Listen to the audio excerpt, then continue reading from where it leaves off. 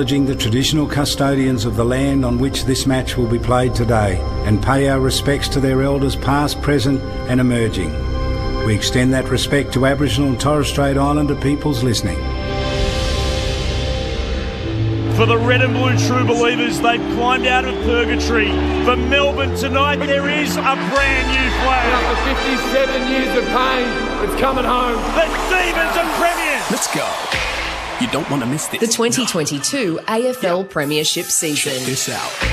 Now we're in business. Won't believe what you're about to witness. Hand pass to Bailey Smith. Bailey Smith, be the hero. So much to see, so much to listen. 40 out. What a superstar. That is a moment of inspiration. He loves this day. He loves this stage. You better know it's the greatest show. AFL. Oh, you wouldn't believe it. Superb finish. The impossible angle. Sensational goal. And that's what brings fans through the gate. Roll up, it's time for the show. Forget everything that you know.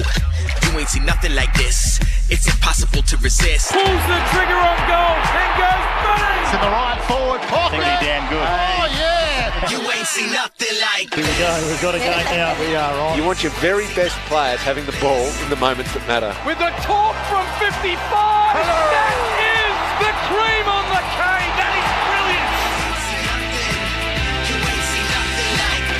Grandstand AFL. Grandstand AFL. Straight in front, 50 out, whacks it straight through. The captain delivers in a big moment. You weren't kidding me. Oh, he's a superstar. Sets his sights on goal. Jay Hamilton leaps into the night sky and drags in the mark.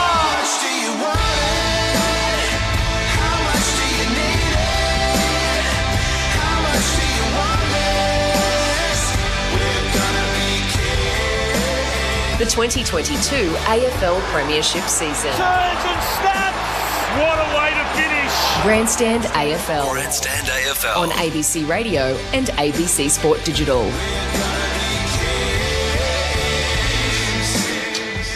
One of the best modern-day rivalries reignites as Sam Mitchell takes the reins of the Hawks for the traditional Easter Monday blockbuster between Hawthorn and Geelong to close out round 5 of the AFL. Unfortunately, the weather isn't great in Melbourne today with rain forecast and 16 degrees. The floodlights are already on for a match which would normally draw a crowd of over 50,000. It's featured curses, thrillers and two sides who have regularly battled it out in finals. So regardless of where they sit on the ladder, normally we're in for an entertaining afternoon. Matt Clinch with you for Grandstand AFL. The Cats are once more looking like challengers with 3 wins in their opening 4 games. Once more they get in Joel Selwood and Tom Stewart back in their best side. And the Hawks are showing encouraging signs under new coach Sam Mitchell with Shields, Phillips and Kajitsky to come back in for the Hawks. Can't wait to bring it to you wherever you've been on this long weekend. Travel safe and hopefully we can keep you company throughout your journey. Corbin Middlemass to call the action alongside me. Corby, welcome. Thanks, Clinchy. Looking forward to it. So the 12th time that we'll have this annual Easter Monday blockbuster between Hawthorn and Geelong. So those 11 straight wins, of course, that the Cats were able to have over Hawthorn after the 2008 grand final, really triggering this into the annual fixture to be staged on Easter Monday. But there have been, obviously, Easter Monday clashes long before that, and they've had a happy knack of producing really close finishes despite where either team is on the ladder. So 5 of the 11 completed games have been decided by single digits. We obviously missed a year in 2020 due to the pandemic, and then last year back with a bang, Geelong getting home by just 5 points. So you've got the recent history after 08, everything that happened since the Easter Monday blockbusters, and none of that says anything about one of the greatest grand finals of all time in 89 and the great history that these two teams share. Can't wait to bring it to you this afternoon. Your experts on Grandstand AFL, Mark McClure, welcome. Hey guys, it looks like a lovely day. Had a big pour of rain last night, a stack of rain, and the ground they're bouncing the ball on, it's in great shape and good nick. I think it's going to rain a lot from now until Thursday, so maybe that'll keep it close throughout the afternoon. Luke Ball, welcome. Great to see you once again. Thanks, Clinchy. I was here in 89, that grand final. Well, I was 5. I don't remember too much of it. I remember standing on the chair when the final siren went there. I was a Hawk supporter at the time and was probably still one of the greatest games of all time, isn't it? But, I think it should be an entertaining game. Hopefully the rain holds off, and Geelong so impressive last week, I thought, answering the challenge of the Lions down at their home ground where we know they're so hard to beat. They just continue to plough on the Cats, don't they? Everyone loves to. They're the side that's questioned the most, I think, at the start of every year at the moment. You know, are they too old? Are they tipping over the edge? Why do they keep topping up with older players? They just keep bringing good people, good players into the club, and we know that, you know, at this stage they're looking like they're going to challenge again. Got a few blokes over 30, but they can all play. Got a lot of blokes over 30, but they're all very good players and very good people, aren't they? So, they are.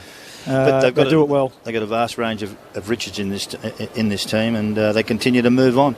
Their biggest problem is that they're just not knocking away the grand finals. That's the one that hurts them a bit. It's not a bad problem to have, though, is it? I agree. I reckon they can still win the grand final. It is part of the rivalry, though, isn't it? That Geelong have been so successful for so long, and yet Hawthorn won their 3 premierships. And there's a bit of swagger about both supporters groups as well. They don't mind telling each other when they're on top.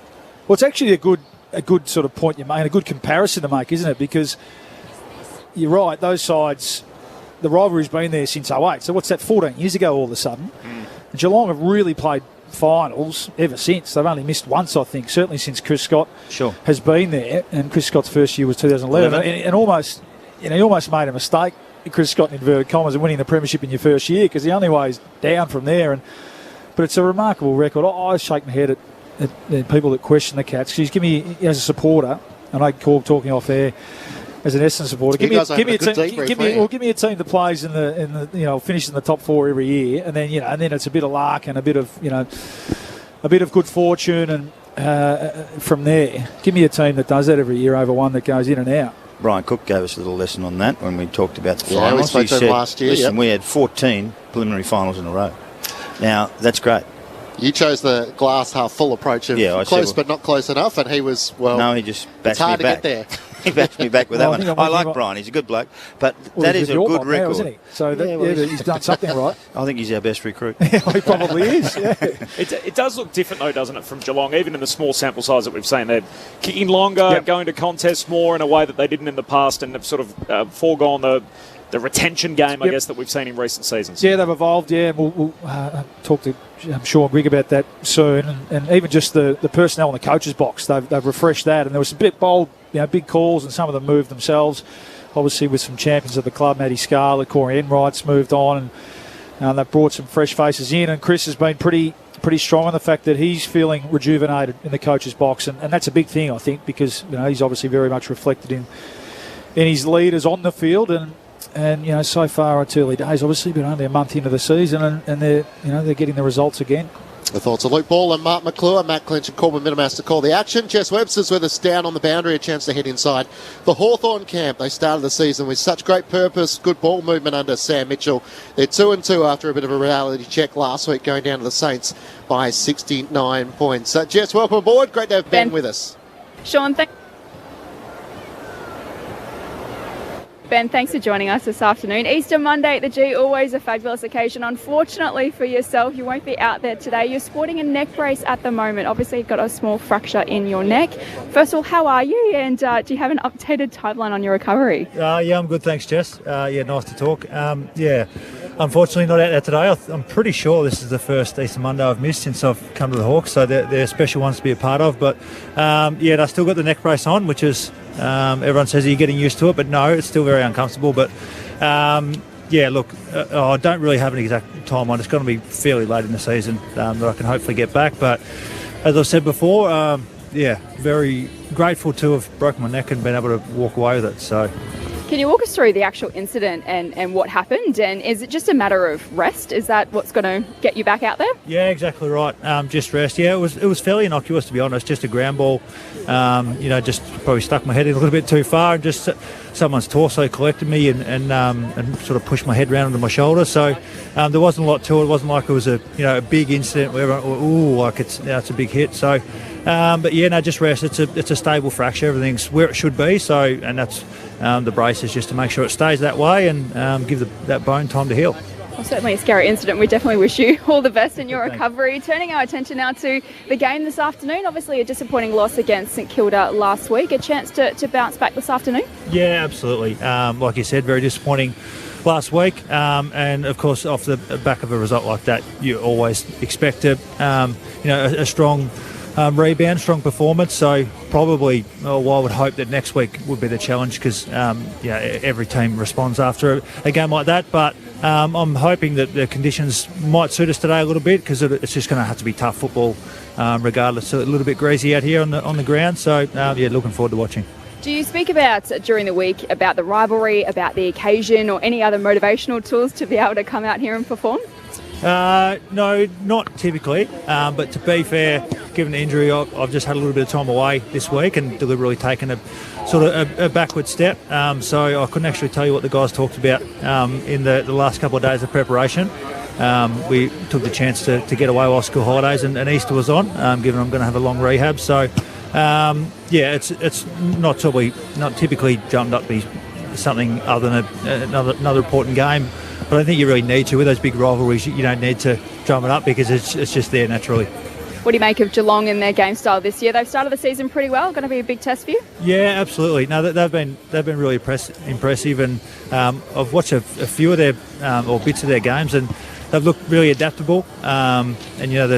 I'm trying to remember the game early in the year where they were well down at the start and able to come back, and they've been like that for a long time, able to score really quickly when they need to, and they're never out of a game. They always back themselves to get back into a contest even if they're down. So, awesome challenge for our young guys today. Ben McEvoy joining us on Grandstand AFL. Let's head upstairs to the box now to our experts Mark McClure and Luke Ball. Benny, it's Bally here, mate. Great to chat to you and hear that you're going okay. You mentioned obviously the new coach. First opportunity to see him after a really disappointing performance. How was he this week? He's pretty measured, as we know, certainly publicly. How did he handle the week after last week's performance? Yeah, look, very measured again, Bally.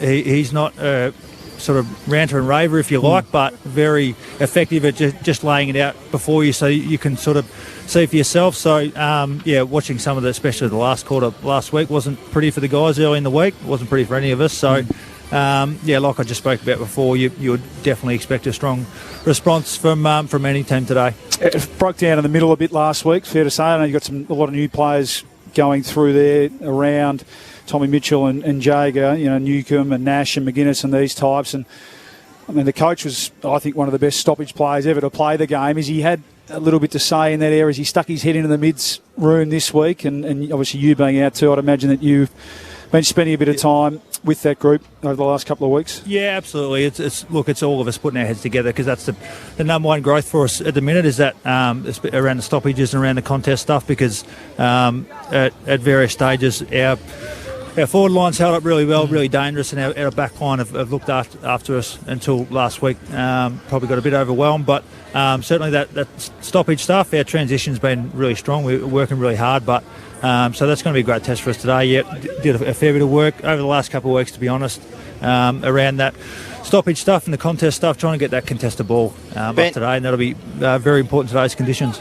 Benny, you've got 11 kids under 23 in this side. You've got a really young side. You're 2-2. So how do you actually judge where you're at? Well, Mark, what we've been asking for is just progress every week. So that was probably the most disappointing thing about last week. That despite the result, we had chances to improve and make progress, and probably didn't. So you have to, treat the results with a little bit of moderation because of as you say, the young group. So that's what we're after, just small steps forward all the time. And if you do that, then the results will take care of themselves in due course. If you have a look at the ladder, you're a 9th. You're a step outside the 8th with a young side, and you sit there and you think, gee whiz, this is a rebuild almost in a sense. So I think you should be really proud of what you've done.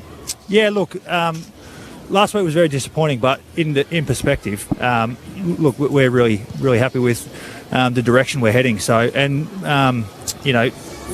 when you're trying to improve a team, it's never a gradual curve, if you like. Mm-hmm. It's up and down and all over the shop, but you're getting there in the end.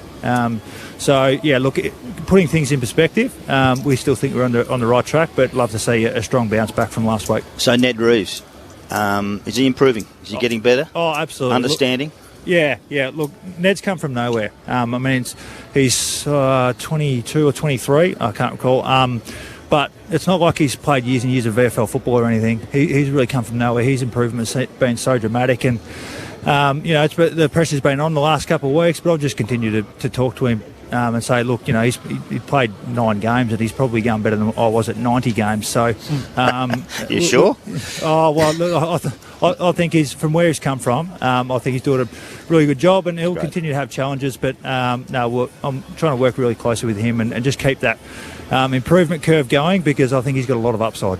Injured Hawthorn captain Ben McEvoy with us on Grandstand AFL. Ben, I appreciate your time today. It's been 2 weeks since Cyril and his partner Shannon spoke about their experiences at the Hawthorn Football Club to Caroline Wilson in The Age. We did ask to speak to your president in Jeff Kennett before today's game. I was just on that. Has Jeff spoken to the playing group since it all went down? No, Jeff hasn't spoken to the playing group. And look, it's really challenging because in a way it needs to be separated quite a bit, especially from the current playing group, because so few of us were here during that time. So what we're focusing on is, first of all, continuing to listen to Cyril and Shannon and understand what they're going through, but continue with a lot of the work that we've been doing regardless of this story to improve our club in this space, as we need to across the competition and across our society to improve our understanding. And what we've focused on is trying to have a really safe cultural environment, no matter what your background at our footy club. Are you satisfied with the way that the club, and I guess by extension the president, have handled it? Yeah, I am, Corbin, because we've listened as we've needed to. No one's perfect. So we're not sitting here saying that we've done everything right. Of course we haven't, and no one has. But we're absolutely putting a huge amount of effort into making sure that things are as they should be going forward. Ben, it's Matt Clich here. Just a couple more on the on-field, and then we'll let you go. Obviously, the inside 50s last week against the Saints, it wasn't that much of a differentiate, but the marks inside 50, I think, was heavily their way. How do you try and improve on that area of the game? Jacob Kazitsky comes in, gets an opportunity alongside Mitch Lewis, who's had a great start to the season, and the familiar names of Jack Gunston and Luke Bruce. Yeah, look, I think that was a lot to do with the nature of our entries versus their entries. They were getting guys out in open space with limited pressure and able to get really deep entries with us caught on the hop, versus we were just scrapping a bit more and not getting those deep entries. So I think that if we can, use our, firstly win the ball in the contest and then use our work rate to get guys out in space, that's when you can make really dangerous decisions going inside forward 50. And when you've started as well as you have, and then you have a loss, the media are going to come down. And was the wrestling that took place, is that something that happens regularly, or was that a bit of a message from the coach? A little bit of both. So certainly that was part of acknowledging that we were deficient in some areas last week, but we do that sort of thing regularly as needed. It's just a matter of managing everyone's loads and bodies as you get into the rigours of an AFL season. And is it true, if you get to the gold standard, you take on Damien Monkhorst? Yeah, no. Anyone who's half worth their salt, they don't bother, because they know there's no chance of coming away on top in that one. There's seriously no one who could challenge him. Maybe yourself. Was that what you tried to do, mate? Yeah. Is that the real story behind the neck? Oh, no, it's not. But look, in my first year, I did. We had a big collision, and I don't know how I didn't break my neck that day, and never again. It wouldn't be the first or the last who might come off second best, taking on Monkey. Ben, thanks for joining us. Good luck this afternoon, and hopefully we see you in the back edges of the season. No worries. Thanks, guys. Ben McEvoy joining us alongside Jess Webster. Great to get the insights from the Hawthorn captain, who we won't see until the second half of the season. There's no late changes for either side here at the MCG. So James Warple the sub for the Hawks and Jake Kolajasny for the Cats. So the floodlights are on. We're hoping we might dodge some of the rain this afternoon. But these matches, of course, they've gone right down to the wire in recent history. There's been some shots after the siren or close to the death of the match, so hopefully we get something similar this afternoon. We can head straight inside the Cats camp. Jeff Webster's been pretty busy. She's wandered across, and she can be joined by Sean Grigg. Jess. Sean, thanks so much for your time pre-game. Easter Monday against a traditional rival, always a fixture we look forward to. What are you expecting from the contest today? Oh, absolutely. It's great to be here back at the MCG, and the crowd's filling up, so it'll be exciting. A little bit slippery underfoot, so the contest. That's where we won and lost, I think. And given your start to the season, obviously had a good win over Brisbane last week, which would have given the side a lot of confidence. What is the mood like in the camp at the moment? Yeah, it's pretty good. I mean, we've had a couple of successful seasons, but that doesn't give any right for us to waltz on and have another good year. So the guys have knuckled down over pre-season. We've injected some new players and added some things to our game. So yeah, we're still evolving. What do you make of Hawthorn's start to the year? They've started well under new coach Sam Mitchell. What challenges do you think they'll pose for you this afternoon? Yeah, they've been really impressive with ball in hand. Their efficiency going forward, their young forwards have been a handful for everyone they've played, and they've had some real good rebound off their halfbacks as well. So it's going to be a big watch for us today.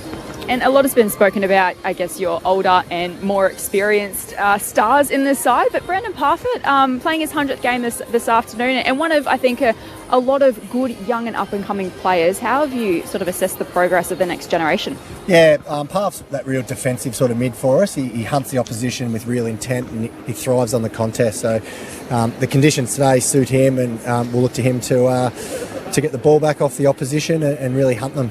And on the next crop, the next wave that's coming through, I mean, are you excited about the future of this footy club? Absolutely. We've blooded some new guys, Sam DeConning down back. Max Holmes has gone to another level this year. And, in the forward line, Brad Close and Grime Myers, Tyson Stengel. We've got a lot of young players that are coming through and showing us what they can do. It's pretty exciting.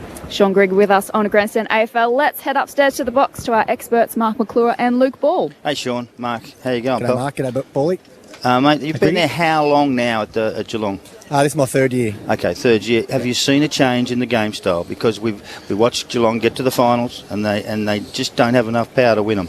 Are you changing that? I think it's just last year we didn't have any time sellers with pre-season. We when we played in the grand final, we finished late October and didn't get the boys back until mid to late Jan. So we would have liked to tinker with a few things for last year, but we just didn't have the time in pre-season. So we've been evolving sort of all of last year and this pre-season as well. It's we've got a couple of new recruits and it's allowing us to play a little bit differently. We sort of feel like Jeremy Cameron's a new recruit for us this year. He had a bit of an interrupted year, as we all know. So to have him fit and firing and another target up there, it's pretty good. You certainly got some weapons in this team, and it's just probably remiss that you're not actually doing it in the last month of the year in September properly. That's all. Yeah, no, that's exactly right. It's tough to get there, but it's even tougher to win those games. So hopefully we can put ourselves in a position to get there again and hopefully go better. Griggy, Chris has been really overt publicly in talking about how refreshed he's been. I know there's been some big changes in the coach's box. Some club legends have moved on. But others have come back. Without giving too much away, can you sort of give us a bit of a snapshot as to what that's looked like practically at the club, with yourself and some of the other new coaches coming in? Yeah, it sort of goes hand in hand with what I spoke about before about having time to work on things and getting the guys back for a decent chunk of pre-season, and our fitness staff did a really good job of putting the players in a position for us to get some really hard, intense work done. So, obviously James Kelly coming in, coming back to the club with some new ideas, and Scotty and looking to try a few different things with the time of pre-season. It's been nice. What about some of the senior players? You mentioned Brandon Parfitt, but at the other end, we just continue to marvel at guys like Isaac Smith and Mitch Duncan, who are two of your better players again last week. In particular, I really feel like at the moment, the difference between the sides at the top and other sides that we're seeing at the moment struggle a bit is that connection between mid and forward. And when you've got guys like that who can kick the ball inside 50 like they do, and obviously with the targets that they've got, you must continue to marvel at those sort of players. Yeah, that's right. And we've got to remind ourselves as coaches just to put them in the positions for those guys to play to their strengths. And like you mentioned, Isaac Smith, Mitch Duncan, they're great ball users, can be really attacking weapons for us. So, we've just got to keep trusting them to get in the right positions and give those guys a bit of freedom as well. They're experienced and it can look easy from the coach's box, but give those guys a bit of a licence to find the footy and hopefully hurt the opposition. Young DeConning, are you going to groom him at full back or centre half back around that area? Yeah, he was drafted as that intercept defender, and it's really handy to have a really tall defender in your team. So, we've seen some emerging forwards, the King brothers, Mackay from Carlton. They're monsters now. So for us to have a big 200 plus centimetre key defender to match up against those guys, it's very handy. Geelong assistant Sean Grigg with us on Grandstand AFL. It's been a bit of a break, Sean, for the group. You didn't play. We played Friday night last week, and obviously now it's Monday, so almost 10 days off between games. What did you get up to during that time? Did you make your way onto Tom Hawkins' ticket to the Formula One last week and get a nice little suite with him? Oh, I wish. Those days for me are quickly gone, quickly past when you retire. So, no, I just had some family time down at Geelong. Got in the surf a couple of times, but we're able to get a few good training sessions in too, which was handy. You mentioned Brandon Parfitt obviously playing his 100th game today. He's pretty popular with the fans. What kind of cat is he, I guess, among the group and top of guys? What can you tell us about him? Yeah, he's a bubbly little character. He's very amongst the social scene, and he's very much loved from the players. So, yeah, he's up and about for his 100th. I'm sure he'll get to choose the music on downstairs, which I reckon will be a little bit of rap music for Park. In terms of Tom Hawkins, I mean, it feels like he's playing career best footy. Someone who gets to witness him closely, would you agree with that? Oh, his forward craft is as good as I've seen in my time in footy. Played with a couple of handy forwards, probably Brendan Favola and Jack Rewalt, and just his craft and the way he goes about training. He doesn't miss a session, and he just loves getting the work done. And the size of him and the way he reads the ball, and his goal kicking is probably the most important thing. Pretty topical that good footies, kicking good goals, so Big Tomahawk's good at that, so hopefully he can get on the end of a few today and put him through the big sticks. It does feel like a luxury you have with Hawkins alongside Cameron. You throw in Stengel into that forward lineup, and you've got Dalhouse, Close, Myers. It's a challenge to try and squeeze them all in. What's the best combination, do you imagine, as the season unfolds? Yeah, it's hard to know, and it's also against the opposition we play, so yeah, we've obviously got some dangerous threats up forward, but Hawthorn in particular, they've got some bounce and rebound off half back we have to be wary about also. So it's like we spoke about, the connection with our mids and forwards. If we can give our forwards a good look, we think they'll be really dangerous. But if Hawthorn's pressure's up and high, and our mids don't deliver the ball well, then the rebounding defenders will cause us some grief in the box. And Jake Kolajasny is the sub today. Is that a matchup thing? Is that a conditioning thing? Yeah, it's a bit of both. Collar hasn't missed anything all pre-season, and we haven't shown a way of managing some of our older players, and we've got a deep squad, and we're willing to use it. Griggy, 3 years in, it's probably early days, but you're loving your coaching, and do you see yourself down the track at some stage in the main chair? It's very early to tell. Early days, but yeah. I am. I'm really What's enjoying it. Yeah. I had a little bit of an apprenticeship when I was still playing under Damien Hardwick, and now learning from Chris Scott and some other wonderful assistants that I've had along my time. It's I'm really enjoying the coaching side of it. So we'll wait and see. Who's the harder of the taskmasters out of Dimmer and Chris Scott? Who's more demanding of their assistants? They're both different in their quirky ways, but it's hard to split them. I'm not going to split them, boys. Have you ever opposed them? Sorry, what was that? Have you ever opposed them? Challenge the box, of course. Yeah, that's our job. Yeah, of course. Yeah, and that's good. Our job's to throw up different things and to challenge the coach's thinking. So if we're not doing that, we're not doing our jobs. They come back at you and give you, what are you talking about? Sometimes, or they just play along and hear you, but then they don't do what you actually said. Call. So, yep. Which is fair enough too. They've got the power. Last one, Sean. We've just had the running of the stall gift. If the Geelong players were to try and punch out their own little edition, who would be the favourite, do you think, out of the Geelong boys? Well, we got Maxie Holmes. Yeah, Holmes. Yes. He was an elite athlete. Ran for Australia, and his mother Lee was an Olympian athlete. So Holmes, you would win for sure. Not in the sprint. Blitz would win the 1500. Yeah. Decathlon. Yeah. Sean, good on you. Great to catch up. Good luck this afternoon. No worries. Thanks for having me. Cheers. See you, mate.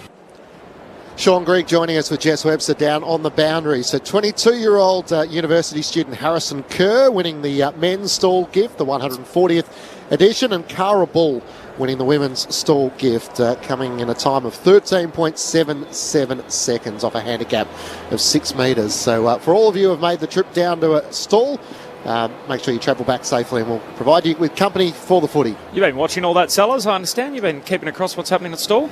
Yeah, I watched a bit this morning, Yeah, well, there's not much on telly this morning. You can understand that, can't you? The days of our lives, and there's some other rubbish around the joint. Little footy connection. Young Jesse McKenna was in the final, who's the son of Guy McKenna, of course. Louis Jr.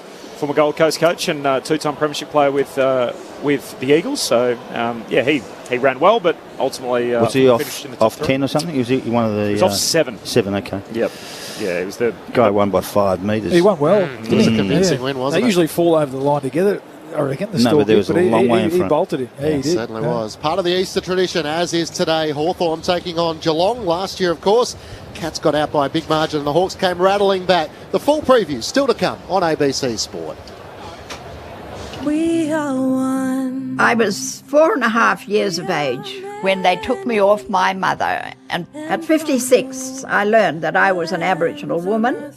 I started writing at 70. I'll never stop writing and sharing those stories. 90 years of your stories. I am Auntie Ruth. I am Gungari. And I am 92 years young. 90 years of the ABC. This is ABC Sports coverage of the 2022 AFL Premiership season. Grandstand AFL. On ABC Radio and ABC Sport Digital.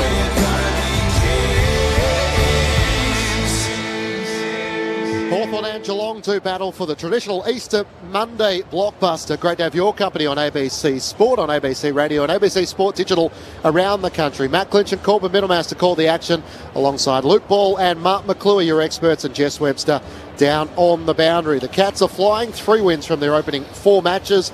Hawthorn, under their new coach Sam Mitchell, has won 2 of their opening 4 matches after last week's loss to St Kilda by 69 points. Last year, in the Easter Monday fixture, the Cats led by 5 goals midway through the third term, and then Hawthorn came rattling home and eventually prevailed the Cats by just 5 points. That was in front of 50,000 here at the MCG. I'm not sure we're going to quite get that today. The weather isn't great with rain forecast really for the next 3 or 4 days. The floodlights are on and temperatures around 16 degrees. So what are you thinking, Corby? You've been pretty good with this. You called 60,000 last couple of weeks ago, didn't you, when we had Carlton and Hawthorn, and you're bang on the money. Yeah, I fear that we're not going to get anywhere near the average crowd. So this is the 12th edition of the Easter Monday blockbuster between Geelong and Hawthorn since it's become an annual event. The average crowd is 70,244. The lowest attendance that we've ever had is just over 50,000, which was last year. And I'm not sure they're going to get right to 50,000. What have crowds been like this weekend? Is it more people? A lot on. Yeah, I think people, in fairness, try and give it out. I think people have been locked up, and Easter holidays have been a stampede north and interstate and stuff. That's, I think. On so the Murray, enough, no? On the Murray up and that's that's right. Or regionally, yeah, I know. Yeah, not many people around. The streets are pretty empty. And nice and most people have got a TV. Or a radio. Yeah, great. Sync Or a up with the radio. TV. Forgot about us. They've been watching TV for 2 years, though. I know that. Cut to the footy. 30, I think they had 33.5 yesterday for Carlton Port Adelaide, and the bag is obviously up and about, so good reason to come out. How many yesterday? 33.5. Geez, that's a poor crowd, but don't forget, there's no Port What was Adelaide. Saturday night, Melbourne? Beautiful day. Watch that beautiful footy. Under 30. Yeah. But that was Easter Well, the Sunday Bombers lunch, yesterday, mate. Paul. Bombers yesterday. By the end or the I was start? going to say first half versus second half. It's. I think there would have been around 30, just above 30 yesterday for the Essendon game. But I think if you're asking me to nearest to the pin, Clinchy. Yeah, that's what I'm going to do. I'm up 43. Okay. Sellers? 42. No, I'll say 47. I'll go, a few more. If the rain holds off, especially. No, wait, it's not going to rain. 48 for me, just under 50. Ooh. So the closest to? Yeah, closest to the pin. Perfect. In terms of some of the the results for the weekend, keep in mind the West Coast Eagles fans on Friday night, they'd seen enough, they were ready to leave. So Melbourne have very much set out the marker 5-0 to start the season, but we've opened up a bit of a gap. The Dockers 4-1, they've been the surprise packet so far. Brisbane, I think most people would have thought they'd be thereabouts. The Saints have had a great start to the season. Sydney's progression continues. The Blues, Geelong inside the 8, and they'll stay that way regardless of the result, and Collingwood just inside. So there's a potential gap between sort of 7th to 8th of a couple of games there. Do you feel like we've got a better indication than we've had in previous seasons who the best sides are and the challenges in which the bottom 5 or 6 sides are going to have this year? Well, I think it's the best side. I think it's pretty... I know it's early days, but in terms of ceiling, I think if Melbourne stay healthy, it's absolutely theirs to lie. I just can't see anyone the way the difficulties teams are having scoring against them. They've got stars all over the ground that are fit and in good form. They've improved in a way from last year, and they've got depth. They've got blokes sitting in the wings that are hungry, that didn't get a chance last year. So I think it's Melbourne with a bit of a clear gap to probably Geelong and Brisbane are the next 2.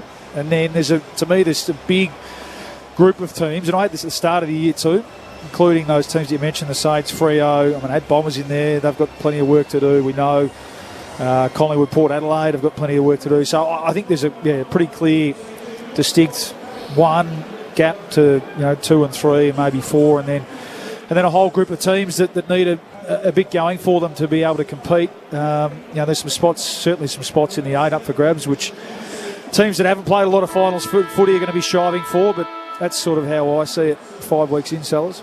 I think by around 10 or 11, you start to get a real feel for who's really good and who's not. And Melbourne can get injuries. We all understand that. That's part of the game. That's part of the caper.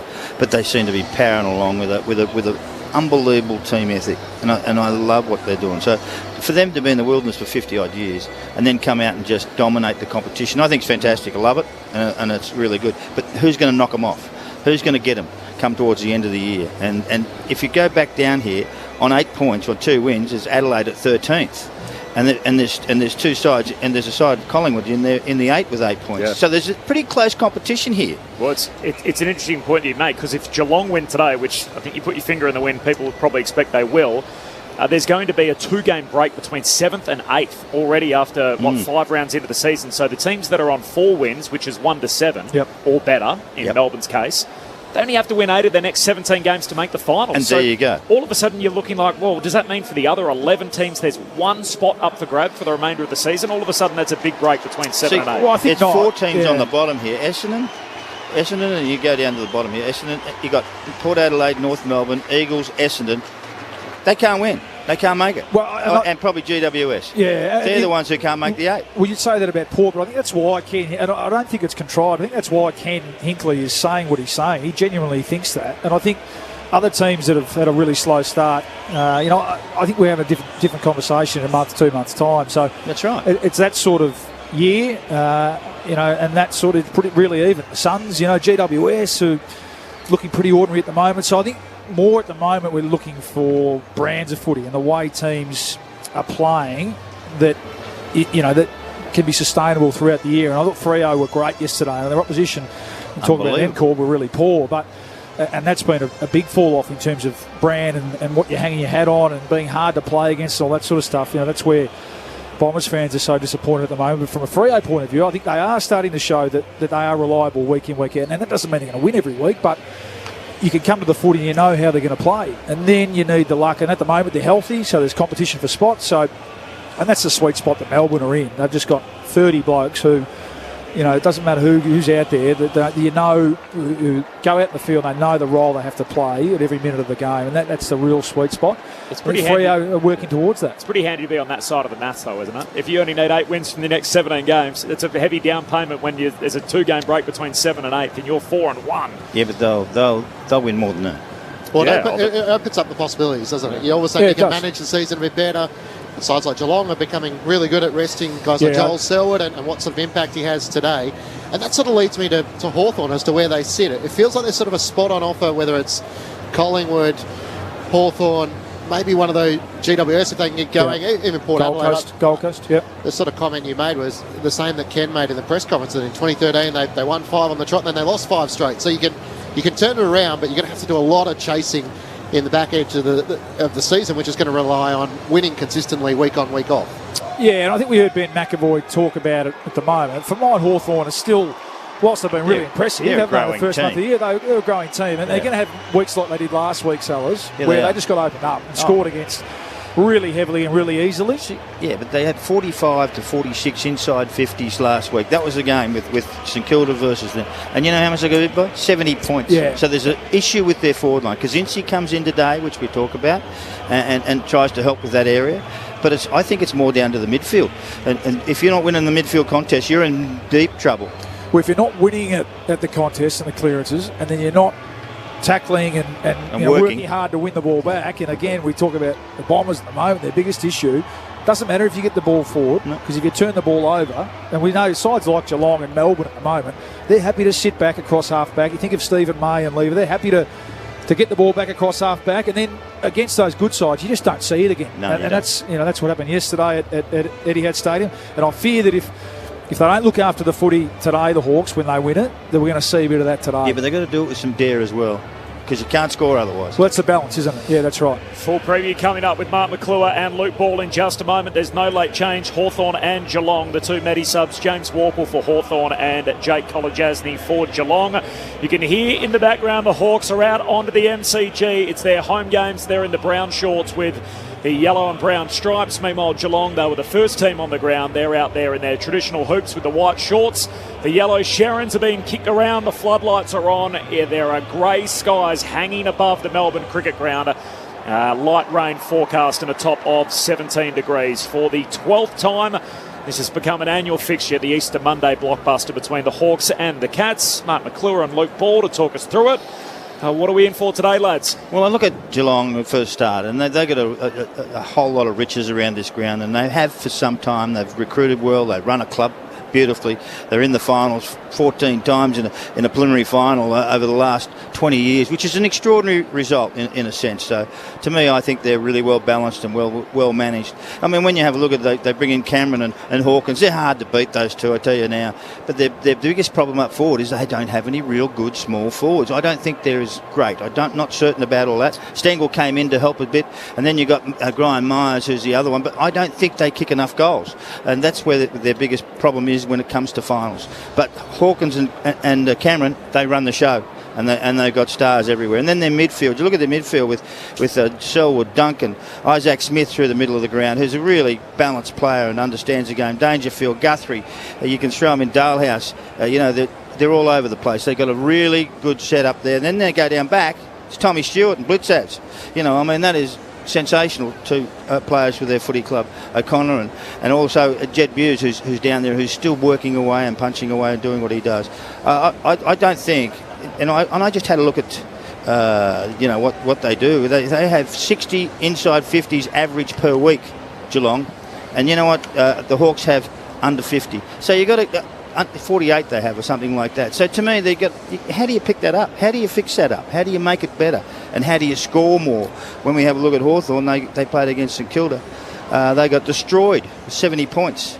They had exactly the same, almost 45, 46 inside 50s for the game against each other. And how can you beat that much deficit when your forward line's not working or your midfield's not getting the ball into the right spots there, Luke? So they got enough talent there at Hawthorn, or some talent, but they are rebuilding, and we all understand that, and they're young.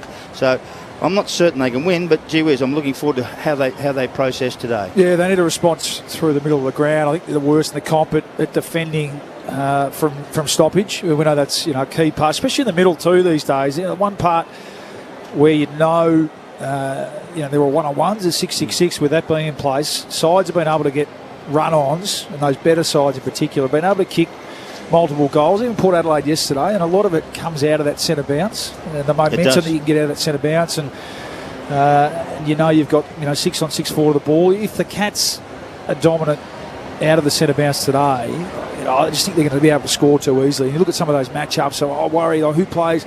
Frost probably goes to Hawkins, and that leaves Granger Barras or probably Sicily, who they like to release, to play on Jeremy Cameron. I think he'd be licking his lips a bit today. Looked in pretty good form last week, didn't he, Sellers? So that's the challenge for Melbourne today. I mean, O'Connor probably goes and sits on Mitchell. Okay, so we know that Mitchell's such a gun that he'll find the footy. Okay, so Jager, Warple's a sub today, interestingly enough. Connor Nash, Newcomb, they're pretty young other than that through the middle of the ground. So to me, that's a bit of a and in the ruck too, obviously, with McEvoy being out. So big challenge for them through that. Sam would be really revving them up through that middle of the ground, because if they don't at least break even through there today, I think they're going to really struggle to score. They're going to struggle to transition the ball from their back half forward against this Geelong team. They got 11 kids under 23 and under, who haven't played a lot of games. But I love the one of them, Jath. He is giving them something, and they got to give him the ball more. They got to use him more. He's a bit of a weapon. He runs quickly. He handles it well. I think he's just been a star.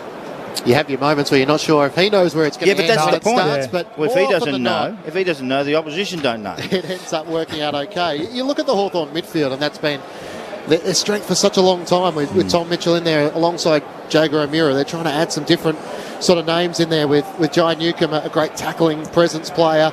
Ward, Warple's obviously out today. And Nash has got in there. Connor Nash is the other one who almost plays as a second ruckman. So he's the big-bodied Irishman, 197 centimetres, the Cripps sort of Fife sort of size that they're hoping. But for the moment, it's just not quite firing, and that's the part which would probably maybe worry Hawthorn fans, that if Geelong can absolutely dominate in the middle of the ground, it's going to be a hard day for the Hawthorn backs. Yeah, none of them really, you would say, are elite users of the footy. So you talk about, they're getting the ball in there enough. So to me, they're winning enough ball around the middle. And with Mitchell and those types, you can understand that. But then again, the difference between the good sides and the also-rans at the moment is when they have it and when they have the opportunity to deliver the ball inside their 40-50. You've got to hurt people. They treat it like, and they find targets. And on the flip side, Geelong, and we mentioned that to Sean Grigg, they're Smith, Duncan, when they get the footy forward of centre, more often than not, it's retained. They find a mark inside 50. The marks inside 50 is a critical stat in AFL these days. And when it's Hawkins and Cameron in particular, usually it results in a winning score. You've got to drop people back to stop them. That's the point, to help the blokes who are on them. Yeah, but out of the centre bounce, they don't have the opportunity to do that, do they? So, to me, that's the edge that Geelong have today. But, we'll see how the Hawks go. Warple's a fascinating one, which you touched on. So he won a best and fairest in his second season. Had 5 kicks, played a full game last week against St Kilda, which is extraordinary. The Hawthorn midfield today, so the last time these two teams met, which was Easter Monday last year, Mark O'Connor got Brownlow medal votes for a tagging job. He played on Tom Mitchell, kept Mitchell to 24, which is good 24 by his standards, and O'Connor had 26 himself. He played on Lockie Neal last week. Neal still had his 30 and played a pretty useful role for Brisbane. Do you think he gets a job today? Yeah, O'Connor? I think you're right. I think Tom Mitchell would be expecting to have him walk up alongside him today. I think that's probably where he plays his best footy, O'Connor, and where he's most valuable to the team. And if you're coaching Geelong, you look at Hawthorn's midfield at the moment, you'd say if we can sit on Tom and, he's going to get his contested footy, but if we can reduce his influence around the clearances. Who's that? O'Connor? Mm-hmm. Oh, it's Mitchell, clearly. Because Miro's been in okay form, but he hasn't been setting the world on fire. So if we can keep Tom to under 30, if you have a look at the numbers last week, the next 6 were St Kilda players. Yeah, I know. So that's where they need guys to lift. And, Newcomb and these sort of guys, I'm not sure they've got the talent or the class at the moment, but they're going to learn. And it's good that Sam's backing them to go through there. And you include the ruckman in that as well. So huge advantage to the Cats there, and then their ability to set up behind that when they get field position. I think the Hawks are going to have trouble scoring today. See, I like Connor Nash in the middle because he's tall. Get big midfielders, is what you want, and not the smalls. The small midfielders get in the competition get bowled over. And so they've persisted with him for quite a while, a bit like Mitch Lewis. They saw the opportunity there that if they could get some games into him, build up his confidence, then there might be a position in the side. And Mitch Lewis is another one. He's had a phenomenal start to the season for Hawthorn. His contested marking has been a real feature, a goal in every game so far. 12 goals for the season after a career best 22 last year. Yeah, it looks like, again, another player who is benefiting from a new coach, and obviously Sam Mitchell has backed him in and said, mate, you're our guy down there. He's been in and out of the team the last couple of years. Times he's looked like a star, hasn't he? But hasn't been able to string it together. A few injuries have played their role in that, but looks like he's had a good pre-season. And the coach has said, mate, you're our focal point down there. And he gets a bit of help today with Koschitzke coming back. And you talk about Geelong's defence. They're so good at getting off and supporting each other in the air. So they'll have a role to play today, as will the ground level players. Because probably if one area you can expose Geelong's back 6 is when the ball hits the ground. And if the rain comes at certain times today, that'll be the message, I think. Get the ball in there, get it to ground, see if we can control field position and scrap our way to a winning score. Well, the conditions are perfect now. Had a big dump last night. Ground's soft, not soft. They were bouncing it out there, and the ball bounced beautifully. It looks great. I hope it stays away, and we get a really good game because we'll get to see what Geelong can do, and we'll actually get to see what the Hawks can do too. Against a good opponent. Mark McClure and Luke Ball are your experts on ABC Sport. Matt Clinch and Corbin Middlemass to call the action. The final member of our team sitting in the front row of the grandstand, Jess Webster. How is that rain looking? Thanks, Clinchy. Yeah, it's about 17 degrees at the moment. Light showers are forecast for the rest of the afternoon. It's currently not raining, but if I'm honest, I don't think I like my chances of staying dry down here this afternoon. Also, there's a really great crowd building, which is really good to see after previous tallies of, I think, 20,000 and 30-something thousand in the last couple of games at the G. So great vibe down here at ground level. Let's hope we get the contest to match. So you're the last one into our sweep, Jess. What's the crowd number from your point of view? You've got the best vantage point. Oh, I actually think it might be heading towards 40. Okay, a bit over 40. So you got to go a bit more. 40. No. I want the low one. You're going for the bottom of the pile. So the crowd is continuing to build. Hawthorn have won the toss. They're going to kick to the punt road end in this opening term. And the Cats fans have made their trek down the highway. We'll be keen to see the good times continue, with the Cats sitting at 3 wins and 1 loss so far in season 2022. The traditional Easter Monday battle, it's Hawthorn and Geelong on ABC Sport. Here's Corbin Middlemass. These two teams about to write the next chapter in this great rivalry as the ball's whacked down in the middle and Reeves wins the opening hit out down to Newcomb, who spun around as he grabs possession of the yellow Sharon. Hand pass picked off by Blitzhouse, but he's lost it too. Ward to Reeves, out to McDonald, and that's a great kick onto the chest of Lewis, who's out to meet it, marking 30 metres from home, just right of centre. Hey, more a brilliant mark. Yeah, that was fantastic. Well, it was a great bit of clearance work, wasn't it? And a terrific effort from John Newcomb to set the standard there. He put his body over the ball. He knew he was going to cop a hit from the other way, and he did just that. And a lovely kick from the youngster, and it's a perfect start, isn't it, out of the centre bounce. I like Reeves knocking the ball forward too. Don't muck around early. Get the ball forward into space. Skip a goal in his past 19 games. Mitch Lewis, you can make that 20 as he dobs the first in the Easter Monday blockbuster. 1 straight 6 Hawthorn. Geelong yet to score. We're only 55 seconds in. Mitch Lewis has the opener. Yeah, great. As I said, big ruckman. I like that. Get the knee up on Stanley. Get the ball going forward. Don't be hitting it back and conceding territory. Liam Shields in the middle there as well. Good to see him back. He'll be important today. But great contest from Newcomb. And it looks like O'Connor has gone straight to Tom Mitchell too. So, as we'd expect, we get the matchup. Guthrie and Dangerfield starting in the centre bounce for the Cats. So that's a good way to start for the Hawks after a pantsing from the Saints last week. The opening goal inside the first minute, and the Cats haven't touched the footing. Bounce in the middle of the ground. Stanley sets himself against Reeves. Reeves wins down the tap. Ward was held. And it's going to be a Hawthorn free kick. In fact, it's Tom Mitchell who gets the free kick. So a hold against O'Connor. Kicks long inside the 50. Kazitsky in front. Henry almost claimed the mark for the Cats. Quick hand pass came from Moore. Got it to Newcomb, to Gunston through traffic. He's tackled by Stewart. Ball ricochets clear. Great intensity from Newcomb. Later follow-up tackle. Locks the ball inside the attacking 50 for the Hawks.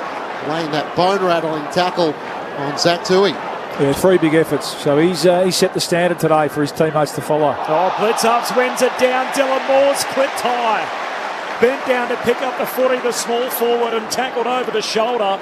And Dylan Moore will be given the free, 30 out, dead in front.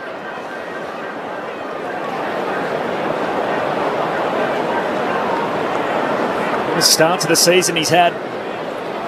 Dylan Moore got a bit of focus in the pre-season after he was rated elite by Champion Data. He's backing up that reputation. Through it goes, and Hawthorn have the first 2 before the Cats have been able to blink. We're 3 minutes in. The Hawks are 2 straight. Geelong yet to score. Well, it hasn't got over the centre line yet. They've gone forward both times. Both centre clearances they would have had. Last week they were pretty poor against the Saints. They would have been bashed up all week. I saw them wrestling on the ground, doing all the things they wanted, and it started to pay off. There's some energy about this side already. They're moving it quickly. They're running in numbers. All of a sudden they've got 2 goals. Lewis and also Dylan Moore with the second one with a free kick in front. But Lewis's one was a beauty. Out of the centre of the ground, and a beautiful mark and a great kick. Yeah, I'm not sure about elite yet, but one thing he is doing is kicking goals at the moment, Dylan Moore, hitting the scoreboard consistently, 2 last week and the week before. So good start to him. Great start for the Hawks. 8 goals of the season so far for Dylan Moore. So the Hawks with a clearance and a free kick. They've touched the footy 10 times. Geelong yet to touch it. Stanley in the rough battle with Reeves. Another free kick. Hawthorn's way. Reeves is going to take it. Another chance inside 50 right from the outset. Long kick. Mitch Lewis at the back. Spoiled away by Stewart of the Cats. Trying to run onto it. Duncan couldn't gather. Has a go at it now. Tackled by Morrison and also Tom Mitchell. The umpire will throw it up in the left forward pocket for the Hawks. Yeah, nothing pretty, but the message is clear. Let's go quick, get it deep and long, centre bounce. And you've got 666. There's no excuse not to, Sellers. You've got to have a dip. How long till the Cats get a disposal? Guthrie couldn't get one here. Newcomb's in there. Fires the hand pass out. 2 wide for Mitch Lewis. Then he slips over in the left forward pocket. Hand pass to Newcomb for the Hawks. Kicks off the outside of the boot towards Kazitsky. Henry's there. Spoils it away from the Cats. Ricochets out to Close. Trying to knock it on to Smith. Couldn't do so. Colin McDonald with a fumble. Chance almost to fire on goal there, and the ball goes out of play in the right forward pocket for the Hawks. They're 2 straight 12. Geelong yet to score. Amazing start from Johnny Newcombe, isn't it? He's playing like a man possessed at the moment. 4 possessions. The Cats still haven't had one. 14 disposals to zip, 3 inside 50s to nothing, and 2 goals from the boundary throw-in. Buse grabs it. He's wrapped up straight away, so still without a disposal, the Cats. Who gets the first possession for the Cats, sellers? 3 minutes in. 5 minutes in. 5 minutes in. Yep, haven't touched It's got to be a record. Up it goes, half forward for Hawthorn. Reeves wins it down. O'Meara, hand pass to Ward. Outside 50 to Morrison. Kicks the Hawks inside. Lewis bounces straight off his chest. No mark. Comes to Smith. He's tackled, dispossessed. Umpire says play on. Comes to Moore. Another one. He's taken high again. It's Buse with the loose tackle. DeConing's a little rattled in back play, picking himself up, but they're going to have another ping at the sticks. Dylan Moore, a chance to kick his second. Yeah, friendly fry. Tom Stewart coming back with courage has collected Tom DeConing. He looks a bit sore too. He does. Dylan Moore again. They're just a bit off the Cats. Missed tackles everywhere and then a couple of sloppy tackles. This is an extraordinary start. 19 disposals to zip. 3 goals to nothing. They've started like they've been shot out of a cannon, the Hawks. 6 minutes in, they're 3 straight 18. Geelong not only yet to score, yet to touch it on Grandstand AFL. Mark McClure and Luke Ball. Extraordinary, isn't it, really? I think this is where Chris Scott would call a timeout if we were playing a different game, wouldn't it? And we'll start again. They're still down the highway. The Cats had an 8-9 day break. Not sure if it was long enough, Sellers, but it's a great response, isn't it? Because we question out of the middle too. It's really where it's been. You're right, it hasn't been past halfway for the Cats yet. Has not got over the square at all. So it's 4 free kicks to none, and you could almost see Jed Buse trying to impose himself and carelessly gave away another free kick. Yeah, that's right. Yeah, but they're hard at it. They are. This is really interesting stuff. It's good. All of a sudden, Geelong need to roll their sleeves up. Haven't touched the footy. Bounce in the middle. Reeves up against Stanley. Reeves wins down the tap again. O'Meara couldn't take it. Selwood taps it onto Myers. There's a disposal. Gets it to Parfitt. Over the top to Dalhouse. Tries to duck out of a tackle from Morrison. Back to Duncan. He can poke it inside 50. And Parfitt kept running. He marks in the right forward pocket. 40 metres out from goal. They certainly won't panic. Well, gives the hand pass off to Isaac Smith. Knows these two sides so well. He misses to the right-hand side on the big arc to the left-hand side. He started at half forward, Isaac Smith, on Giath, so I wonder whether he's got that matchup. Obviously plays on the wing predominantly, Smith, but he started at half forward. Hardwick from the kick out to Sicily, goes short back to Hardwick off the back flank, kicks down the southern wing. Gunston underneath it. DeConing trying to mop it up. There's a free kick though. Gunston was into the back of Henry, so free kick for the Cats on the wing. 21-6 is the disposal. Hawthorn by 17, 3 straight to 1 behind. That's 6 more than they had a minute ago. Yeah, I know. They got them in a hurry. Henry goes short to Izzy Smith. Cue the boos. There's a few cheers to follow for the 2-time premiership winner in his 10th Easter Monday game. 8 with the Hawks and now a couple with the Cats. Kicks it inside 50 but turns it over. That's far too easy to take a mark in there. Sicily marks and kicks into the centre square. Duncan might be able to gather the loose footy for Geelong. Hand pass to Selwood to the run from half-back abuse. Here's Hawkins, lace out. He marks 50 metres out from home, slightly right of centre. Well within his range. Given the start for the Hawks, I'm sure there's a few Geelong players who'll be saying, just have the shot, we'll back you in. It's too bold a kick, wasn't it? James Sicily, you know his legs, his weapon, but took the intercept mark really well. Needed just to have a bit more composure. It was a really dangerous kick back inside, forced a turnover. 13 goals for the season. He's 3 behind Danaher and King. Comes in from 52, sets fly. It might quite have the distance, and Reeves rushes it through for a minor score for the Cats. They're 2 behinds to Hawthorn, 3 straight 18. 9 minutes gone, opening term, ABC Sport. Hawthorn with a hot start, which is most important after a couple of weeks where they were slow out of the gates. As Sicily to half-back to Bruce. He kicks down the wing. Lewis spills the mark. And now he's going to have to retreat with his drop punt 30 metres back in the other direction to Frost. Defensive side of the members' wing, 9 minutes in. Heavy, thick black cloud overhead. The floodlights on. And the Hawks with the first 3. A kick to a contest at half forward. Lewis trying to claim it. It's going the other way. And the tangle with Atkins and a free kick for Geelong at half back. No late change. Warple and Collar Jasney, the two subs. And Atkins can go long down the wing. Sicily in the box seat. Hawkins moves him out of the way. Comes down to Dalhouse. Hand pass and turnover. Mitchell keeps it alive on the boundary line. Short kick to Morrison.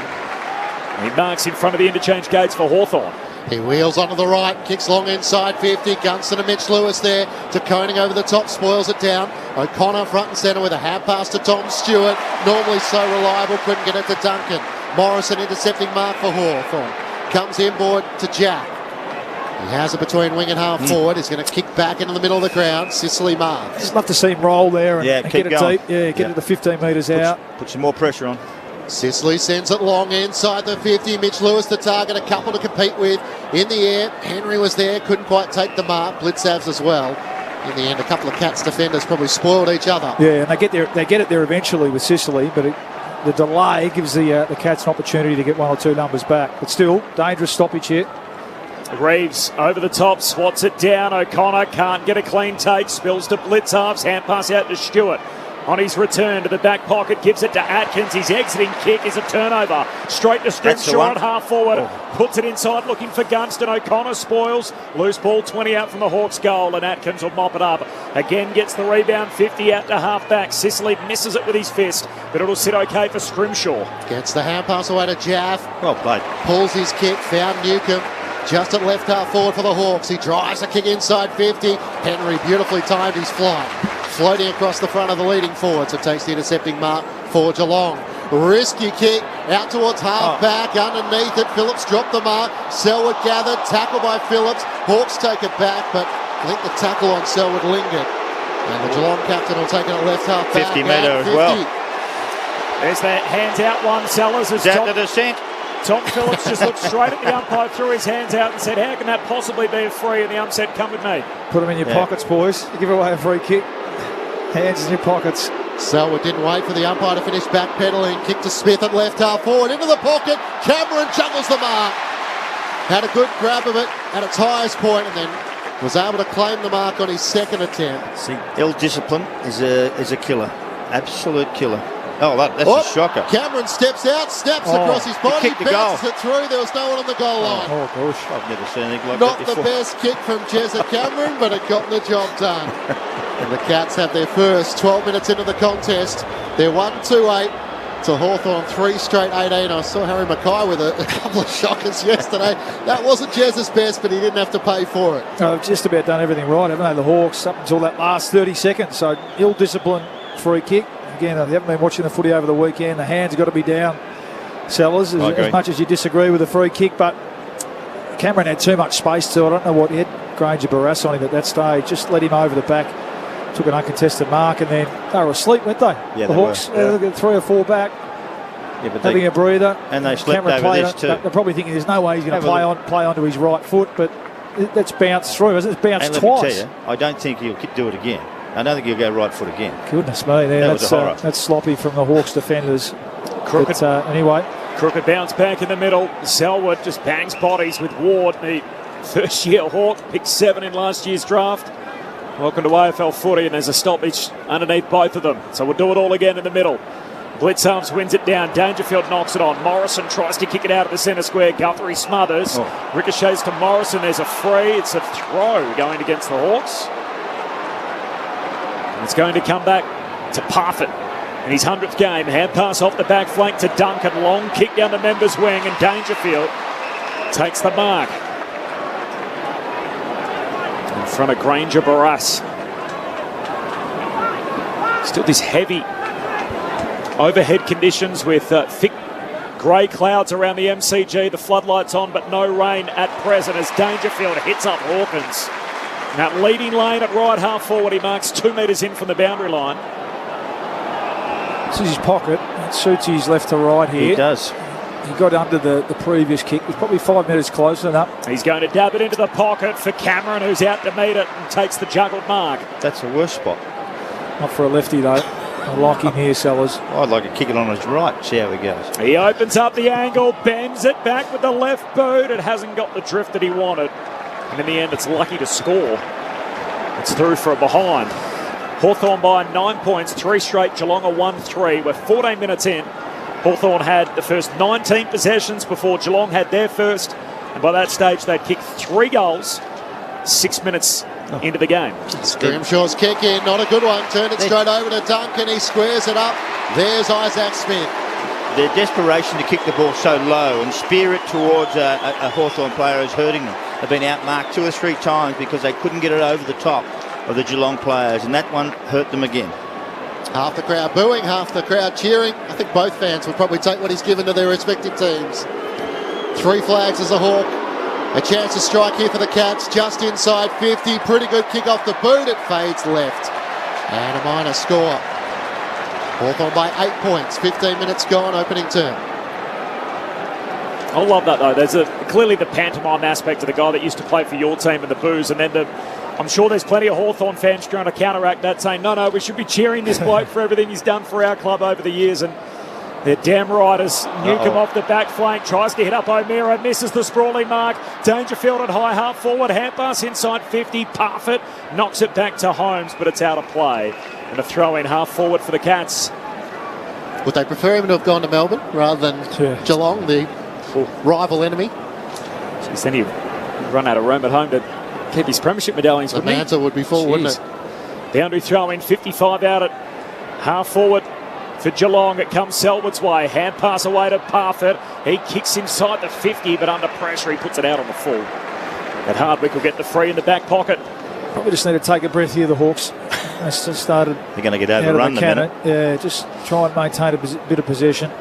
Hardwick called to play on, so drives a long kick up to the southern wing. Mitch Lewis will have to fly. Cleared him and Blitzav. Still a chance for the Hawks. O'Meara with the hand pass. Granger Barras unleashes Newcombe by run from half back. Kicks to a vacant half forward line. Tui racing back. Gunston got there first. 2-on-1 Geelong way. Henry careful not to fall into the back. Chance still for the Hawks. Little toe poke by Shields inside the 50. But Geelong have the numbers. Cameron working in defence. Works it to Blitzavs. Hand pass to Atkins. Hand pass to the back of Isaac Smith. Now back to Cameron. Geelong away. The 2 lefties link up. He sends it to centre half forward. Hawkins the target. Spoil comes from Frost. Down to Selwood though in the centre square. Hand pass to Dalhouse. Away to Parfitt. Kicks inside 50. Sicily with the intercept mark. It wasn't a great kick for close. And Sicily off the back flank can go short to Liam Shields, who's had to work his way back into the team after a standout performance in the VFL. To Morrison and a short kick to Gunston. He was well blanketed last week, just the 3 disposals in the loss to St Kilda. In front of the interchange, Gunston puts him inside 50. Big leap, Kosicki can't come down with it, spills to Bruce. Hand pass to turnover. Tui in the back pocket. To Stewart, to Smith, he's run down. Dylan Moore with the chase down tackle. And Moore gets the free in the left forward pocket for Hawthorn. And a big quarter, this kid. Yeah.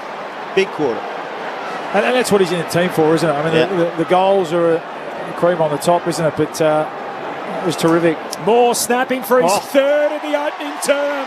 What a start to Easter Monday for Dylan Moore.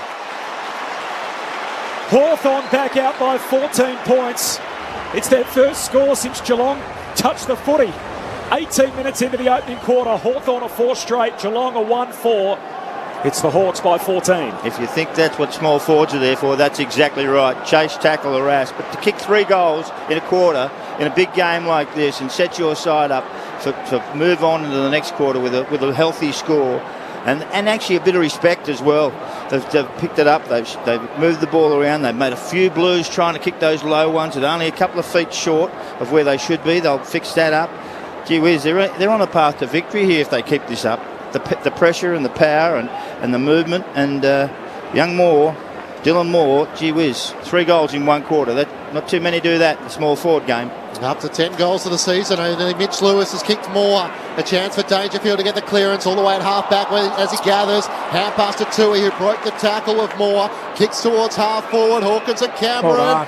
A free kick going the way of the Hawks. Yeah, Cameron held on to him. Hold in the wrestle. Cameron conceding against James Sicily. Both had the battle of strengths going on. Good, isn't it? Take front position. Yep. It's a tough position there as a key back with a 1 out in the forward line, but take front position and win the free kick. Well done. Sicily short to Scrimshaw, now to Phillips, who drives Hawthorn up to the wing. Mitch Lewis in the pack, bounced off his head in the end. It rolls out of play in front of Holmes for a boundary throw in front of the two benches. Hawthorn by 14 points, 4 straight 24 to Geelong 1-4-10. The Hawks with a hot start, kicking the first 3 goals. Then Geelong answered. The Cats hadn't touched the footy in the first 6 minutes. A goal apiece since then. Hawthorn were down by 16 at quarter time against the Saints last week, 6 goals to 3, and down 34 at quarter time against Carlton a week before, 7 goals to 1. But they've started well here from the boundary throw-in. There's a free kick as Ward has his jumper tugged and gets a free at the stoppage for Hawthorn. He goes short to Nash. This looks like he's played 100 games, doesn't he, Ward? A few of those first yearers in that boat this year. Nash to Bruce, a little nudge on Tui, can't take the mark, spills down to Lewis, centering kick, top of the goal square, Atkins spoils, and in the end, happy to rush it through for a minor score. Just on Dylan Moore, he actually kicked the first 2 goals of the game last week against St Kilda, so 2 first quarter goals last week, he's got 3 in the opening term here. Hawthorn by 15 after 20 minutes. He's the rabbit in the race, off and flying. De Koning kicks Geelong back into play, up to Dangerfield. Takes the mark at half back, off to the run of Holmes. 2 bounces, the stall gift look-alike runs up to the wing. Kick just a tad too long for Jezza Cameron, couldn't take the mark. MP back for the Hawks, gathers, hand pass to Hardwick, under enormous pressure, worked it to Mitchell. They do it under tight confinement and Frost was able to tap it clear. Trying to run onto it hard against the boundary, can't do so.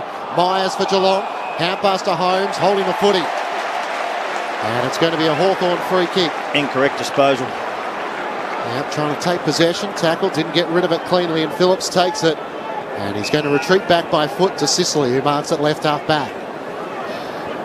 Just like getting the ball in his hands, don't they? That's his 7th kick, 7th possession. James Sicily. He can play. Can kick it, can't he? Yep. Yeah, he can. Short to Scrimshaw, and Scrimshaw chips it to Impey. He's second up, having returned from an ankle injury last week. Goes long out to the southern boundary line to Shields, chips it down the wing to O'Meara. The stand-in skipper in the absence of Ben McEvoy. 22 minutes into the opening term, Hawthorn kicking the first 3 goals before Geelong had touched the footy. They now lead it 4-1 to 1-4. A 15-point lead for Hawthorn, time on opening term. The kick from Shields back down to half forward. Leaping forward is Reeves, no mark, spills to Moore, he gives it to O'Meara, kicks inside for Gunston, can't bring it down. Spills to close, hand pass to Selwood, he's away through half back. Here's the hand pass to Myers, bit more speed through the middle of the ground. Adventurous kick, got it to Guthrie, back to Myers. Beautiful play from the Cats. Kick looking for Cameron. He looked to double back to the goal mouth, and Sicily takes the intercepting mark.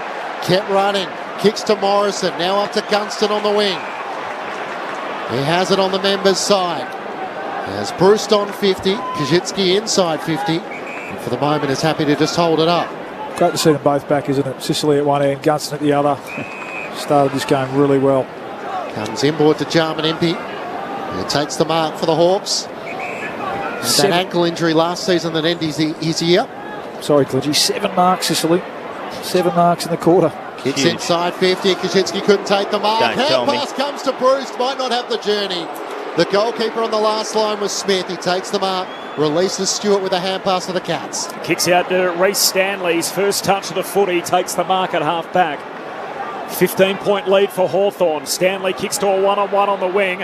Out in front of Blitz halves. He leads in the chase of the footy with Mitchell. Clever paddles it on to Guthrie. Hand pass to Selwood. He's caught. Run down holding the ball. What a chase it's down. Connor Nash with the superb chase. And Nash wins it back for the Hawks. Short kick inside the defensive 50 to Impey, who slows it down. You got no idea how big a lift that gives your side. Chase down tackle. Impey back to Sicily. Out to Jaff by foot. He marks in the left back pocket. Plays on through the pressure of Stengel. Kicks up to the half back line, and McDonald takes the mark. He wants to work it over the top back to Sicily. Gives it to Jaff. The run, he almost run down by O'Connor. The intent was good. They worked their way out through Ward. Kicks out to the southern wing. The Hawks have all the numbers. Tom Mitchell takes a bounce. Trying to get around Atkins. Kicks inside 50. It's a 2-on-1. Gunston up against De Koning. De Koning brought it down. Running onto it. Bruce couldn't get a disposal away. But free kick going Hawthorn's way. Too high. Is that Bruce?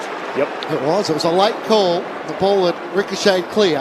But the umpire had made the decision. Going to be paying that a bit as Bruce plays on. Steps out, snaps across his body, and kicks the Hawks 5th. What a promising start it's been to this Easter Monday contest. The Hawks 5-1-31 to the Cats 1-4-10. 24 minutes gone. Opening term, we'll get a chance to keep an eye on Cam Guthrie, who's come from the field, but the thoughts are Luke Ball and Mark McClure. Yeah, another goal from a free kick, but they're putting themselves in the position to be able to earn them at the moment. And I reckon they're being pretty hot on that at the moment.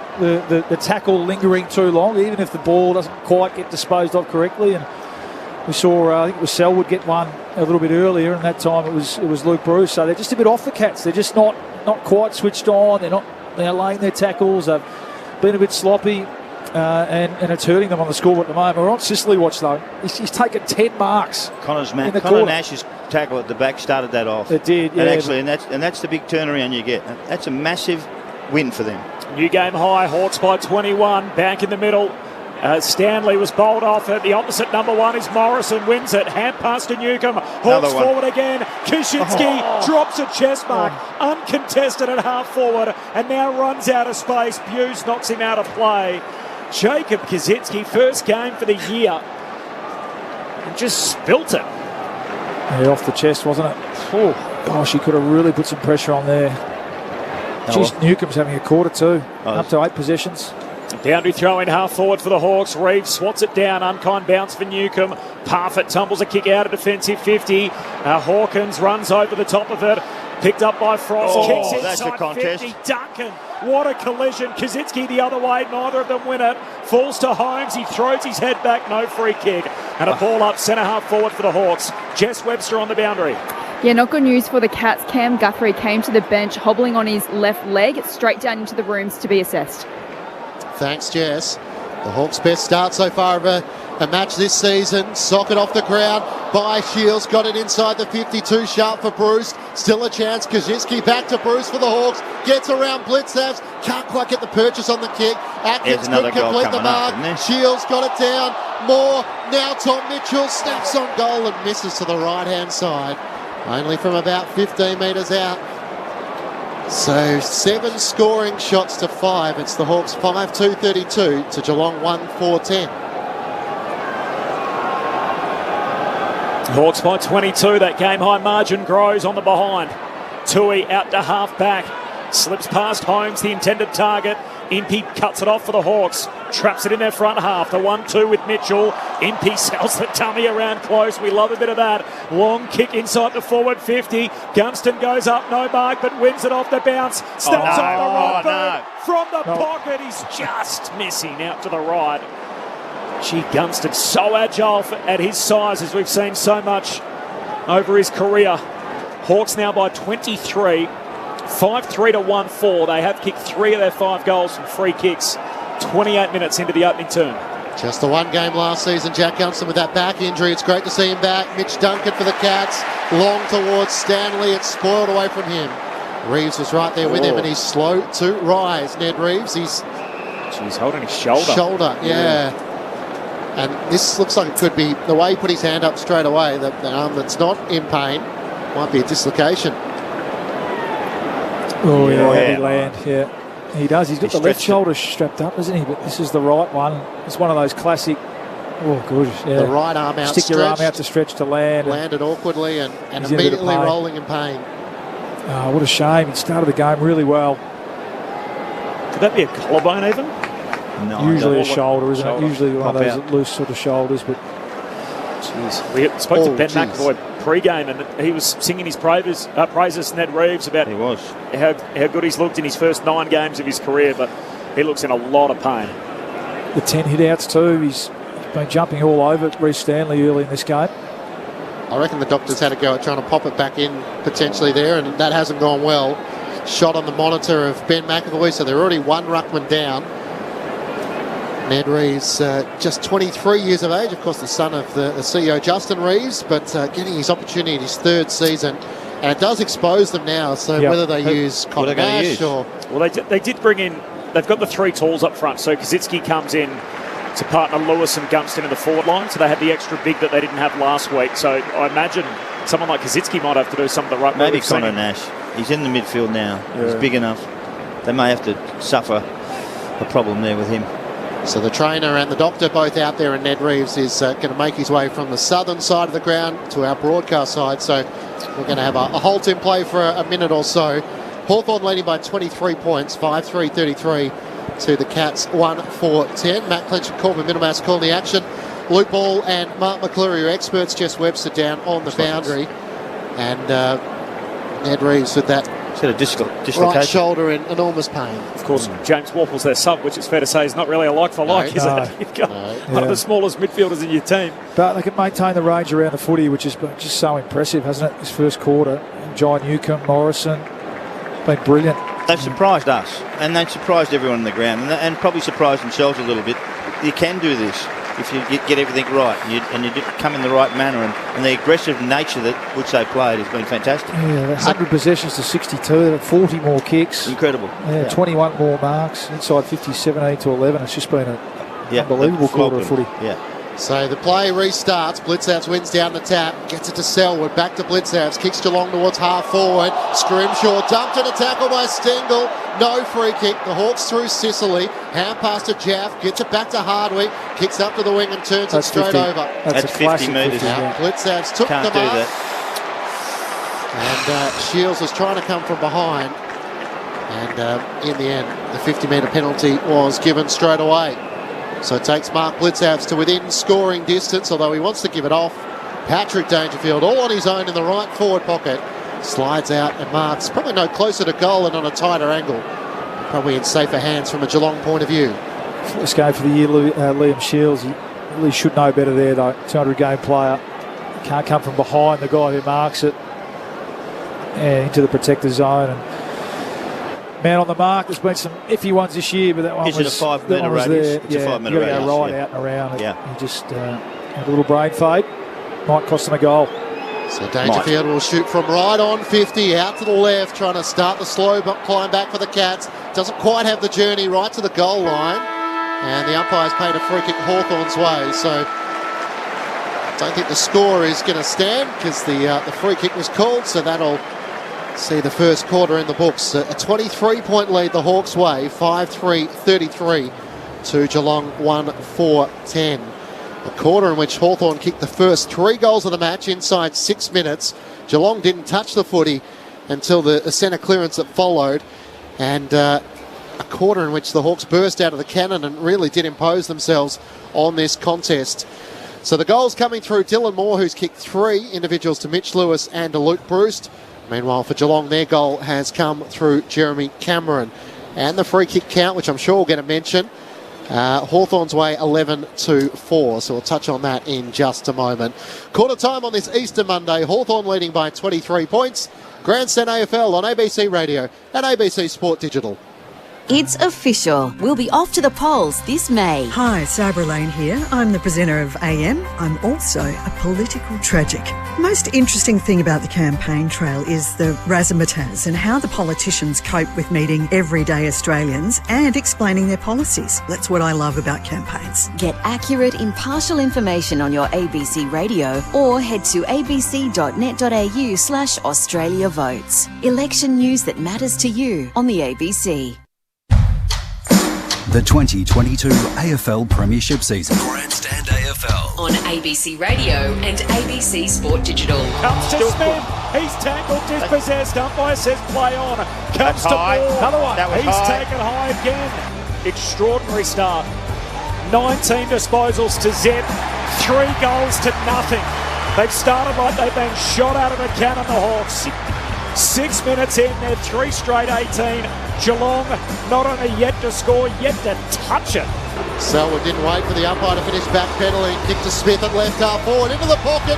Cameron juggles the mark. Had a good grab of it at its highest point and then was able to claim the mark on his second attempt. That's a shocker. Cameron steps out, snaps across his body, bounces it through. There was no one on the goal line. Oh, gosh. I've never seen anything like Not that the before. best kick from Jezza Cameron, but it got the job done. Tui in the back pocket to Stewart, to Smith, he's run down. Dylan Moore with the chase down tackle. And Moore gets the free in the left forward pocket for Hawthorn. Moore snapping for his third in the opening term. What a start to Easter Monday for Dylan Moore. This is the 2022 AFL Premiership season. On ABC Radio and ABC Sport Digital.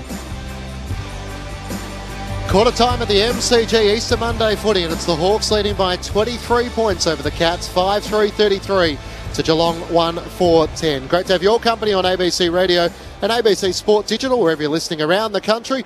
Matt Clinch and Corbin Middlemass call the action. Luke Ball and Mark McClure, your experts. Oh, what a quarter, Sellers. What a quarter from the Hawks. Yeah, we worried or wondered where it would come from before the game, and it's hard to tell. I mean, they've been so impressive, and on the other end, Geelong have probably been a little bit asleep. That first 5 minutes, they literally didn't touch the footy, and it was credit to the Hawks. And it started out of the middle. Unfortunately, young Reeves goes down, but I liked his first, ruck contest. Belted the ball forward. They surged forward. It wasn't pretty a lot of time, but Newcomb set the scene with his attack on the footy. He's had a terrific quarter, and they were able to control field position and have those, first half a dozen inside 50s, and then young Moore was good enough to get on the end of a couple. And yeah, they won a couple of free kicks, but they were in the right position to do it. Geelong's tackling wasn't up to scratch early, and they gave away a few free kicks. So contested possessions are 35-21. So don't give me free kick numbers. When you're plus 14 and a quarter contested possessions, usually you deserve to win a few more free kicks. And they're just so impressive. Unfortunately, as I said, young Reeves goes down. I'm interested to see the flow-on effect that has, but they were terrific around the footy, and then behind the footy, James Sicily's taken nine marks, four of those from Geelong's kicks. So I don't know what the record marks in a game is, but he's on track at the moment. He's just looked so sharp. Geelong, they responded a little bit through the middle part of that quarter. Selwood went on the ball and won a couple of clearances, but it was all Hawthorn for the quarter, and they probably deserve to be a couple more ahead. Let's just see if they can maintain the rage in the second quarter. To me, it was helter-skelter at the start. That's what I loved. I love their process of coming out of the middle and just doesn't matter what you do, just get it forward as quick as we can. Sometimes they messed up a few kicks, but gee whiz, they started to put some pressure on the opposition. They couldn't handle it. And that's a big call against the Geelong side, who's been in finals every year and does all those things. From a young side, I know you call about Sicily, but to me, young Moore, he was super up forward. Chased, tackled, put pressure on people, kicked 3 goals for the quarter. You couldn't get any better than that. And then the chase down tackle, Connor Nash at the back here, which really changed the game a bit. They were running towards goal. He chases him down, bang. All of a sudden, another goal the other end goes to Bruce. He takes a mark in the forward line and kicks a goal. So to me, all those little tiny things that they've done during the week that Sam Mitchell's probably driven into them. You've been poor last week. You didn't score. You didn't do this. You didn't do that. You had so many inside 50s that it didn't work. It's changed around, which is very good for mine. Young team. 11 kids under 23 and under, gee whiz, and they're playing against some of the champs of the competition. Love what they've done, love what they're putting together, but they've got to maintain. That's the most important thing. Continue to build.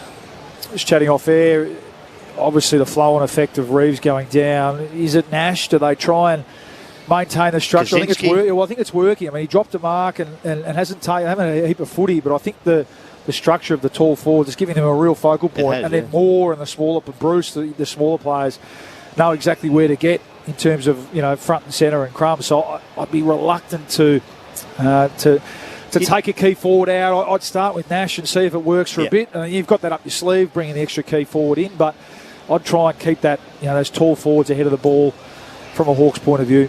He was very good in the middle of the ground. The clearance work was fantastic. They won that. They won everything on that scoreboard. Looks like Kaczynski's going to go into the ruck, sorry. It is Kaczynski, yeah. The Hawks trailed by 16 at quarter time last week and by 34 the week before, but they are up by 23 here. Jess Webster's on the boundary. Jess, what can you tell us? Yeah, Hawthorn have officially activated their medical substitute. James Warple is sitting. He's actually gone to the back of the bench, but he did put on a new pair of boots, sitting on the bench at the moment, but he'll come into the game. Also, De Koning went down into the Geelong rooms during that quarter-time break with the doctors. Hasn't re-emerged, so I'll keep an eye on that one. Good on you, Jess. Thanks very much for that. So Jacob Kaczynski into the ruck here. He'll do battle with Reece Stanley as we get the second quarter underway. Stanley one down the tap, but straight to O'Meara of Hawthorn. Kicks towards half forward. Moore's in a wrestle with Tui. Brought it down to the ground level. And now Connor Nash over the footy. Eventually it's ripped clear by Atkins of Geelong. Hand pass to Cam Guthrie. Socketed off the ground and got it forward. Found the chest of Stengel. He plays on for Geelong. Long kick inside 50. Cameron 2-on-1. But doubling back was Frost. Just couldn't hang on to the mark. Close with the hand pass out towards Hawkins. He slips over, has to knock it out. Oh, little toe poke from Shields. Straight into Tui. And then Close, careful not to get in the back or too high. That was a bit high, but still. Of Denver Granger Barras. The umpire says he'll throw it up. Great names in the competition at the moment. Denver Granger Barras. The ball up. Not going anywhere in a hurry. Kosicki is down there along with Ward, who's on the bottom of the pack, and will hand the footy back to the umpire. We'll do it all again. Up it goes. Half forward for Geelong. Comes the Cats' way. Guthrie. He hurt his leg late in that first quarter, but back out there. Hand pass back into dispute. Comes the Hawks' way. Sicily's wrapped up. As soon as he grabs it, we'll have a ball up again. A little closer to the Cats' goal. 20 metres out from the goal line at the punt road end. DGB, you love an acronym called. I He's not a goal scorer. He's not a goal scorer. Otherwise, it would get a run. Where's he from? This WA. Is he WA? Hawkins with the tap down to Stanley, who tried to knock it to the goal mouth. Well protected there too. Cleared by Scrimshaw. Good support from Nash, who cleared Blitzavs and allows the Hawks to move it up the southern wing. The kick towards Bruce, couldn't take the mark with Atkins there, and then Buse is in there for Geelong. Gunston with a hand pass to Mitch Lewis. Hand pass looking for Bruce, picked off by Atkins of Geelong. They've got the numbers, Hawthorn, though, as Ward runs onto it. And a whistle, it's going to be coming back for a hold and a Geelong free kick going the way of Tom Atkins at right half back. It's from Kalamunda, Granger Barras, which is the Hills District. It's sort of Swan District's country. Oh, Swan District's, okay. Turned 20 yesterday. Well, they've got an imagination up there for names, haven't they? Top 10 pick from a year ago. Trying to draw the 50 with Brian Isaac Smith involved. Isaac Smith trying to run his direct opponent across the mark. The umpire wasn't buying what he sold, so Myers has to kick off the back flank, goes back to Stewart. Chips it into the middle of the ground, the 1-2 with Holmes, and Stewart's off and running the All-Australian back pocket. Drives the kick to the top of the goal square. Stanley didn't put his hands up. And at the back, Sicily takes the intercept mark, top of the goal square. How's he going, this bloke? 10 marks. 10 marks. 2 minutes into the second quarter. We saw Angus Brayshaw have 20 the other night, playing a very different role on the wing, but the key back in Sicily with 10 already. Out to Gunston at half back and the juggled mark. Back flank for Hawthorn. It's the Hawks by 23. We haven't had a score as yet in this second term, which is only 3 minutes old. Hawthorn have kicked 2 goals at this stage of the first quarter. Gunston with a long kick around the members' wing. McDonald got up, put his hands up, but couldn't claim the mark. Nash was there front and centre. Connor McDonald will have another go at it. Eventually gathers the footy for Hawthorn. Hand pass to Phillips. Boundary side to Ward. Centre wing. Trying to kick off the outside of the boot. Inboard to Amira. Blitzavs takes the intercepting mark for Geelong. Kicks it inboard to Holmes. The run of Duncan from half back. Fires the hand pass wide to the run of Isaac Smith. Looks up to half forward. Jezza Cameron on the lead. Kick was just wide of him and Sicily. And it rolls out of play where the 50-metre up meets the boundary. Boundary throw in on half forward for the Cats. Jess Webster on the boundary. Good news for De Koning. He is back out onto the field. So when he re-emerged from the rooms, the doctors gave a thumbs up on the bench. So not too sure what he was down there for. Perhaps just maybe getting a head knock assessed. But great news, he's back out there. Boundary throw in here, half forward for Geelong. Kosicki moved out of the way by Hawkins, knocks it down to Duncan, hands it to Stengel, kicks for Stanley, went through his hands, mopped up by Close. He snaps from the pocket but misses. A minor score for Brad Close. Hawthorn's lead cut to 22. Tell you what, Reece Stanley wouldn't want to look at that attempt to go for that mark. It was a brilliant set play, wasn't it? It felt like a set play, didn't it? From the stoppage again. Completely messed it up by closing his eyes. Hawkins over the back to Duncan, to Stanley coming out of the goal square. Well, the opportunity's there, Clinchy, for Stanley to have a day now, isn't it? I mean, he's going to get undersized ruckman, so he's going to have Kosicki at 196 and Nash 197, so can impose himself. Scrimshaw with a tracer kick out of defence, found more at left half back, works it up to the southern wing, and the mark is taken by Kosicki. Hawthorn's acting ruckman for the rest of the day. Long kick towards Bruce, in front Nash, spoiled it down for the Hawks. The 2-on-1 option, but the Cats come up with it through Cam Guthrie. Kicks wide to Jezza Cameron, sliding on his knees. He couldn't hang on to the mark as he went over the line. Probably claimed it, but he was over the line by the time he had it. Is Sicily throw it in? Is Sicily Cameron's man? Yeah, he is. Yeah, he's had him most of the day. Bit of Granger Barras as well, but okay, that's what he looks like. He's going to him now.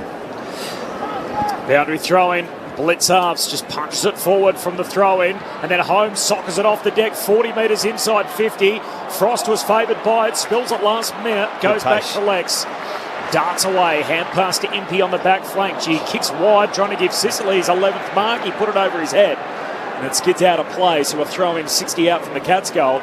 Just told us that the sub had been made. Our computer here is telling us that Reeves is out of the game, and yet Warple's still sitting in the second row on the bench, waiting for his first involvement in the game, with Reeves suffering a suspected dislocated right shoulder. We suspect he's playing no further part. Toss back in. Stanley tried to throw a boot at it. Haven't got to the front against Kajitsky. Dangerfield sockers it inside 50. This might work. Stengel runs onto it. Flying shot on goal. Misses everything out of bounds on the full. Kicked off the fat part of the footy. Was never able to snap it truly. Jack Scrimshaw lets him know about it. So Hawthorn free kick up against the left behind post. Jess Webster on the boundary.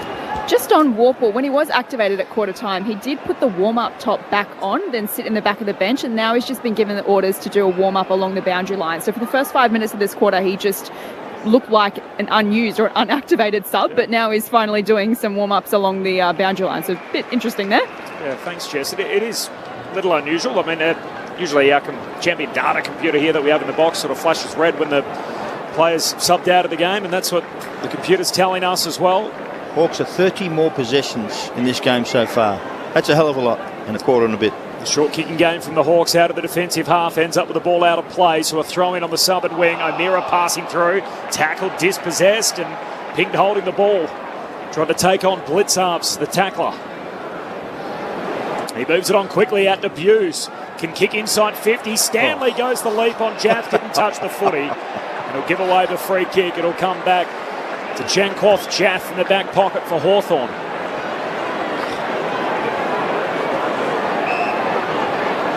Playing deep forward at the moment with Blitzarves having a run on the ball as the roaming ruckman for Geelong. Jaff goes short to Impey. The Cats are well set up here. Impey told to go. There isn't a heap up ahead. He steps around Stanley on the mark and then kicks down the southern wing. Kazitsky drops it again straight through his hands. Picked up by Moore. He's tackled, dispossessed. O'Meara under the pump. Holmes tackles him. He's coughed it up. Stewart for the Cats. Got the hand pass to Guthrie and now to Isaac Smith. Kicks to Hawkins, just over his hands. Sicily spoils it down. Hawkins back onto it for the Cats. Hand pass out to Myers at the top of the 50. He gathers the footy, spots Dangerfield or Stengel. Either can take the mark, and in the end it's the latter. Stengel marks on his chest in the right forward pocket, 35 metres out. Just lifted the radium a bit, the Cats, haven't they? Sticking their tackles a bit now. A couple of times looked like the Hawks would be out there and had players running ahead of the ball, but great tackles across half back, and the transition here. No players everywhere. Everyone just disappeared off Hawkins' end, didn't he, when he picked up that ball inside 50? I think they just want to play it a bit slower for a while and get control of the ball again. So Tyson Stengel with a chance to try and kick Geelong's second goal. Started with a bang at his third club with 4 goals against the Bombers. Stengel comes in, nice deliberate approach, and is able to steer it through. Geelong have their second. They're 2-5-17 to Hawthorn 5-3-33. 9 minutes gone, second term on ABC Sport with Luke Paul and Mark McClure. Yeah, just had a better 5 minutes, haven't they, the Cats? You can just tell, just resting a bit of control back into this game. And he's a crafty player. I'm watching Stengel, the one before that where he had an opportunity to hit the scoreboard. Just snuck out the front door of the stoppage. He's one of those small forwards that you've got to be aware of at all times. He's been a good inclusion to the side. Jess Webster on the boundary. Done some more investigating on Hawthorn's substitute. Hawthorn weren't actually ready to sub out Ned Reeves initially, so we all jumped the gun. However, Warple is out there on the ground now. Reeves has re-emerged from the rooms now. He's got his right shoulder taped. He's sitting in the back of the bench with a puffer jacket on, looking pretty disappointed. James Warple contesting this centre bounce. Crooked bounce in the middle, up lets them roll, and then eventually says, I'm going to have it. I think he's going to chuck it up. Well, he left it a long time, didn't he? Certainly did. It was a late whistle. Everybody has to get back into their starting positions. He wasn't happy with his throw, so he might as well. By Nathan Williamson. Throws it up in the middle of the ground. Stanley wins the hit out, but straight to Newcombe. Centre break for the Hawks. Kicks to half forward. Gunston and Blitzarves. Blitzarves knocks it towards the boundary line. Shields tries to keep it alive, but runs out of room. Been pretty good, Newcombe. Boundary throw in half forward. John Newcombe picked up in the mid-season draft last year. Had 14 tackles on debut in that game against Sydney. Yeah, no, he's held not down bad. A spot here. Thrown back in. Nash doing the ruck work here against Blitzavs. Comes down to Holmes over the footy. He's pushed off it. Hand pass comes out to O'Connor for Geelong. Kicks in the middle of the ground. Cameron in a wrestle with Sicily. Getting a good bounce is Morrison for the Hawks. Hand pass to Scrimshaw. Was asking for a bit. Running onto it. Selwood. Squeeze the kick inside 50. Hawkins caught behind against Frost, who spoiled it down. But straight to Stengel. Kicks off the outside of the boot looking for Myers. Sicily got a hand to it. Myers onto it. One way, then the other. Then lost the footing. Hawthorn emerged with it. Scrimshaw out of defence. Kicks to Warple. He pulls in a nice one-handed mark. He's the sub after just 5 touches last week. He kicks down to half forward but turns it over Warple. And Stewart takes the intercept mark to Duncan at centre half back, straight down the pipe. Parfitt on his knees takes the mark. Cats in transition, pokes it to centre half forward. Hawkins bursting out, taking the mark. True centre half forward for the Cats. He'll kick from about 50. What I love about this bloke, he comes towards the ball carrier all the time. It's hard to handle, even when the ball's in boundary throw-ins. He makes great plays when putting in the right position for people to go forward. He is the star of our game and has been for a hell of a long time. What a player. Light rain is starting to fall as people make their way into the aisles and trying to get a little bit of cover, get the poncho out of the bag. Tom Hawkins, one of only 2 players to have played in all 12 editions of this Easter Monday game, along with Joel Selwood. He's kicked more goals than any other in the fixture. Looking for his first of the day. Hawkins, the set shot, misses out to the right. Behind. 5-3 to 2-6. Hawthorn by 15 points. 12 played second quarter. So James Sicily looks to bring the Hawks back into play. 10 marks so far and he's 13 disposals. Drives a long kick up to the members' wing. Nash and Shields are both there. Spoiled from behind by Selwyn. Onto it, Warple, the sub. Bounces off one tackler in O'Connor. Got the hand pass to Phillips, to Newcomb. The two long-handed combining. Fires a hand pass out to Warple. He has a bit of a fumble. Slaps it away from Tui onto Moore. Allowed the Hawks to continue charging forward. Hand pass out in front of Bruce. Ran into Stewart. Gets the hand pass to Moore. Great dodging and weaving. Hand pass back to Newcomb. Just gets his kick inside 50 and it finds O'Meara. Young Moore, how good was he in that passage of play? 2 hits in that passage of play. A couple of little steps here and there. Brilliant stuff. Wasn't perfect footy, but almost a bit like the Tigers. They just kept it moving forward yep. And eventually found the hands of Jager O'Meara. Yeah, it was from the kick out, wasn't it? Newcomb involved again, Warple. I mean, these are his conditions, aren't they? So the game's set up for him here to have a real impact. Getting his hands on it early. And yeah, you're right, Clinchy. Just keep moving the ball forward. Commit numbers to the contest. Something will eventuate. Got to kick this, you'd think, O'Meara. The acting Hawthorn captain in Ben McEvoy's absence. Jager O'Meara comes in, beautiful off the boot. Steers it straight into the Geelong fans at the city end of the MCG. And the Hawks importantly bounce back after the Cats kick the first goal of the second quarter and restore a 21-point advantage. 6-3-39 to the Cats, 2-6-18. We played 14 minutes second term on ABC Sport. Well, they're not intimidated, are they? They're not intimidated, these kids. They just keep standing up and pushing away. Dylan Moore is a beauty. I love what he does. And he does fancy stuff. Little flick here, flick there. Smart, clever, continuous, and brave, I reckon, in what they do. And you need to be that way against a good team like this, to take it away. Now they equal them up again. They 1 goal each for the quarter. Give themselves another chance. They lead comfortably now by nearly 21 points. That's a hell of a lead in a game like this at this stage. Especially given the SMS correspondence, 0437 774 774. Kevin from Middleford says it's raining there, and Eamon Bendigo says it's on the way to the MCG.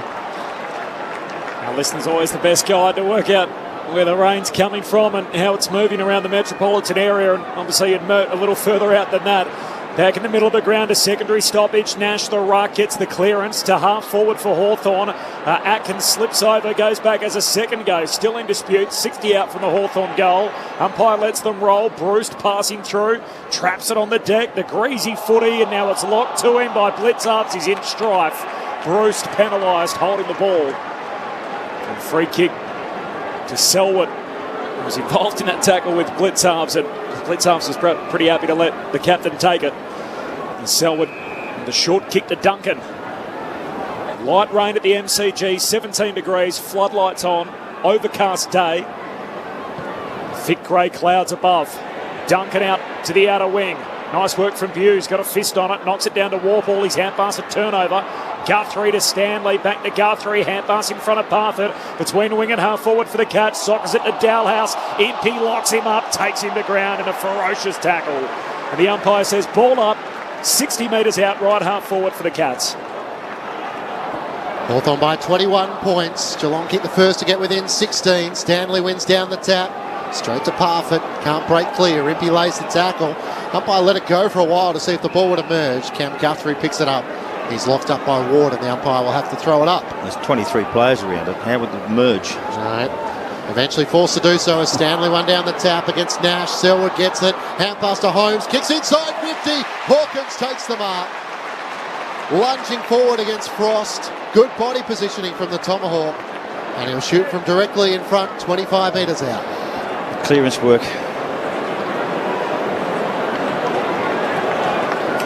Tom Hawkins has had a couple of shots on goal. One from well outside 50. One more conventional. One behind so far next to his name. 3 goals behind Joe Danaher and Max King in the race for the Coleman medal. Hawkins looking to try and get on the board here for the Cats. Comes in and steers it straight through the middle. Geelong closed the margin back to 15 points Hawthorn's way. They're 6-3-39 the Hawks to the Cats 3-6-24. 17 minutes gone. Second term on ABC Sport. You're with Mark McClure and Luke Ball. I heard Sean Grigg pre-game talk about this bloke's forward craft. And, it's just so smart. His ability to find pockets of space in that forward 50. And he's worked with so many of his teammates for years now. I mean, that was just a hurried kick out, but he was just so quick to react, wasn't he? Sam Frost had good position, and I think you have to play in front of Hawkins because of that ability he has to lead up. But he was just first to move and react to that quick kick out of the stoppage, and it's amazing how many times the ball just lands in his chest over this 15-year career. He's only got 1 goal against Sam so far, so Sam's hanging in there okay at this stage. Hawks by 15. Stanley in the middle wins the tap down to O'Meara. He's tackled and dispossessed, and Selwood rewarded.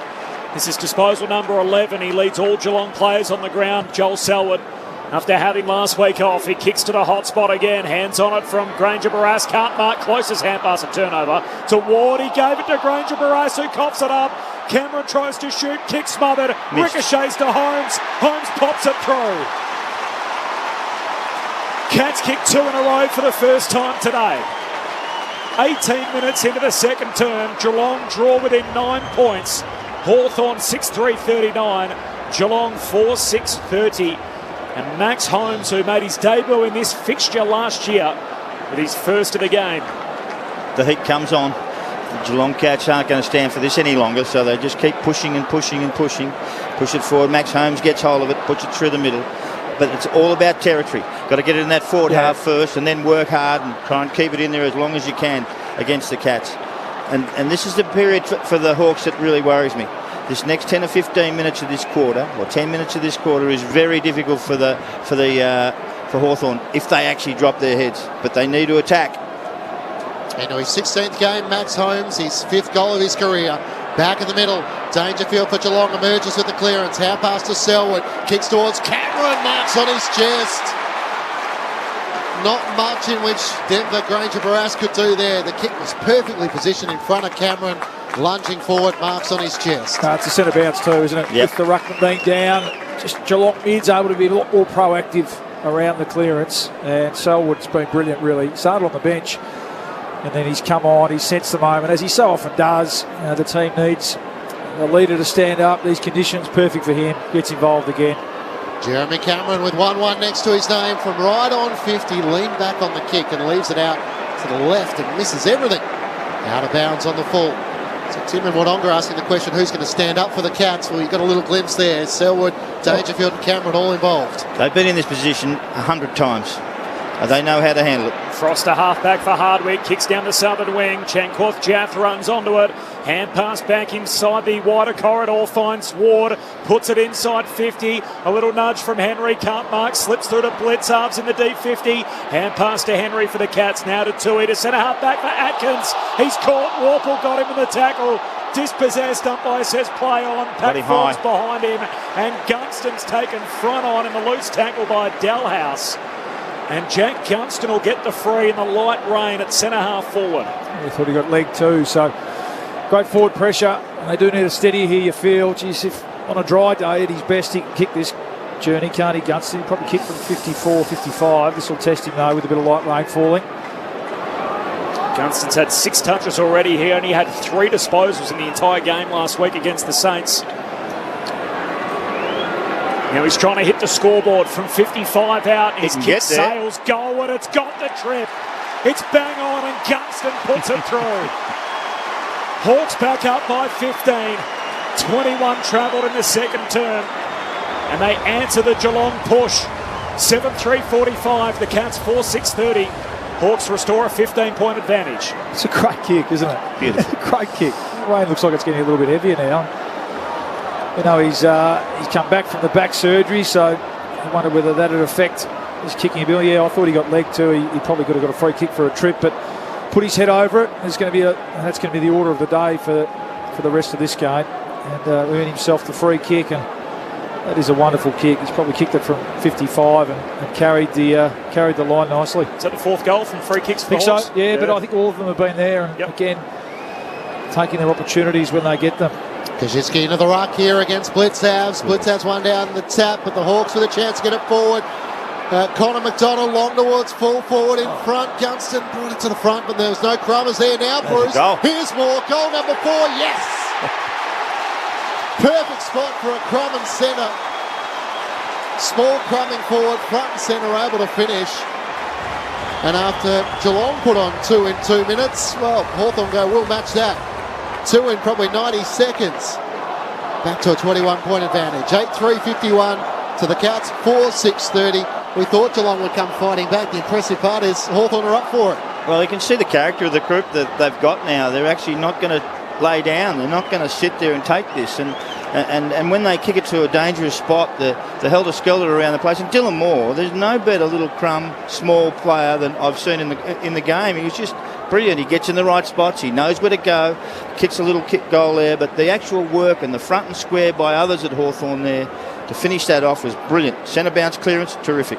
21 points, Hawthorn's lead. He's kicked multiple goals now, Dylan Moore, in 6 of his last 7 games to back up Sellers' point. As Dangerfield with the hand pass away to Stewart. Links up with Tui through the centre square. Can kick Geelong inside 50.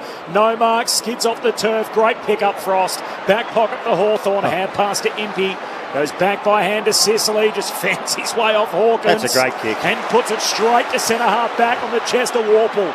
They go down the corridor, the Hawks. Warple's kick floats its way towards Lewis. Henry spills the mark with a wet footy.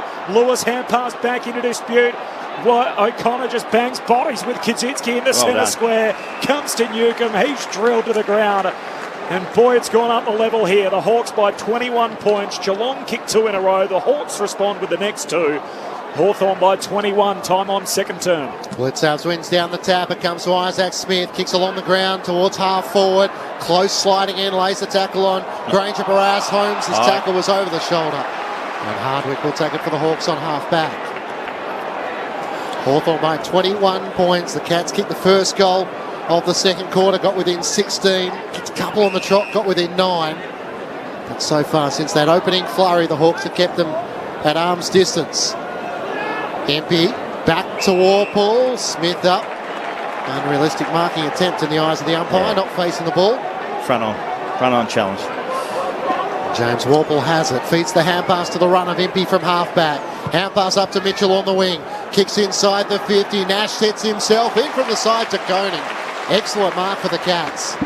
All of a sudden he's just looked so comfortable at AFL level. And part of a pretty established back 6 for the Cats. Warple up to 5 disposals. He played a full game last week against the Saints, only had 5. He's been on for 15 minutes here. It's the sub and it's matched that. As the kick from DeConey and a turnover, Scrimshaw takes the mark on the wing. Proof player, isn't he? High draft pick, so expect him to have come on since he's come down from the Gold Coast. Kicks to half forward, turns it back over. Stewart takes the intercept mark, half back for Geelong. Played on. Now it gives him 50. Wow. Well, we thought that was play on, and so did Luke Bruce. He stepped over to mark the tackle Stewart, and then the umpire said, come with me, that's 50. That's only this very short 50, I can assure you. Second 50 of the game, one each. As Stewart goes short, away to O'Connor, front edge centre square, kicks deep for Cameron. Cameron keeps it in front of him, but no mark. Trying to spin back onto the left, takes on the tackler and Shields. Hand pass to O'Connor, back to Cameron, who's running the wrong way. 60 from home, he kicks inside 50. Guthrie can't pick up the half volley. There's Granger Barras, slick hand pass, too hot for Frost. Scrimshaw whacks it out, clever from Impey, sockers it over to Shields. He can't take it clean. Still a live forward pocket for the Cats. Newcombe collects, he's tackled to the ground immediately. Now a ball up 25 metres out from the Cats' goal at the punt road end. Hawthorn by 21 approaching half time. Good battle here, isn't it? Hawthorn leading by 21 points. Comes down to Granger Barras. Awkwardly kicks off his shin and he put it out on the full ready for McDonald. It's good way to get the ball to his boot or his shin, but in the end he couldn't control it at all. Is there a light rain out there? Is there a dewy rain? Mark Blitzhouse is going to take it. Jess, how heavy is that rain? It's staying light for now. I'm standing my ground. I'm still out here in the front row, so not quite heavy enough for me to run for the covers yet, but just staying in a light shower at the moment. Tough as nails, Jess. Back to Henry, who got it to Buse under pressure from Gunston. Got the hand pass to Koning, but Hawthorn's pressure is good. Hand pass out to Henry on the wing. Moore follows up with a tackle. Geelong get it to Duncan. Normally pretty good under pressure. Kick. That's a great kick. Found Blitzhouse hard against the boundary, just inside 50. He's so good in those moments, Mitch Duncan. Blitzhouse into the pocket. Hawkins the target. In fact, it's Dangerfield. Used his body. Plays on. Snaps on the left. Finished the work. Like a cat on a hot tin roof. He was able to gather it, snap, finish it, and goal. Hawthorn's lead cut back to 15. 8-3-51 the Hawks to Geelong 5-6-36. It's just an average player, yeah, just a bit of individual class and brilliance from a couple of players there. I mean, Mitch Duncan, that was a great kick. Hawthorn's pressure is up at the moment, isn't it? They're right on, and Duncan's ability to just or see the player out of the corner of his eye and under fierce pressure, hit him on the chest, and that's just a bit of individual one-on-one brilliance from the Brownlow medalist. Well, much needed. Anyone better than that? That was just unbelievable in this confined space. How about Jacob Kaczynski? Came off and complaining about a little bit of a sore shin, and then they realised he's doing the work in the ruck and he's not wearing a shin guard. They got the tape out, they've strapped one on for him. So he'll learn something about ruck work in this game. That'll help his cause, I'm sure. Hawthorn by 15 points approaching half-time. Mitchell to Newcombe. He kicks it out of the centre square, deep to the top of the goal square. Gunston, no mark, comes down to DeConing. His hand pass out wide. Bruce had it, lost it. Picked up by Lewis out wide. He snaps it, kick to the teeth of goal. Warpool tries to slap it back to Gunston's advantage. Cats have the numbers. He's Tui, spun around under pressure. Got it to Holmes, away to DeConing. Now to Atkins. This is good stuff. A hot footy to Blitzarves. Now back to Holmes. He kicks out to half back for the Cats. It'll skid close to the boundary line. Isaac Smith tries to keep it alive. Coming through in the end is Buse. He knocks it out of play. Both teams hot on it. Ferocious stuff, high pressure footy and a boundary throw in 60 metres out from the Hawthorn goal at the city end. Yeah, some tired boys looking for half time. That was terrific footy. Great pressure, forward pressure, but the Cats good enough to stand up and absorb it, get the ball out of their danger zone. Thrown back in. Blitzhouse tangles up with Nash. It comes out to Warple. Squeeze the kick into the middle of the ground. Ricochets out to Morrison. Long kick towards full forward. Mitch Lewis with two to compete against. Front and centre Phillips for the Hawks. Hand pass too slick for Moore. A chance for Atkins. He's dragged off it for the Cats. Here's Moore once more. Kicks high ball towards full forward. Won't have the journey. Mitch Lewis is there. And Tui taps it to the line and rushes it through. And the Hawks fans are pleading for, well, I guess deliberate, but you are allowed to do that as long as you're under some pressure. You could argue how much pressure, but enough. How rude is that? It's their fault we have that bloody rule. Exactly. And now they're complaining all these years later after the reason it came in was the 2008 grand final. Exactly right. They rushed 18 of them against the Cats that day. Here's Cameron in the middle of the ground, kicks to centre half forward for Geelong. Stanley takes the mark overhead. Front edge of the centre square. He looks for Hawkins, one out in the cage, opposed to Frost, and Hawkins leaping forward in characteristic fashion, takes a trademark diving mark at right half forward. That'll frustrate Sam Mitchell from a kick out that was late in this second quarter, red time. 4 uncontested marks really. It was Tui down the middle too, so you should be blocking that corridor up, forcing them wide. Tui, Duncan, beautiful kick. Stanley, who needs to get involved a bit more for the Cats in this game with his opposition ruckman out, and then Hawkins again just reading the kick better off the boot. Tough kick here, but again this pocket suits his left to right. Right peg up against the fence. He'll kick from about 48 metres out, 2 metres in from the boundary line. The set shot drop punt with the wet footy is perfect. Right on the bell, a Tom Hawkins special. And boy, we got a game here at the G on Easter Monday. The Cats draw within 10 points after falling behind by 20 odd on a couple of occasions. Hawkins with his second. He draws within one of the Coleman medal leaders in Joe Danaher and Max King. And what an impressive half of footy from both teams. The Hawks losing their ruckman just before quarter time. The game started with Hawthorn kicking 3 goals before Geelong had touched the footy. They got it out by as many as 23 points at one stage, but Geelong winning that second term. They kick 5 goals to 3. And now at half-time, Hawthorn lead it by just 10. The goal kickers for Hawthorn, Dylan Moore has 4. He kicked 3 of them in the first quarter. And then singles for Lewis, O'Meara, Gunston and Bruce. Meanwhile, for Geelong, Tom Hawkins has 2. And then singles for Cameron, Holmes, Stengel and Dangerfield. Half-time here at the MCG on this Easter Monday. The Hawks leading by 10 points. The thoughts of Luke Paul and Mark McClure with you on ABC Sport. Well, this is set up by the midfield, I can assure you. That's Selwood, Duncan. You can get into Isaac Smith. You can throw in Guthrie. You can throw in Dangerfield and Parford. All those guys. That's what changed this around. Their numbers actually grew, doubled in numbers of getting the ball out and pushing it forward. And then you get Hawkins with 2 goals. You get Stengel up there. You can get Danger gets a goal. Holmes gets a goal. All of a sudden, more and more pressure on the defence, and they get hurt. All of a sudden, they're still leading. They're still in front by 10 points at this stage, but they were in front at the start by 23. All of a sudden, they pegged them back in that quarter, and I love the way they went about it, Geelong. We know that they're a good side. We know that they've played in finals. We've played in grand finals. They've done all that sort of stuff. They're hardened. They're tough. They know what to do when they're in trouble, and they certainly showed that quarter. They're well adapted to big games. But I really like the way that Hawthorn fought back as well. They stood there, they hung in there. You know, a couple of goals. O'Meara got one early, and then Moore, who's only 4th goal in that quarter. And then you got Gunston from outside 50, which was a beauty as well. But 3 goals to 5 is just a small loss for that game, that quarter. So they win the first quarter, they lose the second quarter. So what's up next? Where are you going to go here? What are you going to do? Saw some character from both sides, I would have thought. You know, they got in front, Geelong and Hawthorn fought back and punched away again. So love the way this game's flowed. Back and forth, really honest playing in these conditions. It's a little slippery. It's a big game. And it's actually, the crowd would love this if it was absolutely a great day and 50 or 60,000 there. The roars would be great because the football has been terrific. Love what they did.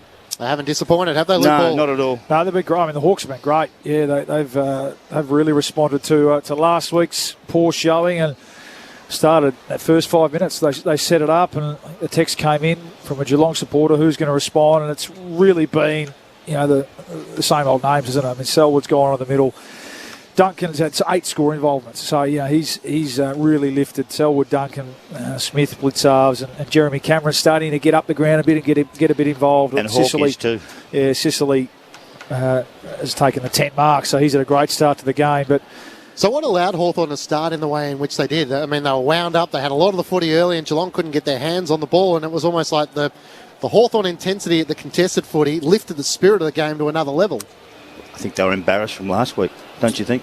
Yeah, that's right. I think it was a combination of the Hawks being wound up, as you said, and the Cats just being a little bit off. And we know in this competition, it doesn't matter who it is, that you know, if you're 5, 10, 20% off, you know, a couple of missed tackles, loose tackles, so high tackles, you know, arms slipping up, and the Hawks were good enough to make them pay. So you know, they would have been stung a bit last week.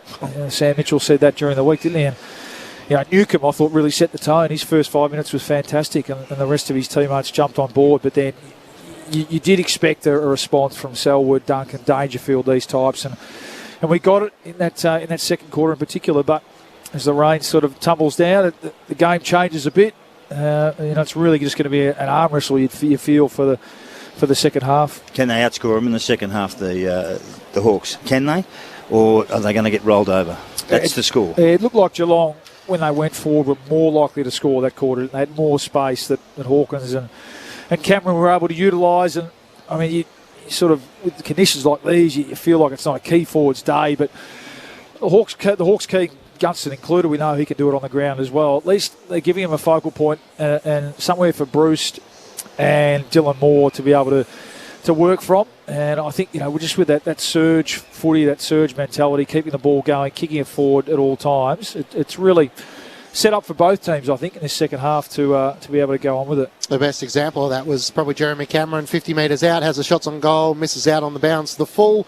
Jack Gunston takes a shot directly in front for 50 metres out, nails it. And in many ways, that's kind of been a bit of the narrative of the match. Dylan Moore's made the most of his opportunities, as has a few of his Hawthorn forwards, and they find themselves 10 points in front at half-time. But you do feel like Geelong are going to come hard in this second half. They're going to have to withstand a bit.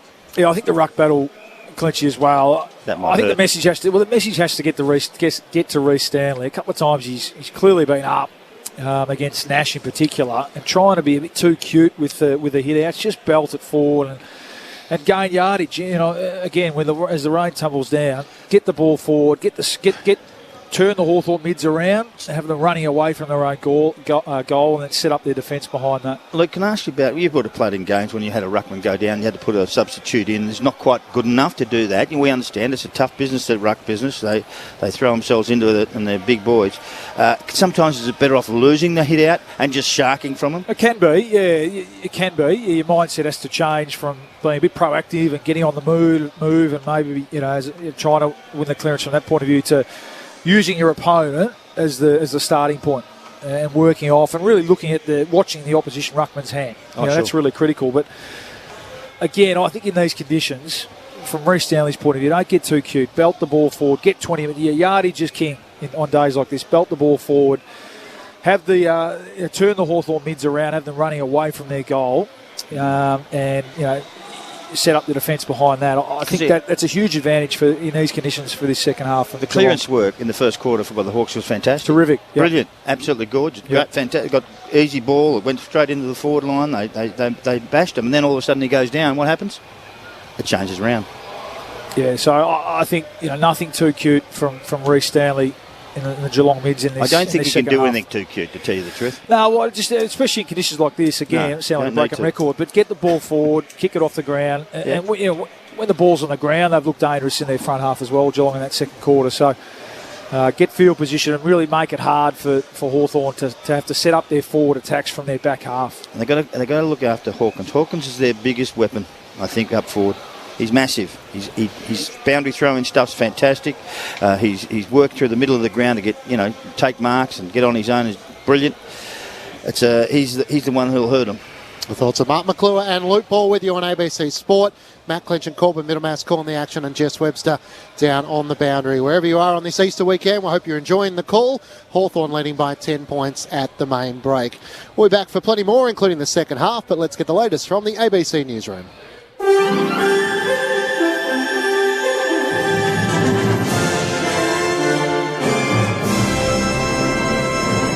ABC News, I'm Clive Hunton. A house fire in Brisbane has killed a young boy. Jemima Birch reports. Emergency services responded to multiple calls to Barlow Street in Clayfield before 4 o'clock this morning.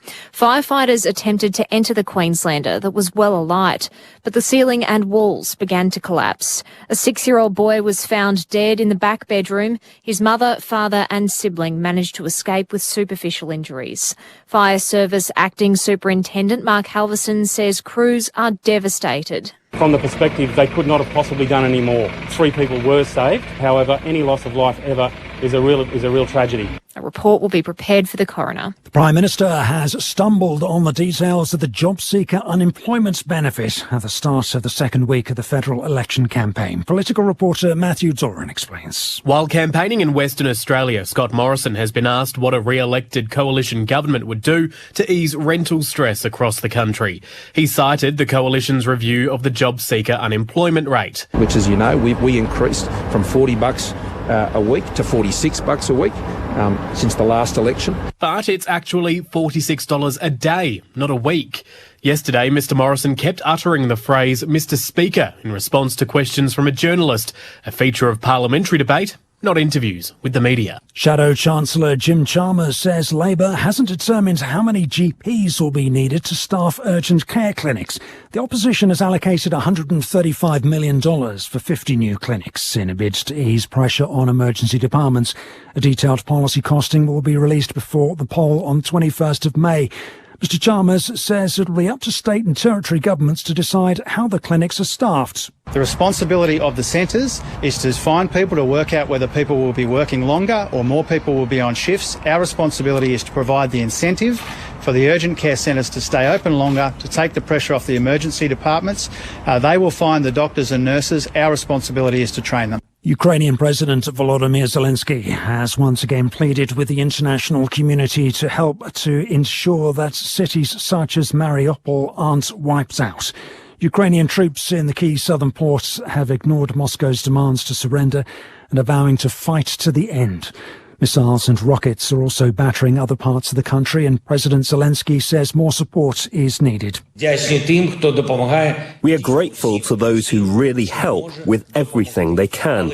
But those who have the weapons and ammunition we need and delay their provision must know that the fate of this battle also depends on them, the fate of people who can be saved. Authorities in Shanghai have for the first time acknowledged deaths from the COVID outbreak that triggered a citywide lockdown.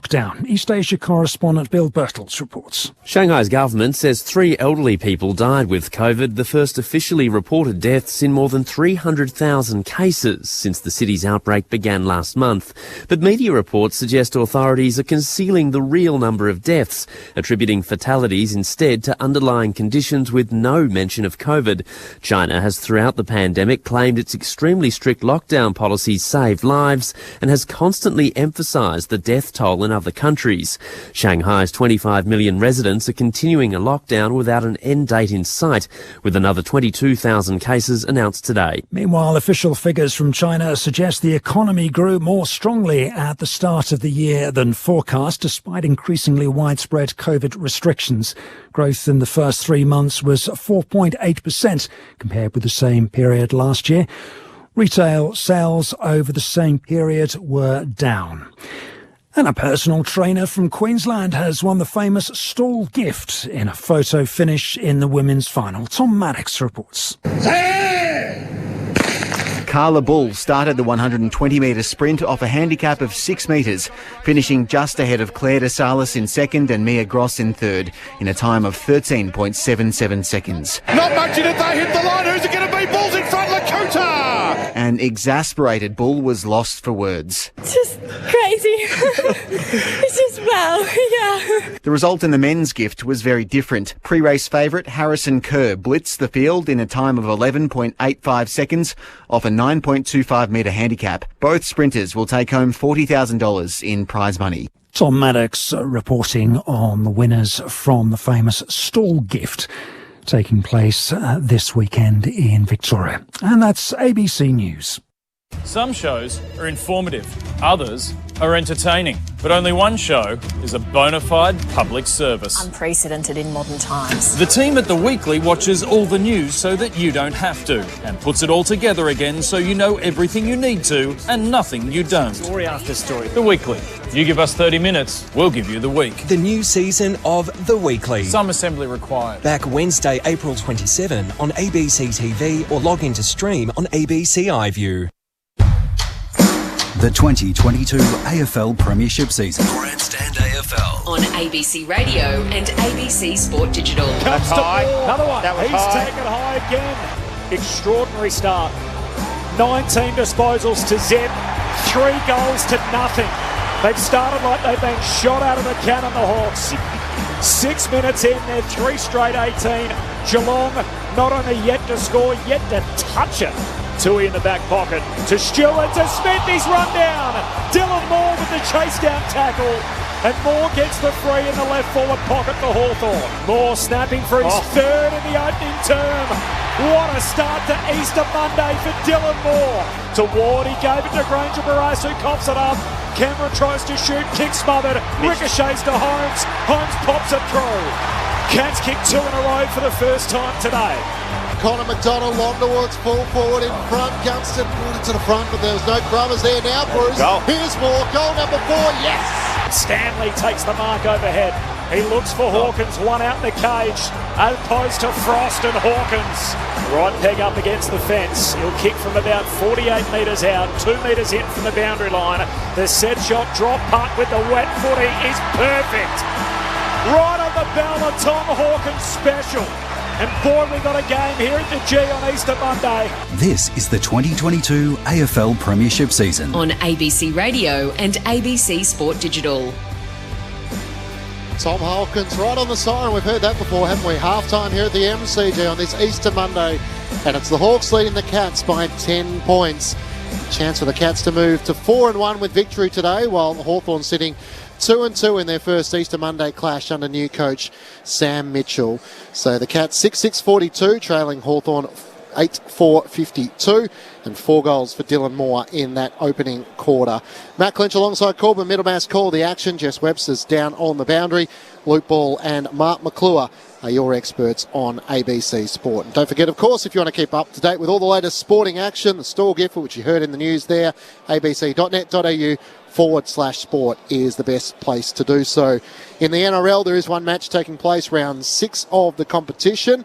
And the West Tigers lead 14 points to 10. So the Eels headed in this game with 3 straight victories. The Tigers yet to win so far this season, but a promising match so far for the Tigers after 36 minutes leading 14 points to 10. You would have been watching the NBA playoffs this morning, Corby. Were you in Chris Paul Phoenix mode?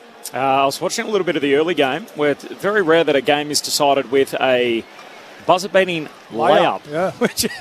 which was what Jason Tatum did to be able to sink Brooklyn in their first game of their best-of-7 series. So the Celtics won game 1 there. What happened with So 115 to 114. Hopeful Ben Simmons may play for Brooklyn, which would be exciting. Chris Paul helped the Phoenix Suns 110 to 99 in the first game of their NBA playoffs against the New Orleans Pelicans.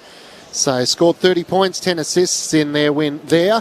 And plenty of other sport taking place as well. I don't know if you saw too much of the cycling overnight. Was that on Offsiders this morning? Yesterday. That was yesterday. We're on Monday, aren't we? Yeah, it feels like it's still the weekend. It does feel like Sunday, but cycling's not so much my go. Okay. Might be one for you, boy. You're a cyclist. No, I'm not. Sorry. Well, he tried to I was thinking back to the year I did my knee. I did too much cycling for my biking, and I did go over to the tour, which obviously I saw it. I did see it last night. Clinching. What's the event? The Paris Roubaix was last night, wasn't it? Roubaix, that's the one. Yeah, so it's not obviously not the tour, which is in July, August. So I did experience that. It was amazing, but didn't really inspire me to take it up professionally. And you can ride a bike with a busted ACL? No drums?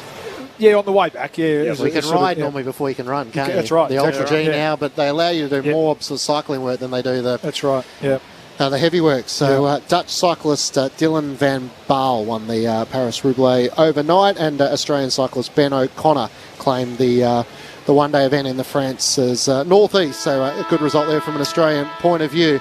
What are we going to see here? Obviously, the Hawks have started so promisingly. Geelong worked their way back into the clash, especially late in that second quarter. Tom Hawkins finishes with his second ahead of half-time, and the challenges for the Hawks on a ruck front. So, Sellers, can you mount a case that for as spirited as Hawthorn has been, they can find a way to hang in with these Cats in the second half? Well, it's up to them. That's what it is. And without a ruckman who's renowned in the middle of the ground, it's difficult. And I spoke to Luke before about how you set up after you lose that ruckman, because Reece Stanley is a foot higher than Kaczynski and the other blokes who were in there, Connor Nash. Connor Nash is the other guy who they would probably use. They jump over the top of him, and it's a brutal business because the knees are flying everywhere, and you get hit in the stomach and hit in the chest, and you get hit everywhere. It's a tough gig for blokes who aren't versed at it. So to lose that ruck thing is not the end of the world, because you know what? Unless they start punching it 25 metres forward, which is the big key for me, and that's what I would think you'd have to do. But look, to me, I think they've been so spirited both sides that they've played in a manner that they've kept their eye on the ball. They've run hard. They've worked hard. They score. There's been a good game of football. It's a ripper game of football. But can Hawthorn hang on? They're young kids. They've been in that, and being young doesn't mean you can't. Being young means you can. So, in a sense, they're got a real chance to still win this game. They're in front. They're holding a 10-point lead. Don't tell me they can't win, because they can. But we know Geelong are a very seasoned team. And they've got one of the best full forwards in the competition. He's kicked over 700 goals or 650 goals or something like that, and Hawkins. And he's hard to beat with Cameron down there as well, the two talls. So if they get enough feet out of the middle of the ground, Geelong, they'll run over the top of them. But if they don't, Hawks might hang in. 2 goals today for Tom Hawkins, up to 680 goals so far for his career, so halfway to plugger. And spare a thought for Max Lynch, who's the other one on Hawthorn's list. He suffered a concussion knock in round 1, then picked up COVID, couldn't get back to the club to actually do his concussion test, so he's hopeful we'll be being back soon. Here's the second half with Corbin Middlemass. Stanley wins their hit out. Gee, Dangerfield a little slow to get up after a collision. The ball keeps on rolling Hawthorn's way. Mitchell hands it to Koschitzke, kicks to centre half forward to Koning, leaps into his teammate Henry. Ball spills down the Hawks' way. O'Meara under pressure, his hand pass turned over to Koning, back to Stewart, away to Henry, and now Tui. Back pocket, just bangs it on the boot out of the defensive arc. There's about 6 players at the drop, and Newcomb takes a chest mark. See, Hawks won that clearance in the centre bounce. They didn't win the knockout, but they won the clearance. Short to Shields, left half forward, 60 out. Oh, there's going to be a free kick. Dylan Moore caught in a tangle with De Koning, and Dylan Moore just put De Koning down. De Koning hit the deck, and the umpire said Liam Shields needs to hand it to Parfitt on the mark. The free kick going the other way, so the Cats win possession. Parfitt to Tui, kicks down the boundary line to Close. Hand pass releases Duncan. Now a chance in transition for the Cats. What a kick onto the chest of Jeremy Cameron, who marks it right half forward. That is a killer. Just hurts, doesn't it? Well disciplined free kick. Ball should be deep in Hawthorn's forward line. It's all discipline, isn't it? They get caught on the turnover, and Mitch Duncan again. 8 score involvements in the first half. This will be number 9. This would really hurt Jeremy Cameron in his first Easter Monday clash. He bends it through, sneaks it inside the goalpost for the first major of the second half. And a costly turnover going inside 50 results in 6 points at the other end. 2 minutes into the third term, Hawthorn's lead is just 4 points. 8-4-52 the Hawks, Geelong 7-6-48. Yeah, he hasn't done much wrong, Dylan Moore, has he? Brilliant first half, kicking 4 goals, but he owes them one now. He owes them a 5th because, as I said, they had the ball 60 metres out from goal and looking at a deep entry, and all of a sudden it's turned over at half back. And so often when that happens, the Hawks players get caught out, and they were on that occasion. Lovely kick from Tui to set up Mitch Duncan, and he just waited, didn't he? When he looked up first, he didn't have anything to kick to. He just waited for a lead to come back into space, back towards goal, and just put it on the chest beautifully of Jeremy Cameron. Luke Ball with you on ABC Sport. Koschitzke one down the tap for the Hawks, but Dangerfield with a socker out to the members wing for Geelong. Ricocheted off the boot of Shields, and Parfitt slides in down low. Newcomb overzealous, gets him over the shoulder. I think Sam Mitchell referred to John Newcomb that they'd like to turn him into sort of an Ollie Wines type of player, a big-bodied midfielder. Well, he's got the tackling and the endeavour. He just needs to get the endurance. Parfitt to Tui, kicks for Hawkins. He's got 2 to compete against, and Sicily over the top. Spoils it out of play for the Hawks. There's a bit of pushing and shoving going on as well. Don't do it again. Close is put down. The umpire has a look, says throw it in. Wouldn't be a Hawthorn-Geelong game without a bit of that. 3 minutes into the third term, Cats to the city end. They've kicked the last 3 of the game either side of half-time. From the throw-in, Hawkins knocks it down with his palm to Impey. Hand pass back into dispute. Dangerfield collects. 45 out. Hand pass to Duncan. Swings it wide. Just out of reach of Selwood and over the boundary line. 9 players in their first Easter Monday clash. 4 for the Cats, 5 for Hawthorn. The 5 for the Hawks all playing the early stages of their career, or with 15 games or less. Well, for the Cats, Jeremy Cameron, part of their 4 for the boundary throw-in. Comes down to Dangerfield, extracts it to Stengel, who dribbles it through for a goal. And for the first time today, the Cats are in front. 4 minutes into quarter number 3. Tyson Stengel with his second. Geelong 8-6-54. Hawthorn 8-4-52. First lead change of the game, Luke Ball and Mark McClure. Well, that was just spectacular. Dangerfield's handball out of that pack, right in front. Stengel picks it up, just puts it through easy. But the actual tap down and the actual goal of Dangerfield to actually be able to do that. His speed and power is such an enormous player, incredible player. And all of a sudden it sets him up. Now they've got him on the ropes. Now they're going to punch away with him. I can tell you, Hawthorn are going to start to stagger because they just can't get their hands on the ball. The midfield is taking over. Art McClure with you on ABC Sports. After the Hawks' fast start, Geelong find themselves in front early in the third quarter. Parford with a clearance, hand pass to Selwood, lost at Newcombe for the Hawks, feeds a hand pass towards half forward. Selwood with a hand pass to Dangerfield for Geelong, worked it to Parford to Stewart, now all the way back to De Koning inside the defensive 50. Kicks up towards Stanley at half back. Kajitsky did enough to spoil it away from him and see it out across the boundary line for a throw in. That silly free kick on half forward has cost them plenty. Dylan Moore gave away the free kick and the Hawks had the footy in their hands. Geelong leading by 2 points. Toss back into play. Kajitsky sets himself against Stanley, the two tangle. Kajitsky got it down to Warple, kick smothered though. Mitchell threw back the head, wanting a free kick for too high, not paid. Parford couldn't clear the congestion, a chance for Duncan. Good tackle, Warple, great holding tackle. The footy. And James Warple is sub into the action, laying a good tackle there. Coming up with another disposal.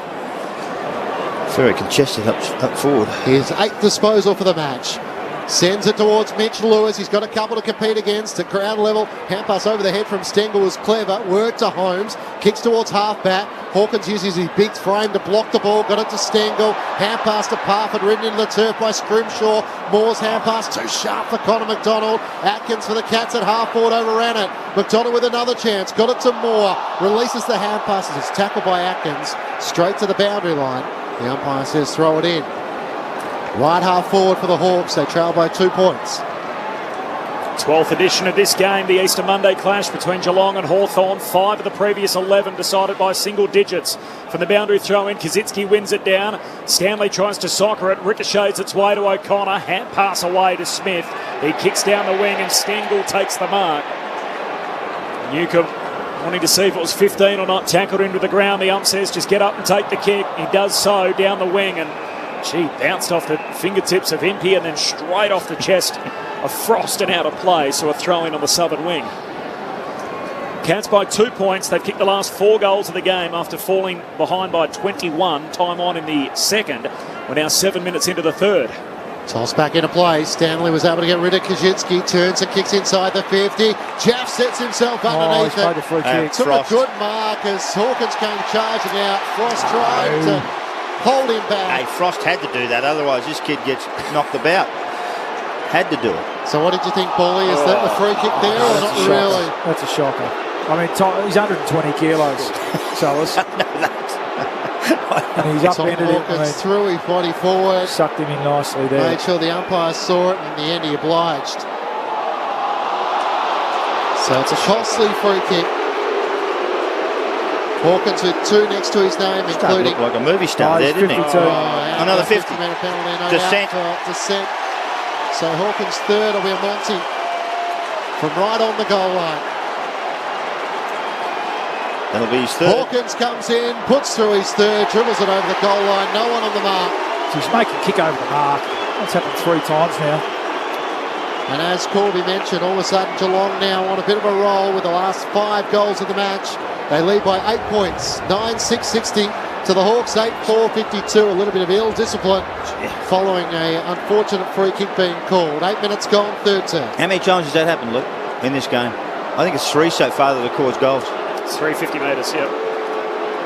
2 to the Cats, 2 against the Hawks, 1 against the Cats. Just need a bit of leadership now, the Hawks. They sure do. This is the test for them. It's where they fell away last week. Been so good for 2 and a bit quarters now. Just need their senior players to get their hands on the footy, find a body, maintain a bit of possession. All momentum with the Cats now. 5 in a row for Geelong, back in the middle. Kazitsky wins it down. O'Meara bangs it out to half forward. Moore can't complete the mark. His opponent too. He collects. Moore wraps him up. Got a hand pass out off the turf. Picked up by Mitchell. Hand pass to Ward. Away to Scrimshaw. Ugly kick along the ground, but Shields picks it up clean. Heads inside 50 for Hawthorn. Gunston in a 1-on-3. Nice work from Blitzarves to get back and knock it away. Stewart in the back pocket, turns Gunston inside out and then kicks out of the defensive arc. Close with a little nudge on Ward, can't mark, spills to Ward. There's a push, there's a free kick for Geelong. And the Hawks fans feel they're just getting a little bit of the rub of the green at the moment. Brad Close is going to take it between wing and half back for the Cats. Geelong by 8. Goes short to Cam Guthrie, who marched on the southern side of the MCG under the Shane Warne stand.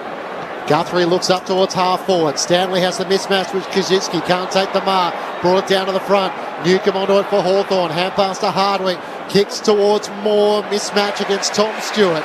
And Stewart decisively punches it out of play. Still going. Hawks fans, not just a constant boo. See, ill-discipline's cost him 2 goals already this quarter. It's a big difference. I'm the bit with Paulie. Give me the contested footy and I'll give you the free kicks. That was the way Hawks started this game, and since then Geelong have worked their way back in from the restart. Holmes with the hand pass to Duncan. Got it to Dalhouse. Through traffic to Guthrie. Opens up now for Isaac Smith. Vacant 50. Chase after that. Puts it in front of Cameron and Hawkins. Cameron provides the block. Hawkins kicks straight up in the air and misses to the right. I'm not sure how he missed that. He could have dribbled it over the goal line like he did from the 50-metre penalty. Well, he might have been feeling a little bit guilty about that one, so he let him off the hook there. Goodness me. Kicked it high off the shin. Well, gave the Hawks fans some joy, I can tell you that. Geelong by 9. Footy gods are tuned in as Morrison marks at half back. Hand pass along the southern boundary line to Hardwick, who just bangs it up into the front half for Hawthorn. DeConey goes up, tries to spoil, can't kill it over the boundary line. Gunston runs onto it. He's mowed down. Great tackle from Tui. Runs him down, tackles him over the boundary line, and a throw in half forward for the Hawks. Yeah, Mojo's back for the Cats, isn't it? They're really hunting, and intensity's gone up through the roof at the moment. Hawks have got to try and hang on here. Geelong have kicked the last 5 in the game either side of half time. It's the first time they've led. Lead it by 9. Blitzarves down to Mitchell. Kicks inside 50. Gunston in front and he'll be paid it. He tried to take the mark. Didn't quite complete the act, but umpire Roseberry said Henry fell over his shoulder anyway, and Gunston will get a set shot, 25 out right in front.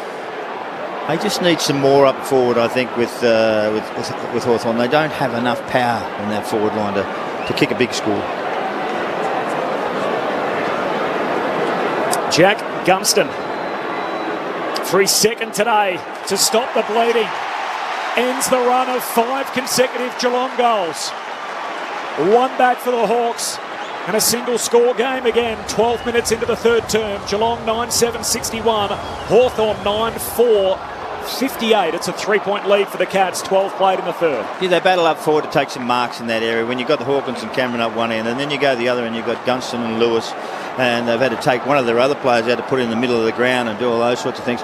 It's a difficult forward line, and they've got some smalls up there as well.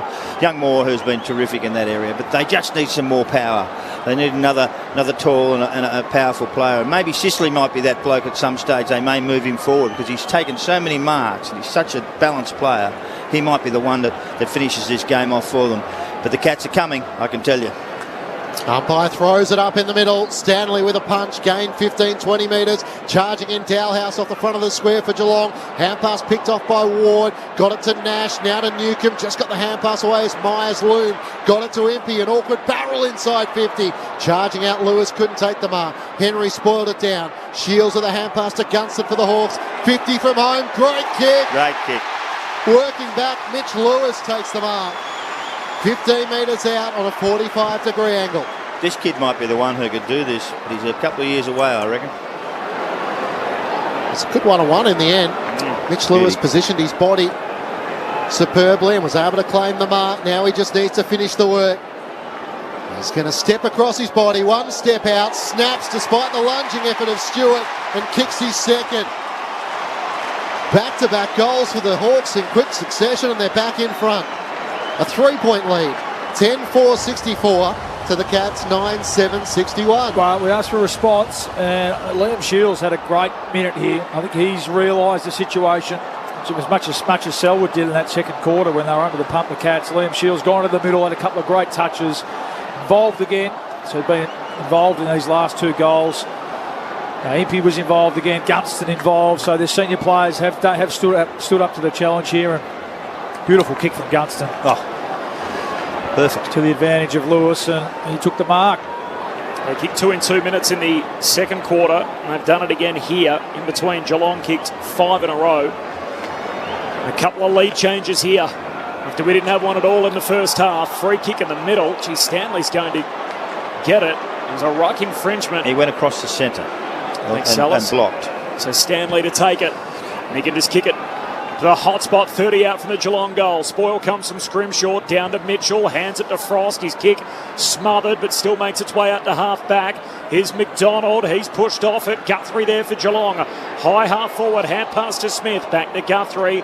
He sends it all the way back to Tui, 70 metres out at half forward, puts it into the pocket. Spoil comes from Hardwick and finds the safety of the boundary line. A throw in forward pocket for the Cats at the City end.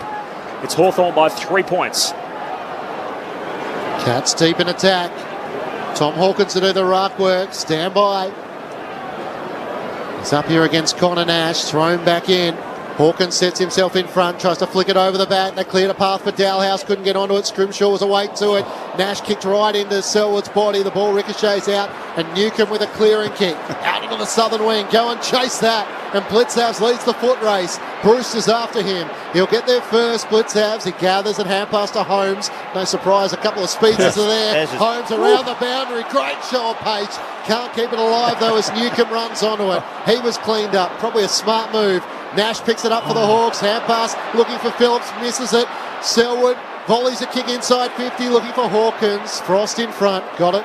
Away to Nash. The hand pass to Scrimshaw. To Ward, who left it behind. Gaff cleans it up for the Hawks. Hand pass to Scrimshaw, they're away. Nash kicks down the southern wing for Hawthorn. Henry Clever knocks it away, but the advantage is Stewart, who runs an arc around Bruce for Geelong and then just kicks short to Stanley, who marks on the wing. Stewart's been good too since that first quarter.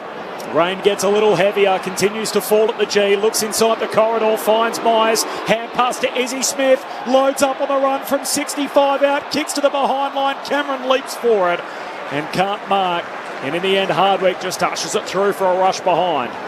Hawks lead cut to 2, 17 played, third quarter, Hawthorn 10-4, Geelong 9-8.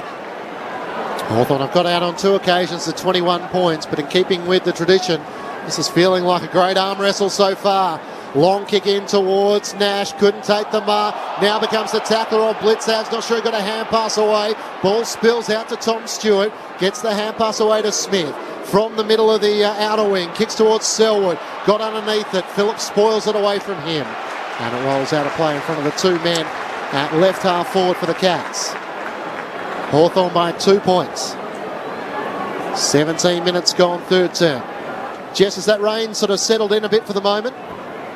Yeah, it's definitely getting a little heavier. I'm still here. I'm still in the front row, but I might not be for too much longer because it's definitely getting a little heavier down here. You're committed. Stanley tapped it down, got it to Parfitt, screws a kick back looking for Dangerfield. Sicily flies back with the flight, takes the mark on his chest.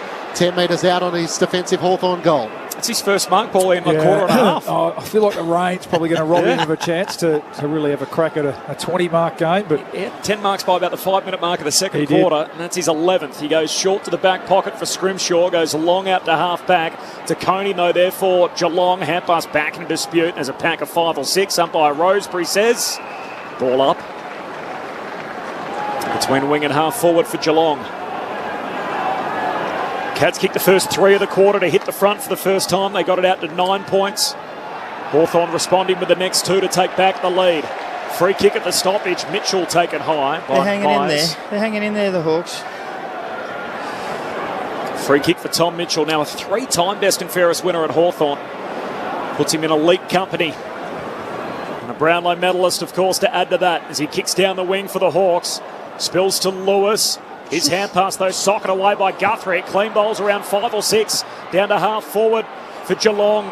Hawthorn, though, win it back. Hand pass from Nash to Scrimshaw. Sockers into the middle of the G. Got through a couple. McDonald picks it up. Kick. That's a horrific kick off the side of the boot. Slips away to Stewart at half back for Geelong.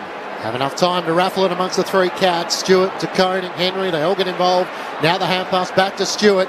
Kicks up to the southern wing. Blitzhavs the target. He takes the mark at a 2-on-1. against Phillips. Kick looking for Selwood. Lunging hand, Nash couldn't stop it. Selwood gathers, hand pass to Guthrie over the top to Parfitt. The Cats move it from end to end. He's 50 metres out and he's got Stengel all on his own. He marks directly in front, 25 metres out, stands, snaps, goals. Stengel with his third. Jeez. And the Cats are back in front by 4 points. An arm wrestle in this third quarter. 10-8-68 to the Hawks, 10-4-64. 20 minutes gone, third term on ABC Sport. Well, they've been looking for a small forward who kicks goals, and Stengel's the one who's come through from South Australia, and he looks really good. He's smart, knows where to get to. He's in the right spot when you need to. He lost his man completely there, and that was the part that gets me. He bobbed up out of a sprinkler there, there, he did, yeah, but all of a sudden, but that's the smarts of some. Once they turn it over on the wing and all of a sudden it goes into the middle of the ground, Stengel's there on his own. Easy goal, but 3 goals for small forward, really good stuff. Third lead change of the game as well. Tyson Stengel kicked 4 here in round 1 against the Dons. He's kicked just 1 goal in the 3 weeks since then. On his way to a little bag today with 3. Back in the middle of the ground, it's Parfitt, first possession from the restart. Kicks to centre half forward. Cameron went early. He got pushed. Free kick for Jeremy Cameron, went flying through the sky before the ball dropped. Well, they finally found out that you get the push in the backs in the rules. Oh, gee, I don't know how much force was on that. Cameron went leaping forward. Sicily penalised. I've seen 3 or 4 this weekend that are worse than that. Didn't been paid. Yeah, it's a forwards game at the moment. It is, isn't it? Cameron, a true centre half forward, kicks from the paint of the 50. That is a hammer blow. Through it goes for his third. Another goal off the back of a free kick. And Geelong now lead it by 10. It's their high water mark for the afternoon. 21 minutes into the third term. The Cats 11-8-74. Hawthorn at 10-4-64. Yeah, and off the back of another centre clearance, wasn't it? Just the quick kick forward, which is the order of the day. And letter of the law, the hands were there. It's just, we've seen some paid, some not paid, haven't we, over the last couple of weeks. But I'd like a clear view of what is actually happening in this area. Yeah, well, I think if the force is enough, I think they have to pay it. And that one's probably maybe there. Yeah, it was such a big turnaround, isn't it? The mark for Sicily. I reckon he's almost the best set shot kicker in the game at the moment, Jeremy Cameron. Luke Ball with you on ABC Sport. Blitzouts wins down the tap against Kajitsky. Whistle, Hawthorn free kick. Mitchell takes it, hand pass to Ward. Got it back to Kajitsky. Hacks the kick inside 50, just over the head of McDonald. Mitch Lewis brought it to the front, and here's Tui for Geelong. Hand pass back to Henry. Kicks a wobbling kick inside the middle of the MCG. It finds Stengel. Didn't quite hang on to the mark, but gathers. Hand passes out in front of Parfitt. Trying to run onto it, 50 out. Hand pass to O'Connor. Put down your glasses. Mark O'Connor hits the post. Slams into the left goal post. Running full tilt. Geez, the Cats moved that quickly. Yeah, they did. Just the difference, sorry, Clinchy, in composure. The cough up handball on the Hawks forward 50, so they get the ball forward and cough it up with a free handball. The other end, the Cats go bang, bang, bang, and almost make them pay. Geelong have kicked 7 of the last 9 in the game as Hardwick plays on from the kick out and goes short to Frost. Back flank. Looks for Chankwath Jath, who leaps up, can't complete the mark, and close spoils it out of play. They throw in on the southern wing. And they kick 5-2 this quarter, which separates them. 3 lead changes all in this third term. 23 minutes travelled in the quarter. Geelong currently by 11. For the boundary throw-in. Blitzarves knocks it straight down in front of Parfitt. There's another whistle, another free kick, and again it's going Geelong's way. Against Warple with his hand over the shoulder of Parfitt. He sends it deep inside 50 again. Frost and Hawkins tangle. Hawkins nudged underneath it. Frost paid the mark. Switches out to Harry Morrison, who runs onto it left half back. Good chase in the end. Was put on offer by Jezza Cameron, and it was enough to force him to spray the kick wide out on the full. Great chase by a 6'5" bloke. Just watching, he did grab his wrist as he awkwardly landed on the synthetic after the grass. Seems to be okay though. Jed Buse is going to take the free kick for Geelong. Between wing and half forward comes Import on the bounce to Myers. Wanted to give it back to Buse. He'd already ran past him. Just not quite on the same page. And the hand pass goes out of play for a throw-in. Cats by 11 points. Best set shot in the game, Jeremy Cameron Bawley. You're going to give me some numbers that... Here we go. No, I'm interested in... Yeah. No, well, I think he is, yeah. I think if you had someone to kick for your life at the moment. Very few. Have you got the numbers? Very few of... Oh, well, for the year, he's 12 goals, 6. But, yeah, I think it's I think his teammate, Tom Hawkins, will be in the conversation as well. I reckon he's a more consistent kick, Cameron, in terms of how he hits them. Mitchell goes long off a half-back for the Hawks, kicks it down to half-forward, but it's turned over. Here's Atkins for Geelong. Goes along the boundary line. O'Connor and Mitchell both there together as they have been for much of the day. Mitchell's hand pass back inboard. Duncan clever, just taps it out towards Selwood's advantage. Close on the bottom of the pack. Ump lets them go. Mitchell shovels it out away towards Warple. He kicks to Bruce. That's what you got to do. Marks on the wing, goes long in the Gunston direction. 1-on-1 with Henry. Gunston can't mark, keeps his feet. Geelong with numbers back to lend a hand. Tui hand pass to Stewart and kicks to Atkins on the back flank. Cats by 11, 25 played in the third. It's lost a bit of their structure, the Hawks, this quarter. The 5 forwards getting caught up the ground too much. A couple of times they've gone forward to a 1-on-3 and it's just playing into Stewart, Henry, Tui's hands. Floodlights on, raining here at the MCG. Atkins kicks up to the wing. Stanley gets rid of Kajitsky and takes the mark. He's a big boy, Stanley. Just pushed him out of the way. Now 31 years of age, Reece Stanley, playing in his 167th game. The former Saint Cat kicks long towards half forward. Jaff underneath. Hawkins is a bit ginger and he almost took a step in front of the mark. No, 50. I don't think he stood. Moved his foot. He was in pain with a hand up. I'm not sure he was fully conscious of what he was doing. Jaff's off with a dash. Back to Scrimshaw. Almost sold him into traffic as Dangerfield was looming. Back to Jaff. Away he goes, bounding out of defence. Looks up to the southern wing. Won't get some more. Turns it over. Tui takes the intercepting mark for Geelong. Tui goes quickly towards Isaac Smith in the pocket. He leaps up, can't complete the mark. Hawks with the numbers at the drop. Hardwick to Jaff. His kick smothered. Still gets its way to Phillips on the back flank. Hand pass to Newcomb. Oh, he spins into his teammate.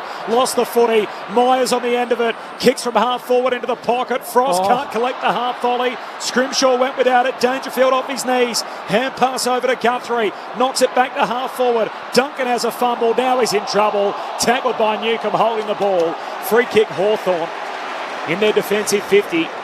And Newcomb can get up and quickly switch it over to half-back. Scrimshaw should run onto the loose footy. Got time to gather and give the hand pass to Ward on half-back for the Hawks. Bumped as he got his kick away by Close. A good lunging tackle. And as a result, the kick was wide of Bruce and goes out of play.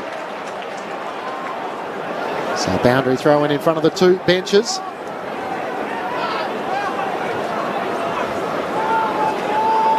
Geelong leading by 11 points. Toss back into play. Kajitsky in front position. Taps it straight to the front, but Selwood's there for Geelong. Ricochets out of his hands.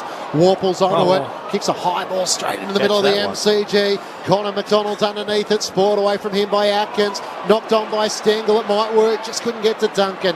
Mitchell got back there first for the Hawks. Hand pass to Jaff. To Impey. Kicks out to the southern wing. O'Meara 1-on-1 with Stewart. O'Meara tries to tap it to the advantage of Dylan Moore. Stewart right there with him, eventually sees the ball out of play. Spending a lot of time forward, Jago O'Meara. 10 possessions today. He's kicked the goal, but it's interesting, isn't it? They've gone for more Newcomb and Warple even as the sub in the middle of the ground. Keep an eye on Tom Hawkins, landed awkwardly on his knee. He's staying out there, but just trying to push through it at the moment. Still in the forward line for the Cats as Selwood's hand pass to Close. He's locked up by Jaff and will have a ball up on the southern wing. A pretty heavy paid forward line with Cameron, Dangerfield and Hawkins. Guthrie off his backside, hands it out to Stanley. Hand pass down the line to Smith. He fumbles the greasy footy over the boundary. We'll have a throw in still on the southern side. 11-point lead for Geelong. They hit the front for the first time at the 4-minute mark of this third quarter. Fell behind again. They've kicked the last two of the game to now lead by 11. It's their biggest advantage of the game. From the throw-in, Stanley knocks it out to half forward. Duncan gets it, spins onto his right boot and hits up Dangerfield. 15 metres away, put it straight on his chest.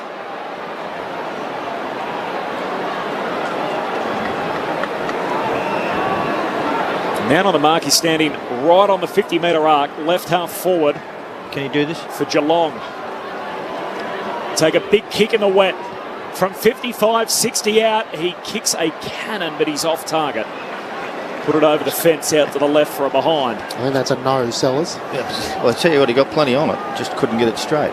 Cats by 2 goals, 11-10 to 10-4. Half-hour mark, third term. We found out he's got a couple of flaws. A bit like your one-wood, Sellers. Very much like it. No good. Long bit in the trees. No. Brings the Hawks back into play. Kicks to half-back. Mitch Lewis takes a good mark. Moves the ball around the outer wing. Finds Warple for Hawthorn. Hand pass inboard to Scrimshaw. Now to Phillips. Kicks to Jaff. Takes the mark at the back edge of the centre square. Over the top, the hand pass to Impey. Hawthorn trying to spread Geelong laterally wide. Now to Shields. Works it up to Connor McDonald, who has it between wing and half forward. This is their problem. Has O'Meara free, spots him, kicks towards him, now spoiled away by Tui, sliding in Bruce, couldn't get a clean hand pass away. Oh, he's got another one. Warple tackle down low. No. Oh, I thought he played the high tackle. I thought he was going to play the high tackle. He did. He tried to get a... Didn't blow his whistle. Good decision, actually. Yeah, it was good. Sliding in Isaac Smith there. Jess Webster on the boundary. Jack Henry's in a bit of trouble on the Cats bench. He's just gone down into the rooms. They were looking at his left foot. He took the boot off and they had a bit of a look at it. Now into the rooms. Colin Jasney's warming up on the bench. Quick free kick and ball movement from the Cats. Duncan hits up Cameron, who marks at centre half forward. The mark will be paid. Bang bodies with Sicily. Can he kick this? Yep. He's generous with it. I thought he took that on the square. Yeah. Sicily's got his heels on the 50-metre line. Poor attention to detail from Sicily even. You're not allowed to talk back. Can't move. Well, that's true. Yeah, you can. He's gun shy, isn't he? Want to give away another 50. Jeremy Cameron, he was hurt this time last year, missed the Easter Monday game. He kicks it into Sicily on the mark. Ricochets into the centre square. Dylan Moore soccers it forward. There's plenty of Cats back. They've held their shape well. Gee, that's hard to say fast. As he kicks out to the wing and Duncan takes the mark for the Cats. Duncan's going to retreat back by foot. Back to Stewart inside the defensive 50. Switch it out to De Koning, who marks it left half back. Isaac Smith's on a long lead. He'll honour that and send it wider still to the southern stand wing. Smith has had a pretty good game. Kicks inboard and Cam Guthrie takes the mark. Just trying to hold on here. Hawks not concede one. It's been a pretty dominant third quarter from the Cats. Pushed all bar 2 players defensively behind Atkins, who's going to kick to Selwood. He marks in the centre circles in the middle of the MCG. The Cats skipper back after missing last week. Long kick towards Dangerfield. Couldn't take the mark. Parfitt crumbed it beautifully. Tackled by Hardwick though. Now Hawthorn with a bit of an issue as Dangerfield dives on top. Signalling for the holding the ball free kick. The umpire says he'll throw it up 35 metres out from the Cats' goal at the city end of the MCG. Geelong by 12. Hawkins doing the ruck work, knocks it to the top of the goal square. Shields pushes it to the boundary line. Impey grabs possession and is helped over by Cameron. Smith, rather. Sorry, Cork. Structure at these stoppages, the Hawks, they leave the whole goal square free. I agree. They've got to get someone back, especially in weather like this. And Hawkins in the ruck. Had one goal already bounced through today. Waning moment to the third term. Hawkins pushes it out in front of the Parfitt, trying to soccer it through. Closest hand pass, got it to Hawkins in the vacant goal square right as time expired. And saves them 6 points just in the nick of time. The three-quarter time siren. Geelong win the term and they conceded the first 3 goals of the game before they touched the footy. It was Hawthorn by 18 early. They then led by 23 at quarter time on the back of a 5-goal to 1 quarter. But thereafter, the Cats have pegged them all the way back. They kicked 5 goals to 3 in the second quarter. And in that third term, they kicked 5 goals to 2 to hit the front on 2 separate occasions. 3 lead changes in the quarter. At three-quarter time, it's Geelong by 12. 11-10-76, Hawthorn 10-4-64. The goal kickers for the Cats, 3 each to Cameron, Stengel and Hawkins. Hawkins now with 16 for the year, so he's the equal Coleman medal leader. After 5 rounds, 1 for Holmes and 1 for Dangerfield. While for Hawthorn, 4 for Dylan Moore. They all came in the first half. 2 for Gunston and Lewis. 1 each to O'Meara and Bruce. 5 individual goal scorers for both sides. So the Cats leading by 12 points at three-quarter time. This is all unfolding on ABC Radio and ABC Sport Digital. This is Grandstand AFL. The election. It's easy to get lost amongst the polls, policies and pledges. If only there was a way you could make more sense of it. Bridget Brennan from ABC News has an election hack, a way to find out how your views compare to the major parties. Go online to Vote Compass, answer a few quick questions. You may be surprised where you stand on the political spectrum. Vote Compass, exclusive to the ABC. Go to abc.net.au/Australia Votes. The 2022 AFL Premiership season. Grandstand AFL on ABC Radio and ABC Sport Digital. Now a chance in transition for the Cats. What a kick. Onto the chest of Jeremy Cameron, who marks it right half forward. This would really hurt. Jeremy Cameron in his first Easter Monday clash. He bangs it through. Sneaks it inside the goalpost for the first major of the second half. Boundary throw-in comes down to Dangerfield. Extracts it to Stengel, who dribbles it through for a goal. And for the first time today, the Cats are in front. Shields with a hand pass to Gunston for the Hawks. 50 from home. Great kick. Great kick. Working back, Mitch Lewis takes the mark. 15 metres out on a 45-degree angle. He's going to step across his body, one step out, snaps despite the lunging effort of Stewart, and kicks his second. Back-to-back goals for the Hawks in quick succession, and they're back in front. The Cats move it from end to end. He's 50 metres out, and he's got Stengel all on his own. He marks directly in front, 25 metres out, stands, snaps, goals. Stengel with his third, and the Cats are back in front by 4 points. An arm wrestle in this third quarter. This is the 2022 AFL Premiership season. On ABC Radio and ABC Sport Digital. Three-quarter time at the MCG on this Easter Monday. It's Geelong leading by 12 points, 11-10-76 to the Hawks, 10-4-64. On the SMS, 0437 774 774. Michael says it was a disaster for the Hawks, losing another ruckman. Structure has changed since Reeves went off and let Geelong get back into it. Going to be tough for the Hawks for here, but as long as they remain competitive, I'll be happy. And M from Melbourne. Happy Easter to everyone. Loving watching the Hawks so far. The thoughts of Luke Paul and Mark McClure, your experts on ABC Sport. Well, it's a good point from the call. It has been noticeable, not only at the centre bounce, where majority of the time Geelong have been able to be more proactive and get yardage and get their first hands on the footy, but also for that quarter, I commented a couple of times, they lost their structure forward of the ball, the Hawks, with the extra tall down, and Geelong were just able to hold their defence and set up behind the ball, and Stewart was really impenetrable in a way that quarter. He was terrific. Fabulous. And him and Henry was better too, and Tui were able just to repel, sit back and almost take some uncontested marks and repel any Hawks forward foray. So, and it was also a reaction, I think, to the Hawks being under pressure, feeling like Geelong were on top through the middle of the ground, so they're forward needing extra support up the ground, and trying to stem the scoring. So they were able to do that late. It did feel like Geelong were going to kick away. It managed to minimise the damage a bit. It's only 2 goals, so it's very much in range. I think in order to win this game, Sam needs to back his forwards in, to stay at home, or back his mids in more to the point. So, okay, we're going to give you guys a crack at it, one-on-one around the footy. Go and beat your opponent, get the ball forward. We'll hold our forwards a bit, so Stewart isn't sitting back by himself and able to impact the play. Try and create a contest, get the ball to ground, and then see if Moore and Brewster and these sort of guys can get on the end of a few. But the more that sort of quarter went on, it did feel like Geelong, and they were just cleaner. I felt they were just much cleaner around the ball, weren't they? Stewart stands ran out. at 100%. That's right. Stewart, Selwood, Duncan, Guthrie, 100%. All these guys are just hitting the target all the time, and it made it easier for them. By hand as well, yeah. So 17 to 10 inside 50s. That's a bit of a push hard for the Hawks. They were under pressure the whole quarter. Yeah, they were. Yeah, so absolutely can't question their effort. They've had a real crack. Been pretty good. They were just holding up the damn rule a bit at the end of that quarter, but they get to reset and go back out. I'd love to see him hold those forwards and back those mids in to try and get some supply and hit the scoreboard early. See, they lost the centre bounce too. Clearance 15-11. So they just continued to lose. It's sort of just creeping away from them at this stage. They got down to 2 goals. It was 5 goals to 2. That quarter they kicked against them.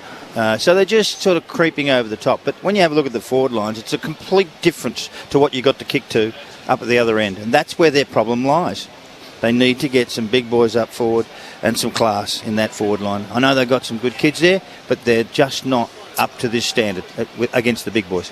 Certainly learned that quarter, Cameron, didn't he? Yeah, sure did. And Hawkins is always there. He's a always a threat, but Cameron's moving really well, so he's one to keep an eye on this quarter. Sicily's dropped off, Tad. He hasn't touched the ball hardly in a sense. He's had a few touches, but his marking's down to 11. He's still at 11, and that's where he is. So all of a sudden, his intercepts have been taken away from him because you know where? Cameron's taking him up the middle.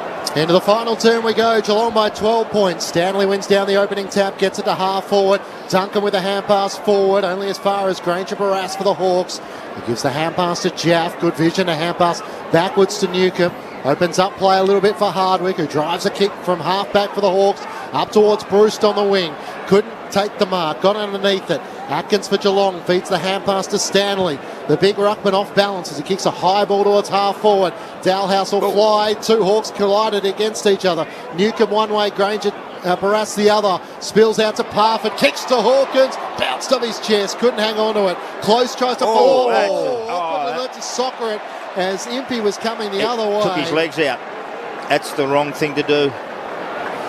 So Impey was charging out of defence, sliding in, was close, trying to sockle it. I mean, normally it would be contact below the knees. Yeah, that's a bit stiff because Close is trying to kick it off the ground. He loses his footing. So, I think that's a good decision in the end, but nothing much. I didn't think Close did anything wrong there. It was the right decision. Yep. Sicily out to Lewis at halfback for the Hawks. Oh, Lewis goes very short, just got it to Morrison, who takes the mark, moves it on quickly to Mitchell. Short kick down the wing to O'Meara. Fist comes from Stewart and knocks it out of play. A boundary throw-in right on halfway on the southern wing. You mentioned O'Meara playing forward, Paulie. Is that a knock-on effect of Kazitsky playing in the ruck?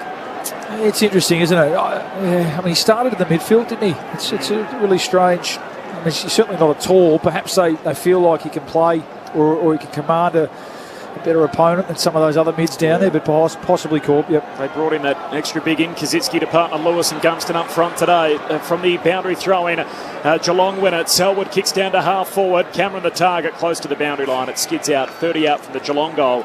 Jess Webster on the boundary. Jess. Geelong have made their medical substitute. Colin Jasney is coming into the game for Jack Henry. So Jack Henry out. Jess mentioned there was a drama there late in the third. We'll tell you more about it as the quarter progresses. 2 minutes into the final term, Cats by 12 points. Geelong into attack. Hawkins doing the ruck work against Nash. Taps it to the front. Trying to get it to Cameron. Couldn't get a disposal away. Tom Mitchell picks it up for Hawthorn. Hand pass to Newcomb. Drives a long kick to the southern wing. Getting a hand on it was Moore, who spoiled it away from Atkins, but Geelong have the numbers. Tui's able to gather. Hand pass to Stewart. Trying to cut around a few. Just got past Moore's lunging tackle. And Jed Hughes receives it. Hand pass to the run of Isaac Smith. Long kick inside the 50. Hawkins one-on-one. In fact, it was Parford who was there with Granger Barras. Had it spoiled away as he lost his footing and racing after it.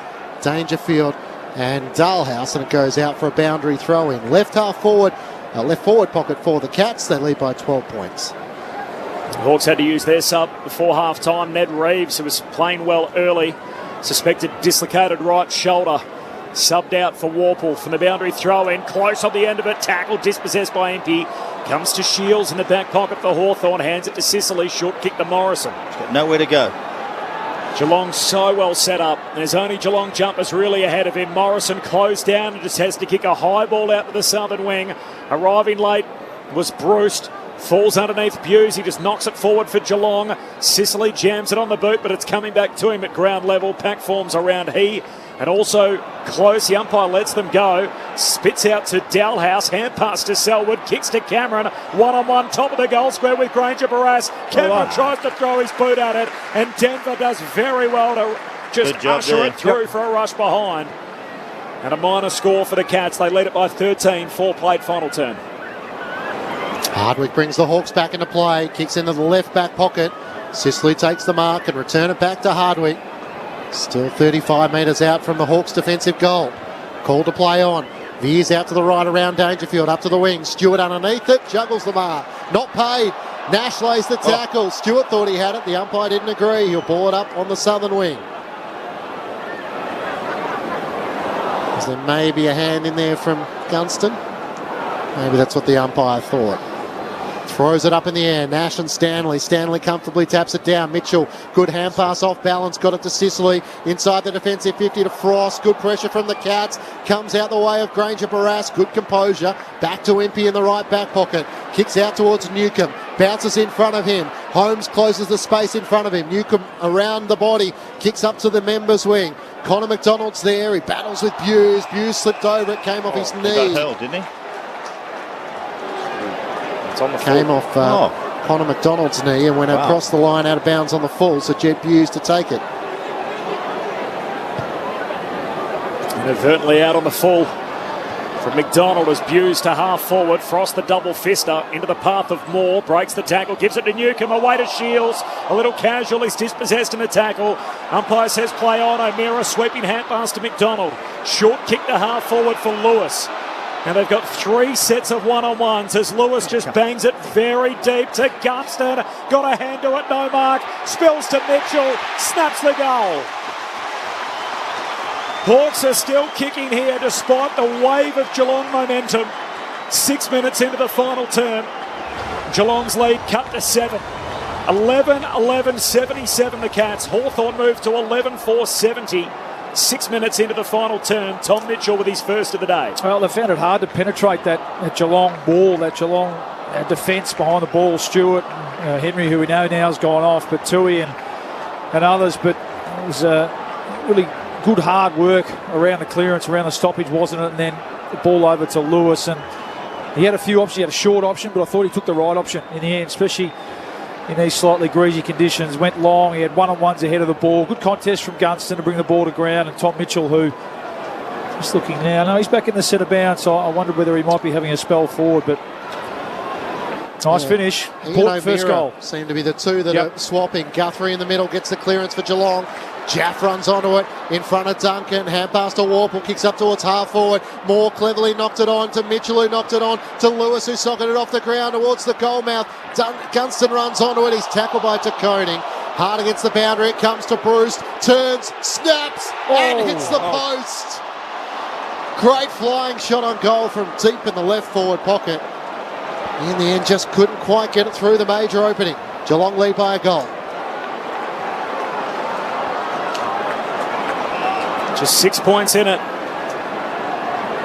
12th Easter Monday blockbuster between these two teams since it became an annual event. And 5 of them decided by single digits. College Jasny out of the defensive arc to O'Connor under pressure. The tackle from Kaczynski hands it straight to Newcomb.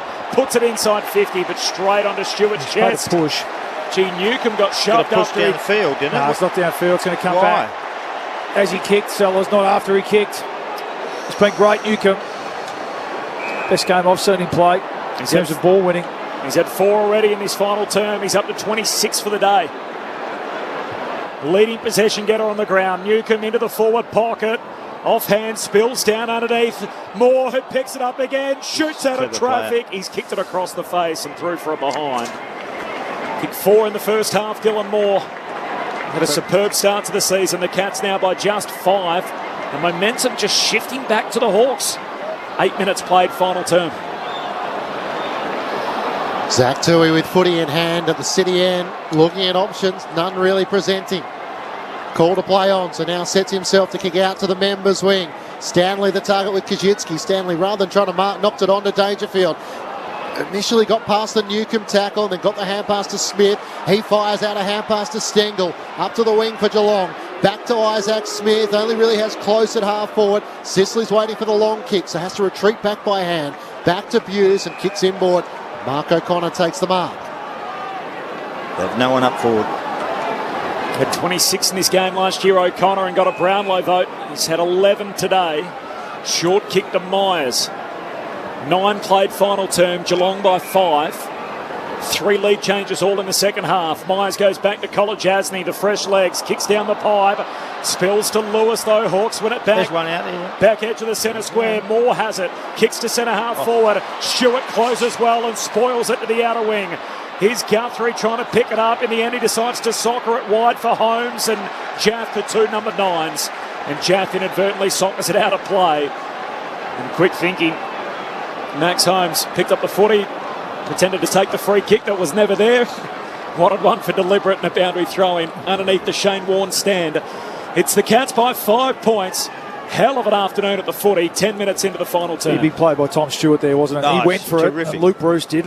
And it looked like he was in the best position. But it's been great, Stewart, in the second half. Blitzav's down to the front, but straight to O'Meara. Got the hand pass to Morrison and now to Mitchell. Kicks long inside the 50. Gunston with a couple to compete against. Gets to the back, off the hands of the Koenig. Turns and goals. Pure instinct. Jack Gunston kicks his third. And the Hawks are in front by a point. 2 goals to none to start the final term, which is now 10 minutes old. Quick as a flash, Jack Gunston. Great turnaround. This is an unbelievable turnaround when you think about this young side, the Hawks side. They've battled. They've been over. I reckon there's more talent in the opposition team by far, but they've just hung in there and hung in there. They've been bashed around for a quarter. They had 5 goals kicked against them in the last quarter to 2, and they're just standing up now, putting some pressure on the opposition. More pressure on the Cats now. They've got to score, so they've got to force it. They've got to make it quicker. They've got to move the ball. And now the Hawks can just hang around, hold the ball, control it for a little while, make certain they don't give anything away, and no more penalties. 4th lead change, Hawthorn by 1. Blitzarves in the middle, grabs it out of the ruck, tumbles a kick to half forward for Geelong. Hardwick knocks it down towards Morrison. Clever work from Holmes, taps it between his legs. Scrimshaw races after it, first there for Hawthorn. Gets a hand pass back to Hardwick.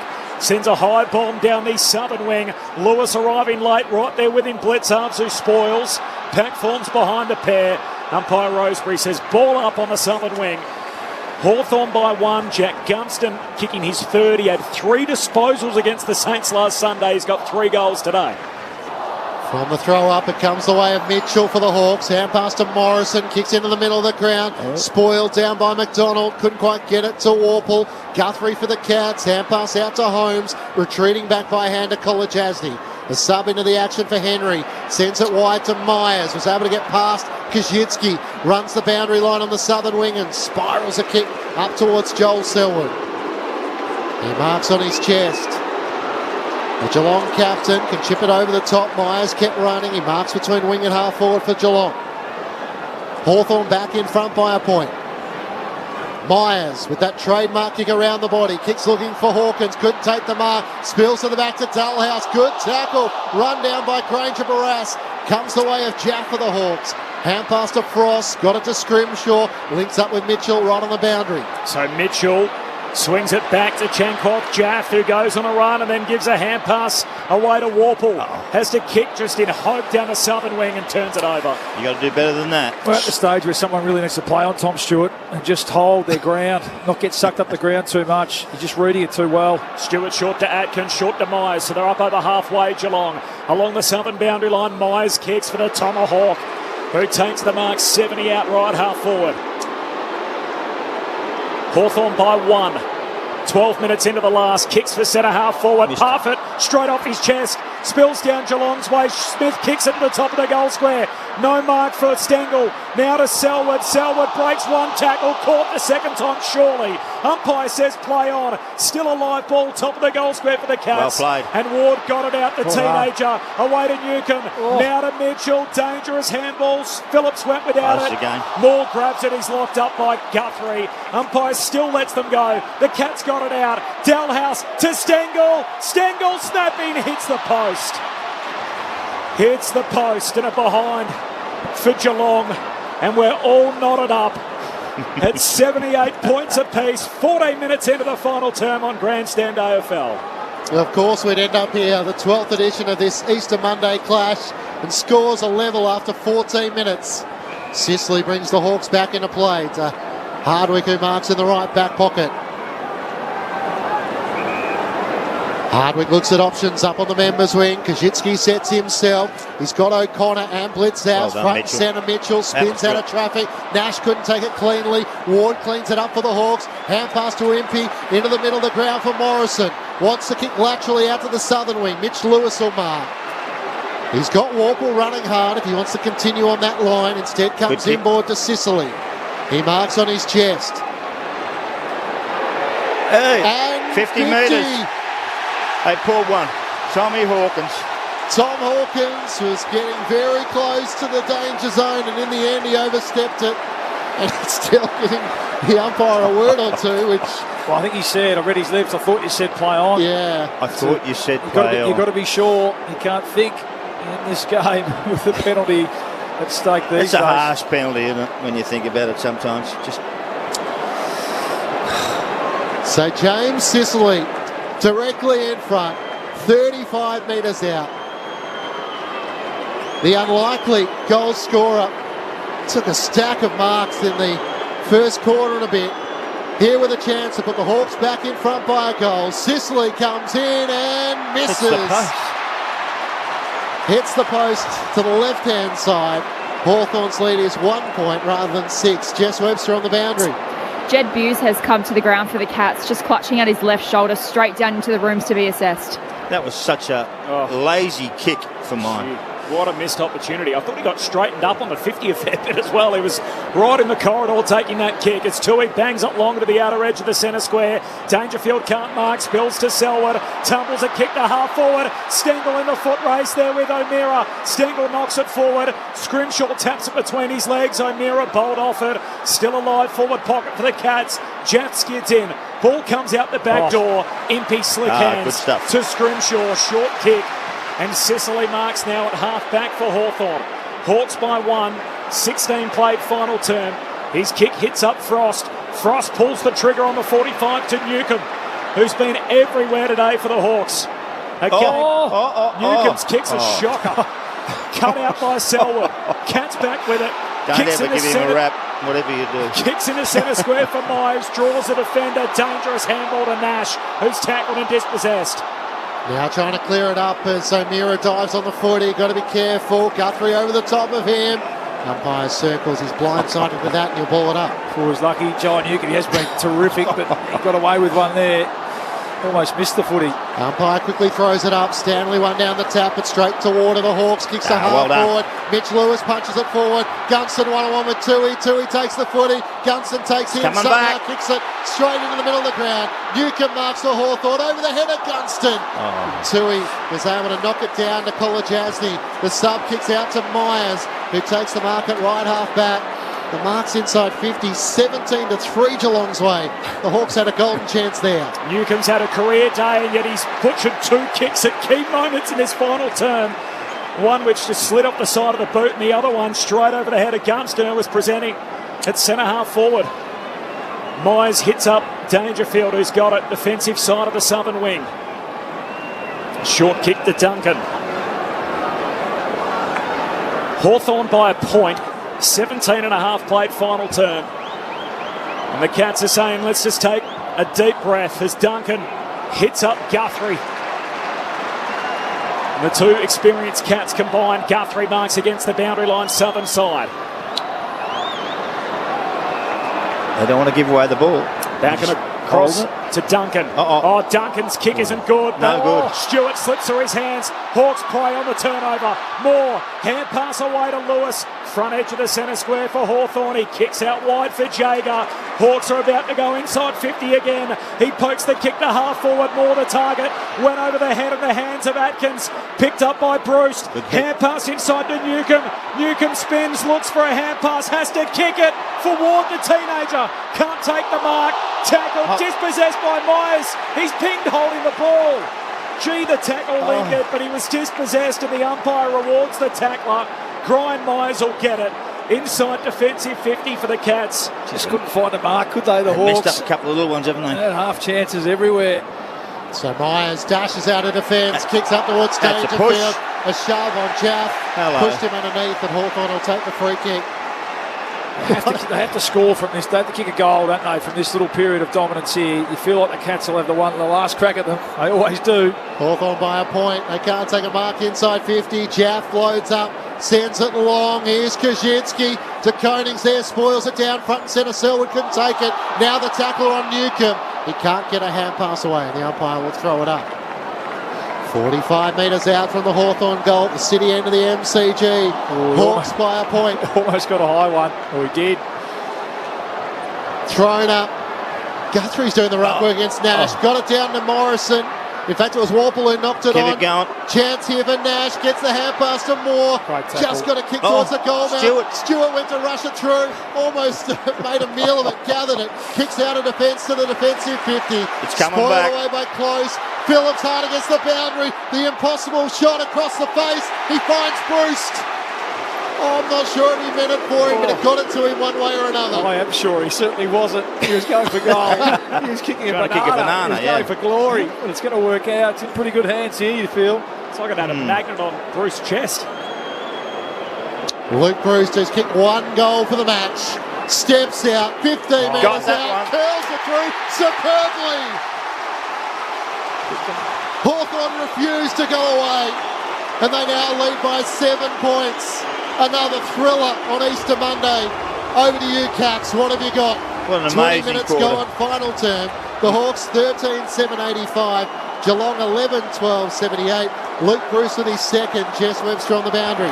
Good news for the Cats. Jed Buse is back on the bench. He's got his left shoulder strapped now. He'll go back out onto the ground. And this crowd down here is going absolutely nuts. It's such a fantastic atmosphere. It's got to go right down to the wire. 3 goals to none for the last quarter. The actual Hawks never looked like it at some stages, but in the last bit they've just found something. They just found a little bit of spirit, and they won't be denied, I can assure you. That was a really good banana kick. Not so certain about the pass, but it doesn't matter how you get them, as long as you get them, and that was brilliant by Bruce. Geelong led by 12 at three-quarter time. It's now Hawthorn by 7, 21 minutes into the last. Selwood sweeping hand pass over to Duncan inside the centre square. Cats get the break out to half forward, and a great mark for Izzy Smith. Looking over his shoulder, he pokes the pass to Cameron, and Cameron marks it left half forward. The man on the mark will be 45 out. And the boundary line only 5 metres away on Cameron's left. There's the quality out of the middle. Selwood to Duncan, Isaac Smith. Beautiful little pinpoint pass into Jeremy Cameron. We've got a good view of this one, Sellers. Got a bit of a view. Kicked 6 the last time he was on the G, including 4 of their last 8. And they come big from goal, behind isn't it? victory over Collingwood. It's a big goal if he gets it. Huge set shot. He's got 3 already. Jeremy Cameron. He's put it across the face of goal, still live next to the behind post, and it's killed dead. Leaping up and whacking it through, Granger Barras. The man who turned just 20 yesterday puts his fist through it, and Hawthorn lead by 6 points. 22 played in the last. They're doing a lot of things right. Yes. They're doing a lot of things right. Only the one draw in history between Hawthorn and Geelong.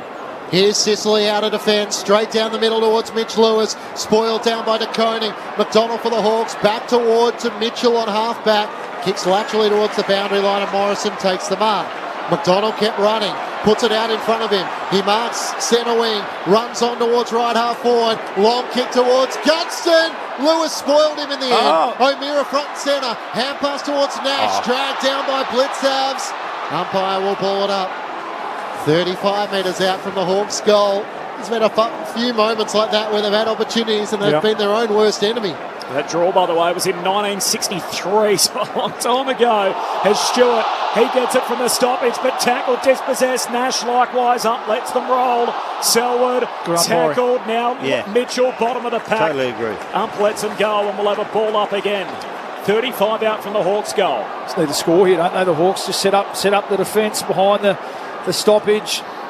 Shouldn't be any easy exits here for the Cats.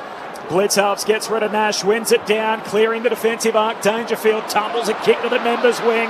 Cameron goes at it hard in the other direction. Steals it away from Granger Barras. Hand pass over to Stanley in the foot race with Jaff. Knocked away there by Hardwick. Hand pass to Morrison. Hawks win it. He got it from Warple, and Morrison's away on the boundary line. He looks up. Mitch Lewis is on the lead. Puts it in that direction. Kolajassi right next to him. And Lewis cannons into the fence. That's nasty. He gets up and seems to be okay, but going at full tilt with Kolajassi right there with him, there was no brakes to be put on. There's not much given that fence either. There's a bit of rubber there. Tiny bit. So the Hawks have it at right half forward. They lead by 6 points. 24 minutes gone, final term. Blitzavs in the ruck, taps it down straight to Morrison or Hawthorn. Dribbles a kick to half forward. Duncan tried to pick it up, could have been tackled with non-possession. Nash kicks inside the 50. O'Meara one-on-one with Stewart. O'Meara emerges, kicks to the goal mouth. It's offline to the right. It's 7 points, an important point. An important point. It means the Cats need to kick 2 scores in, 3 minutes and a bit. What a pulsating game of footy, which doesn't look out of place in the set between these two teams. The kick out is Smith. Hand pass to Tui. Kicks in the middle of the ground. Stanley just volleyball spikes it forward. Half forward for the Cats. Holmes is onto it, the teenager. Hand pass over to Stanley. Stanley kicks inside 50. Cameron down there with Sicily. Sicily goes to ground. No free. Frost stands up with it for Hawthorn. Gives it to Scrimshaw. His hand pass picked off. Here's the milestone man. Parfitt with the biggest goal of the day. He hits the base of the point of the goal post. And a minor score off the boot of Brandon Parfitt. Wow. It's exciting game, this. Straight kick. Sicily into the back pocket for Newcomb. They're out in their feet too. And 50 against Mark Blitzhouse. Fifth of the day.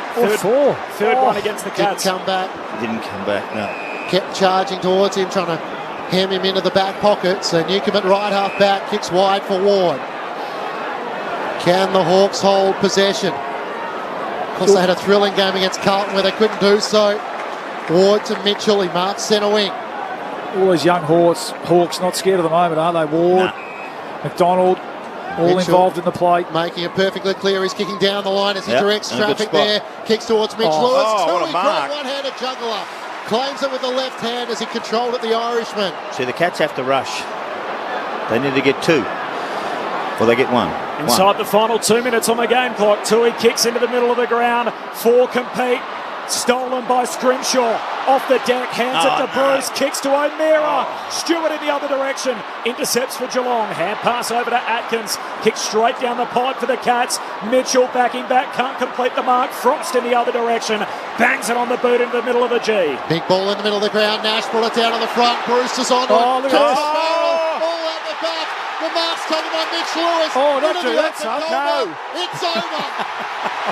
Puts it into the second tier as he took a look back and admired the work. Hawthorn by 12 points. They're going to record a famous victory. What a big ball it was to be won in the middle of the ground by Luke Bruce. And the rest was as she wrote. Mitch Lewis put it into the crowd. 14-8-92 to Geelong 11-14-80.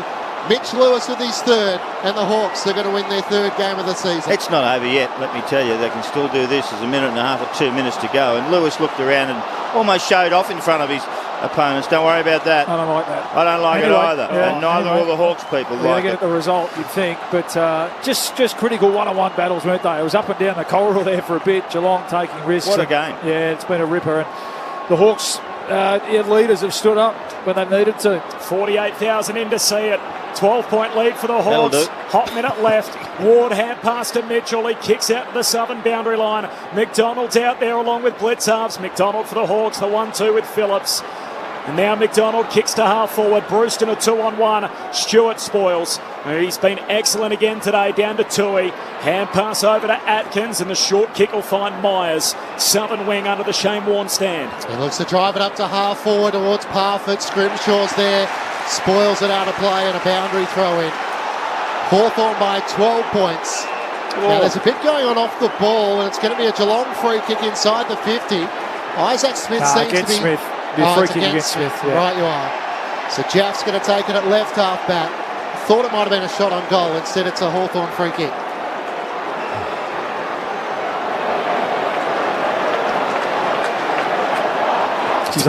They like this, mate, though, the Hawks supporters. Oh, they love it. They love this. They love it. Goes long down the wing. It's intercepted. Kolodjasny takes the mark.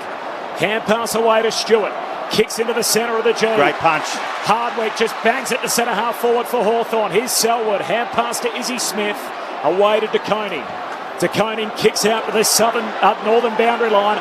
Ball skids in front of Duncan.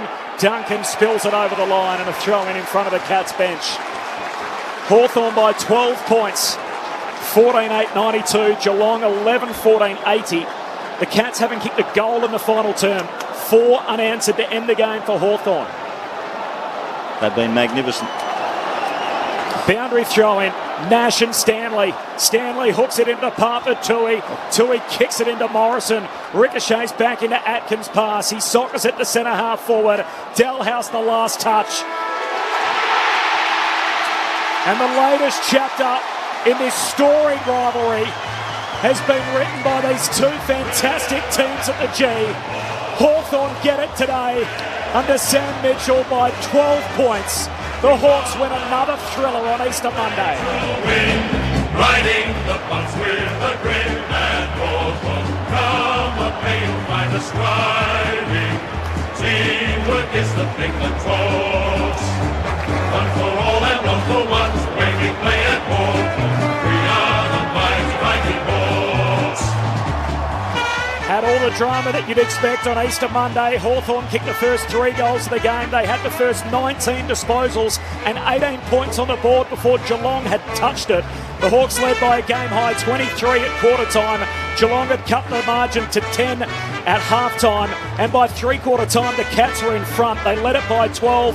There were 4 lead changes all in the second half. And then it was Hawthorn who kicked again. They kicked 4 unanswered goals to finish the game and win it by 2 goals.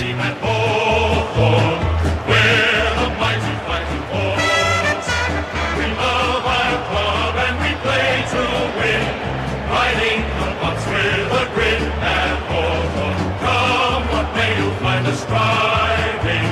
Teamwork is the thing that talks. One for all and all for one's the way we play at Hawthorn. We are the mighty fighting Hawks. The goal kickers, Dylan Moore, kicked 4 all in the first half. 3 for Gunston, 3 for Mitch Lewis, his last the sealer.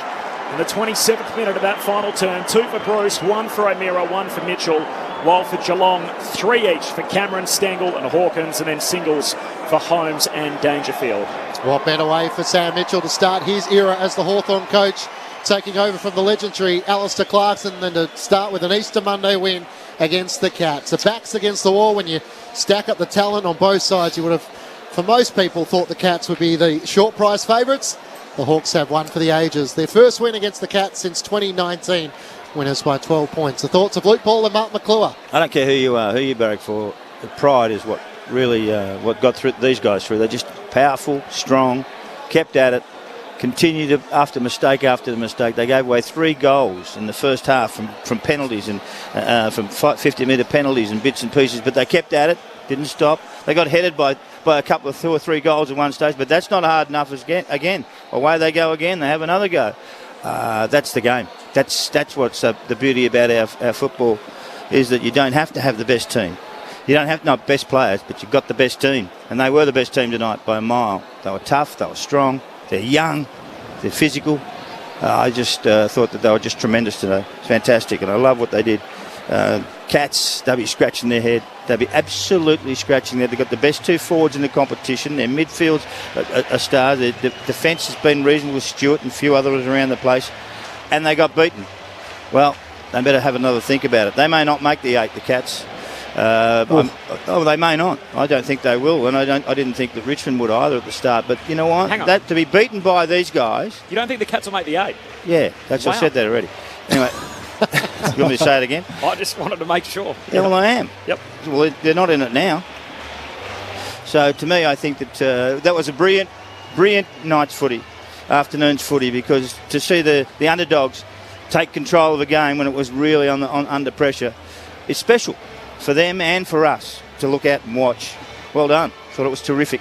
Yeah, they were asked for a response from last week, weren't they? They brought their mouth guards during the week. We spoke about that before the game, and really they set it up in that first 5 minutes. I mean, that's Geelong will rue that. You know, it was 4 goals to nothing before they could get their hands on the footy. So at the end of the day, and it was an arm wrestle after that. They got going, as you'd expect a good side to do, with experienced players and champion players like Geelong were. And I thought, I'll be honest with you, I thought they were 2 goals up at three-quarter time. I thought they'd just go run away with it, but that shows a lot of character.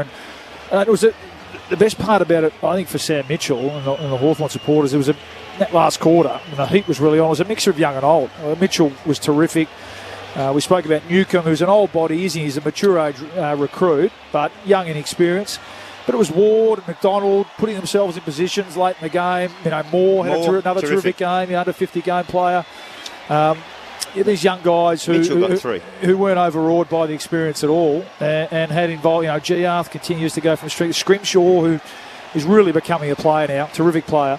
And Lewis kicks the winning goal. So, really good mix and blend of youth, absorbing the pressure of a big occasion against a really quality team, and the experienced players. I mean, Gunston great to see him back. Sicily as well at the other end.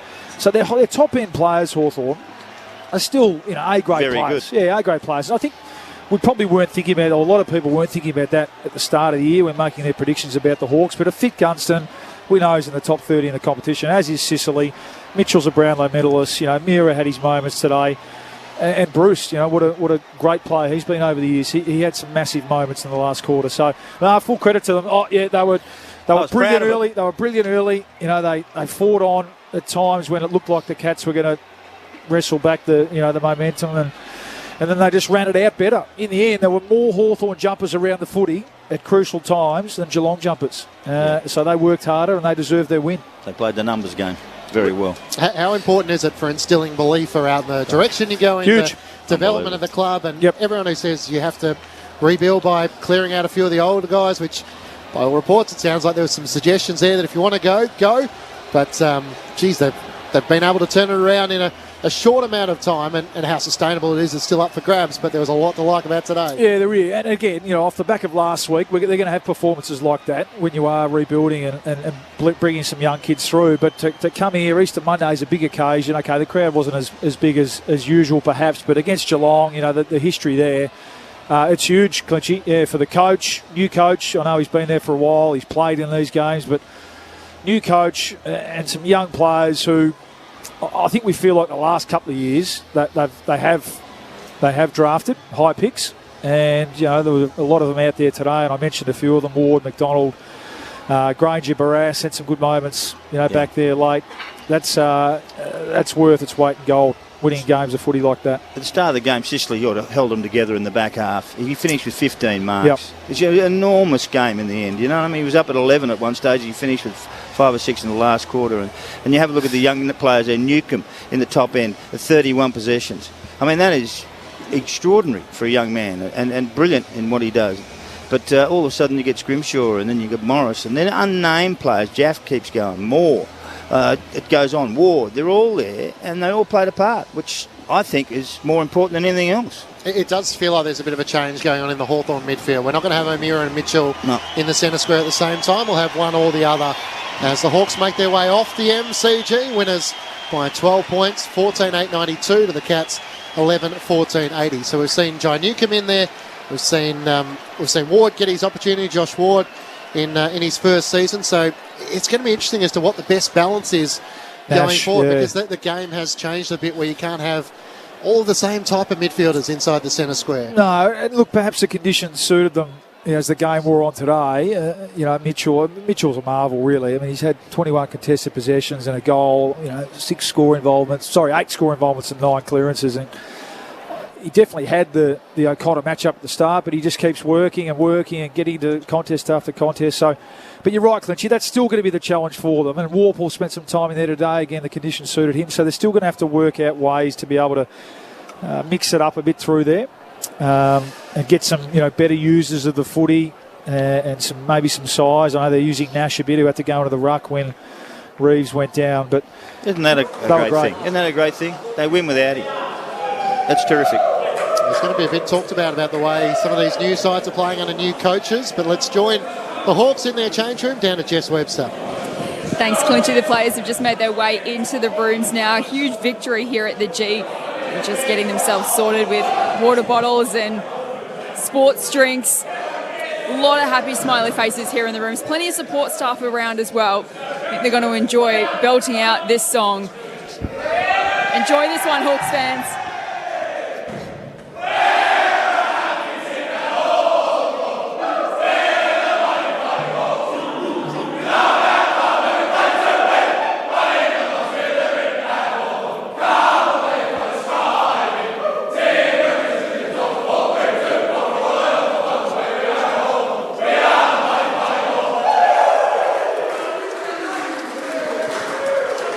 Hawthorn winners by 12 points, 14-8-92 to the Cats, 11-4-80 in front of 48,030 fans. I reckon I had 48,000 around. Did you write them down?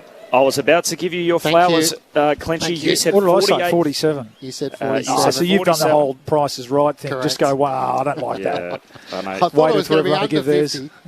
Yeah. You and Sellers are sort of wily old cats. You both tried to play the extremes, didn't you? Sellers wanted to have the outlier on the low end, and you wanted to have the outlier on the front end. And you got there within 30. So 48,030. That's not a bad estimate. You said 48. I said 48. I said 47. You said 48. Yeah. Not bad, Pretty is it? smart bloke, Yeah. That's as close as I'm going to get to a compliment all year. Hit record on that, Benny. That's all done. So just a bit on Hawthorn and this Sam Mitchell era. I mean, it's exciting to watch for Hawthorn fans. The expectation probably would have been this year might be a tough year, and it may still prove to be, but I think there's enough there to suggest that he was going to get a lot of scrutiny and questions taking over from Alistair Clarkson, but there's enough evidence there that he's got some good ideas. Yeah, there is, yeah. And I think, again, having those senior players back and looking pretty fit now and playing well, especially at one at either end of the ground. You talk about Gunston and Bruce down there, so they've still got experience down there. Sicily comes back into the back half, and we know they've got some quality in the middle of the ground. So that's a starting point. And then it's about really instilling belief in these younger players that they've got the coach's backing, and he's going to ride with them. He's a new coach, and he's going to back them in. And you see that in guys like Lewis. You see that in GF and and McDonald, as we said, and Ward and a handful of others. So I say, Sam Mitchell was never short on self-belief, and sometimes that can in a good way. Correct. That's what made him such a great player. He was overlooked in draft after draft, and that's what made him such a great player. And that can rub off on your players. And I think we're seeing that already. And you're right, they're going to have some tough times in the winter grind. With some of these young players, they'll get a bit tight, but that's why it's important to bank some wins early and get some confidence and play some good footy early in the year. Remember, they were pumped in their 2 pre-season games too, Yep. and there was a lot of fears around sort of how they're going to go and where are they at in their development, and particularly that game against North Melbourne. I think they were down at half-time in round 1, but to now be 3-2, and they lost another game against Carlton by a kick, which looks like really good form given the Blues are 4-1. I don't think anyone had Adelaide. Yep. I don't think anyone had the Hawks 3-2 after 5 weeks. It's an interesting build, and Sam Mitchell's no mug. I can assure you about that. He's got a clever mind, and how he played was brilliantly. And to have these young kids just stick together is more the point. You know what I mean? They hung in there. There's nothing flash in there. There's a few flash kids, and I really liked Dylan Moore's little episode at the start of the game where he kicked four goals and that's a big telling factor. Get you on the ground, get you in the game for a start, and keeps you in the game for a while, and then the rest kick in and start to do some stuff, which is most important. But he kicked most of the goals in the first quarter, with Bruce and one from Lewis as well. So that's where you got to start and start to build your name and start to build your relationships amongst your players, and that's how you do it. Those relationship things when they walk inside and they hug and kiss and do whatever they want to do. I don't care what they do. But you know what? And you win. And you've got to continue to do it and continue to do it. And I love what they did. I absolutely loved it. I thought if you're a Hawthorn supporter, you'd be so proud of this young group and the coach and everything else around the place. So I thought it was terrific. The other big thing for me is Geelong. Yeah, so I wanted to Where give the are we? Hawks their due, and it looks like they've gone into a team meeting, so we'll have a couple of minutes to talk about the Cats. But if you're a Geelong supporter, for them to have the game in the balance in the last quarter and some of the moments in which they weren't able to capitalise on, I mean, you can pick any of the stats. The Hawthorn side won the contested possession by 27. They smashed them in the hit-outs by 21, and yet Hawthorn won the clearances by 1, and the marks inside 50 was the other stat, which it was just hard not to get past, that Geelong had so many more opportunities to try and put the game beyond doubt and couldn't take them. Thought they just thought about they were going to roll over them. And sometimes it's not about thinking about it, it's about actually doing something about it and imposing yourself on the contest all the time. They got flogged in the contested ball. Yeah, so plus flogged. 27 in the contested possession. And that's a good indicator of how you're going. No, and I think they were minus 15 in the first quarter. So that's a horrific start. So that's where the question will lie, I think. We had a terrific win last week against Brisbane, who we think are going to be at the pointy end of the season. We had 8 or 9 days. How do we prepare for this week? We knew, even the commentary coming out of Hawthorn during the week, we had to know, and there's enough experience and leaders in the Geelong team. They had to know that Hawthorn were going to come out like that. Did we individually, as a team, did we prepare mentally for that contest and that challenge. The first 5 minutes, you'd have to say no. They didn't get their hands on the footy. It wasn't anything pretty from the Hawks. They just out-muscled them. They were sloppy with their tackles. They gave away a couple of free kicks. They gave away 3 goals in the first half. That's right, yeah. So discipline. So that's the question. That's, I wouldn't be hitting the panic button from Geelong point of view. I think, again, what we saw last week when they were challenged down there, that they were able to lift and find a way to win against a really good team. So I think it's just an example of, in this competition, if you're 5-10% off and a team is firing on all cylinders, they will beat you. They're full of stars all over the place. Stewart down back, Selwood, Duncan, Smith. Was a 3 or 4 time premiership player. You got Dangerfield, who's a Brownlow medalist. You got, gee whiz, Cameron, who's a great goal kicker. Hawkins. You throw them in there. Well, what's wrong? So I think not tough enough? I think that's the question. Where do they not get it done? You take out Ned Reeves out of the midfield, and you felt like it was an afternoon where Reece Stanley could absolutely dominate. And with the midfield of Selwood and Dangerfield and Cam Guthrie, and yet you look at the stat sheet, which doesn't always tell the story, but Selwood ended up with 26, Dangerfield with 17, Parford with 20. They were beaten by a young and more eager side, harder at the footy.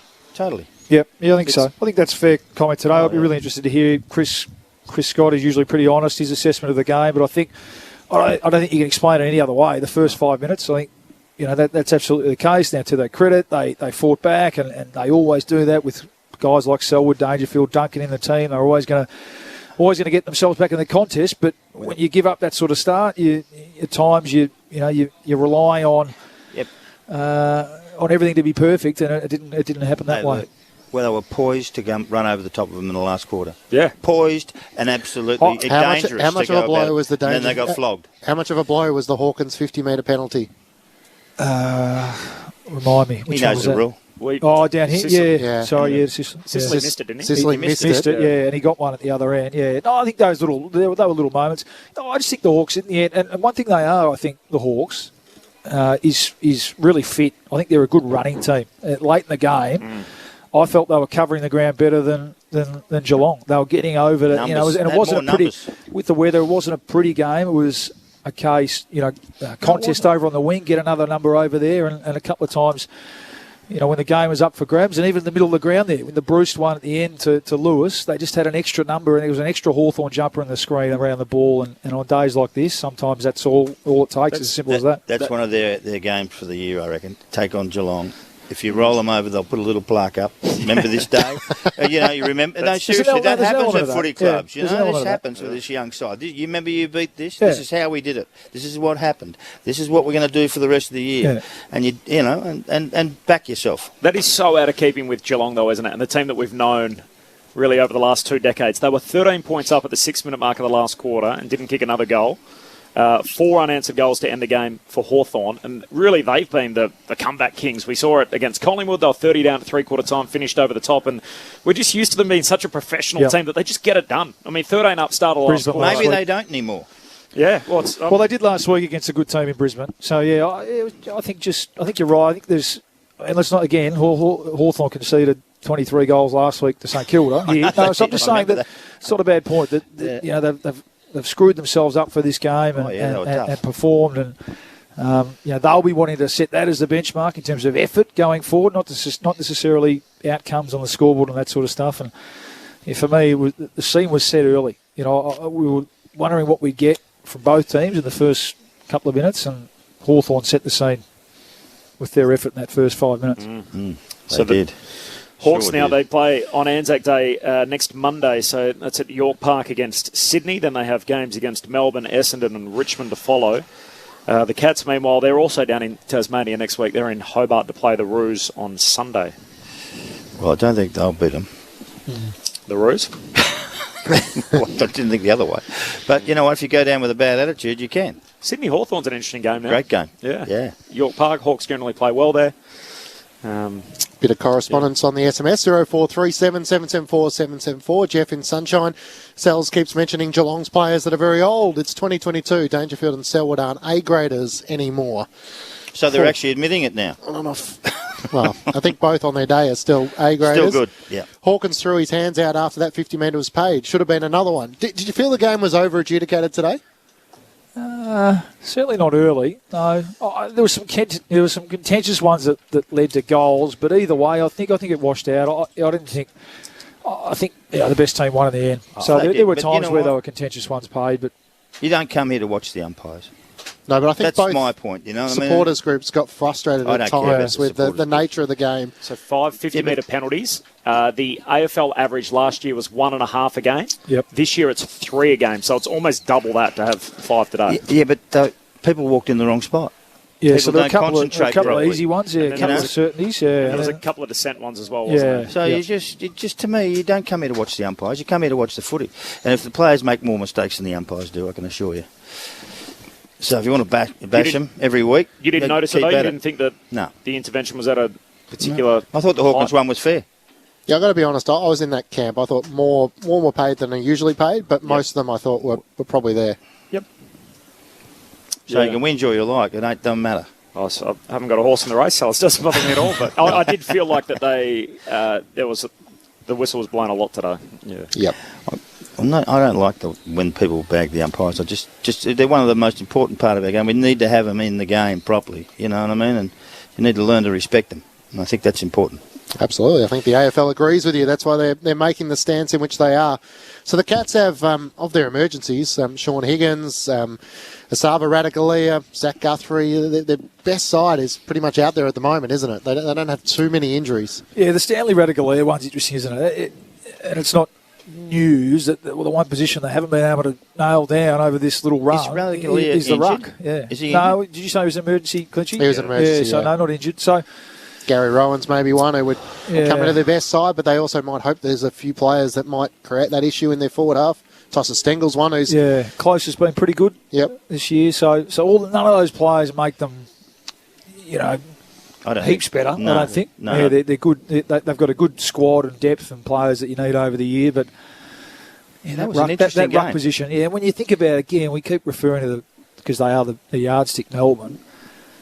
Gorn and Jackson versus it's a big advantage. It's an advantage over most, but it's that one position that I feel like the Cats haven't been able to nail down.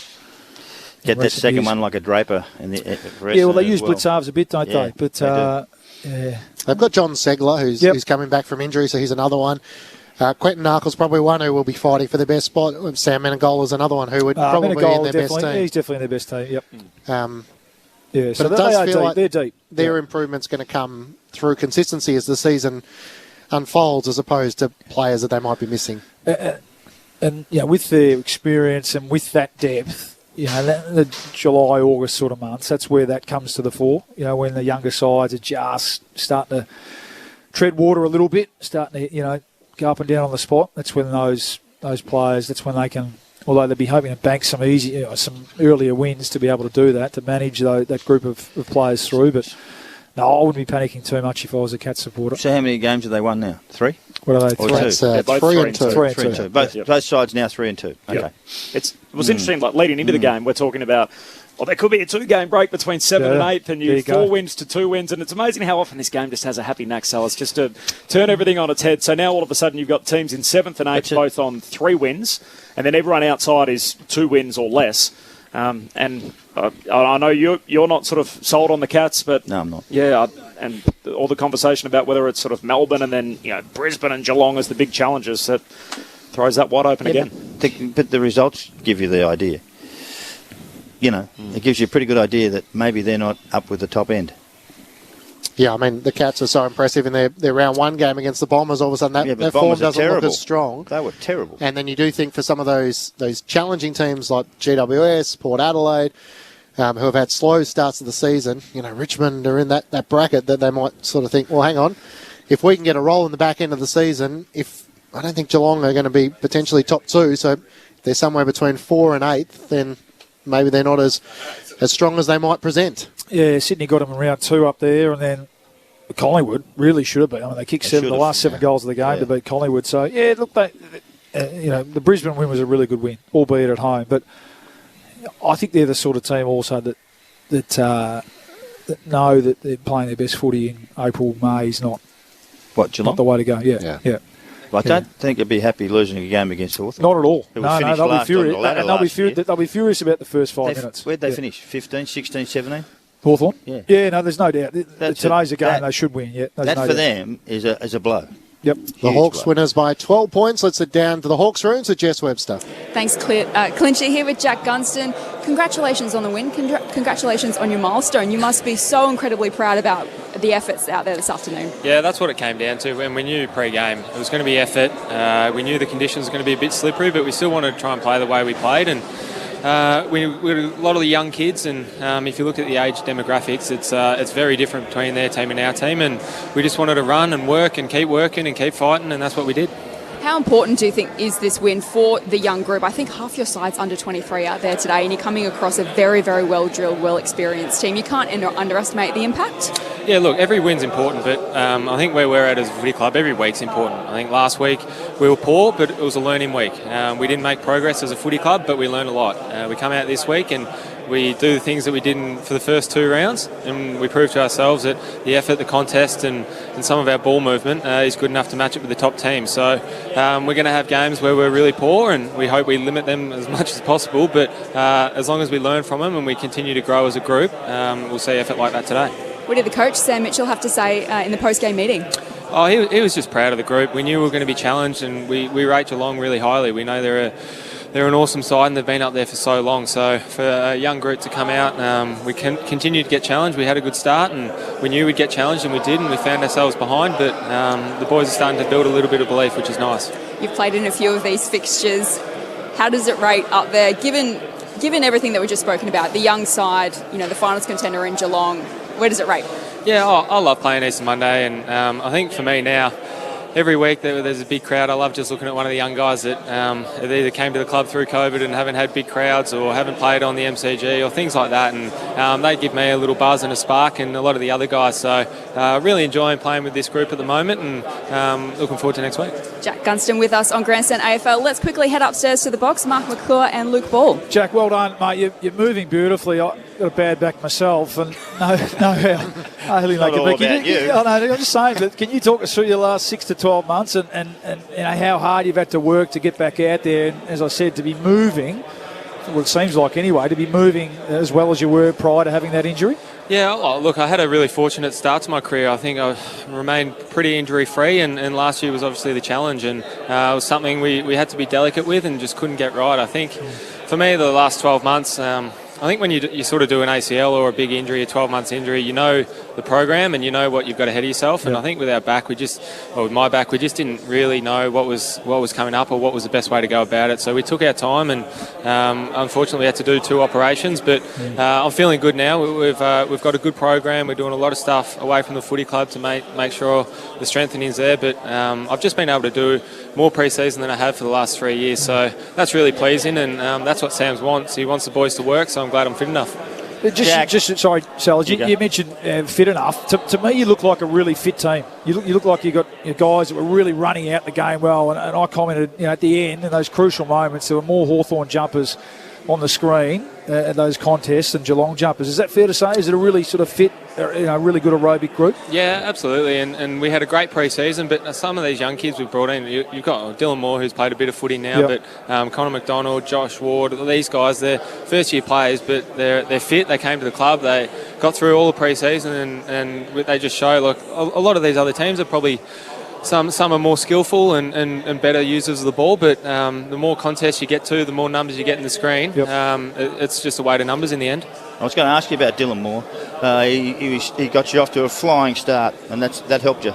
Absolutely, he did that last week as well. He kicked a few in the first quarter, and Mitch said to him after the game, imagine you played 4 quarters, you'd be kicking 10 goals. So it's great to see. I think he's done it the hard way. He got last spot on the list, I think, 2 years ago, and just got a contract, and he's been learning under Luke Bruce, and it's great to see him flourishing. He's getting a bit more attention, but he's coping well with it. Jack, congratulations on the milestone as well. So 200 games as a Hawk now. Obviously, you've played in 3 premierships for the club. What does it mean to you to be part of the 200 club? Is that a big deal for you? Yeah, it is. Like to be able to play with some of the greats of this club, it's awesome to say that, and even be coached by a great of this club. All these guys have played 200-300 games here, and I love this footy club. it gives you so much, and you come in as a young guy and you walk out a better person, and there's just great people around, and look, it's a huge thrill to be able to play 2-1 games for this club. And Jack, we chatted a bit about the midfield role. Tom Mitchell and Jager O'Meara, it feels like it's getting the right combination there in the midfield. Yeah, we're slowly working. I think it was the first time even John Newcomb had 30 touches today. So there's a lot of guys coming through, and we're spinning the wheels. We're not just relying on one or two blokes to get the job done in there. So there's going to be times where we get beaten in there, but I think overall they're competing really well and getting the ball forward. Well done, Jack. Congratulations on the win. Enjoy the rest of the Easter weekend. No worries. Thanks for having me, guys. Be proud, mate. Jack Gunston following Hawthorn's 12-point win over the Cats, 14-8-92 to Geelong, 11-14-80. So the 3-2-1 for the ABC Footballer of the Year. I gave one to Dylan Moore. I thought his start to the game was spectacular. Got him in the game. He may not have lasted into the third or fourth quarter, but his 4 goals early really made a difference to this football club.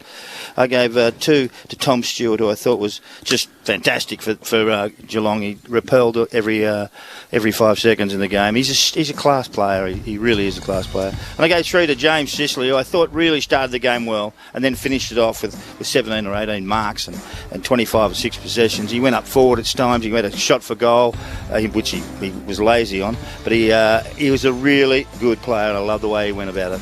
So 3 to Sicily, 2 to Stewart, and 1 to Dylan Moore. Thank you, sellers. Thanks, Luke Ball.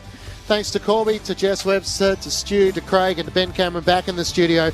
The Hawks in another Easter Monday thriller, winners by 12 points. Round 6 of the AFL, it's not that far away. Kicks off again on Friday night.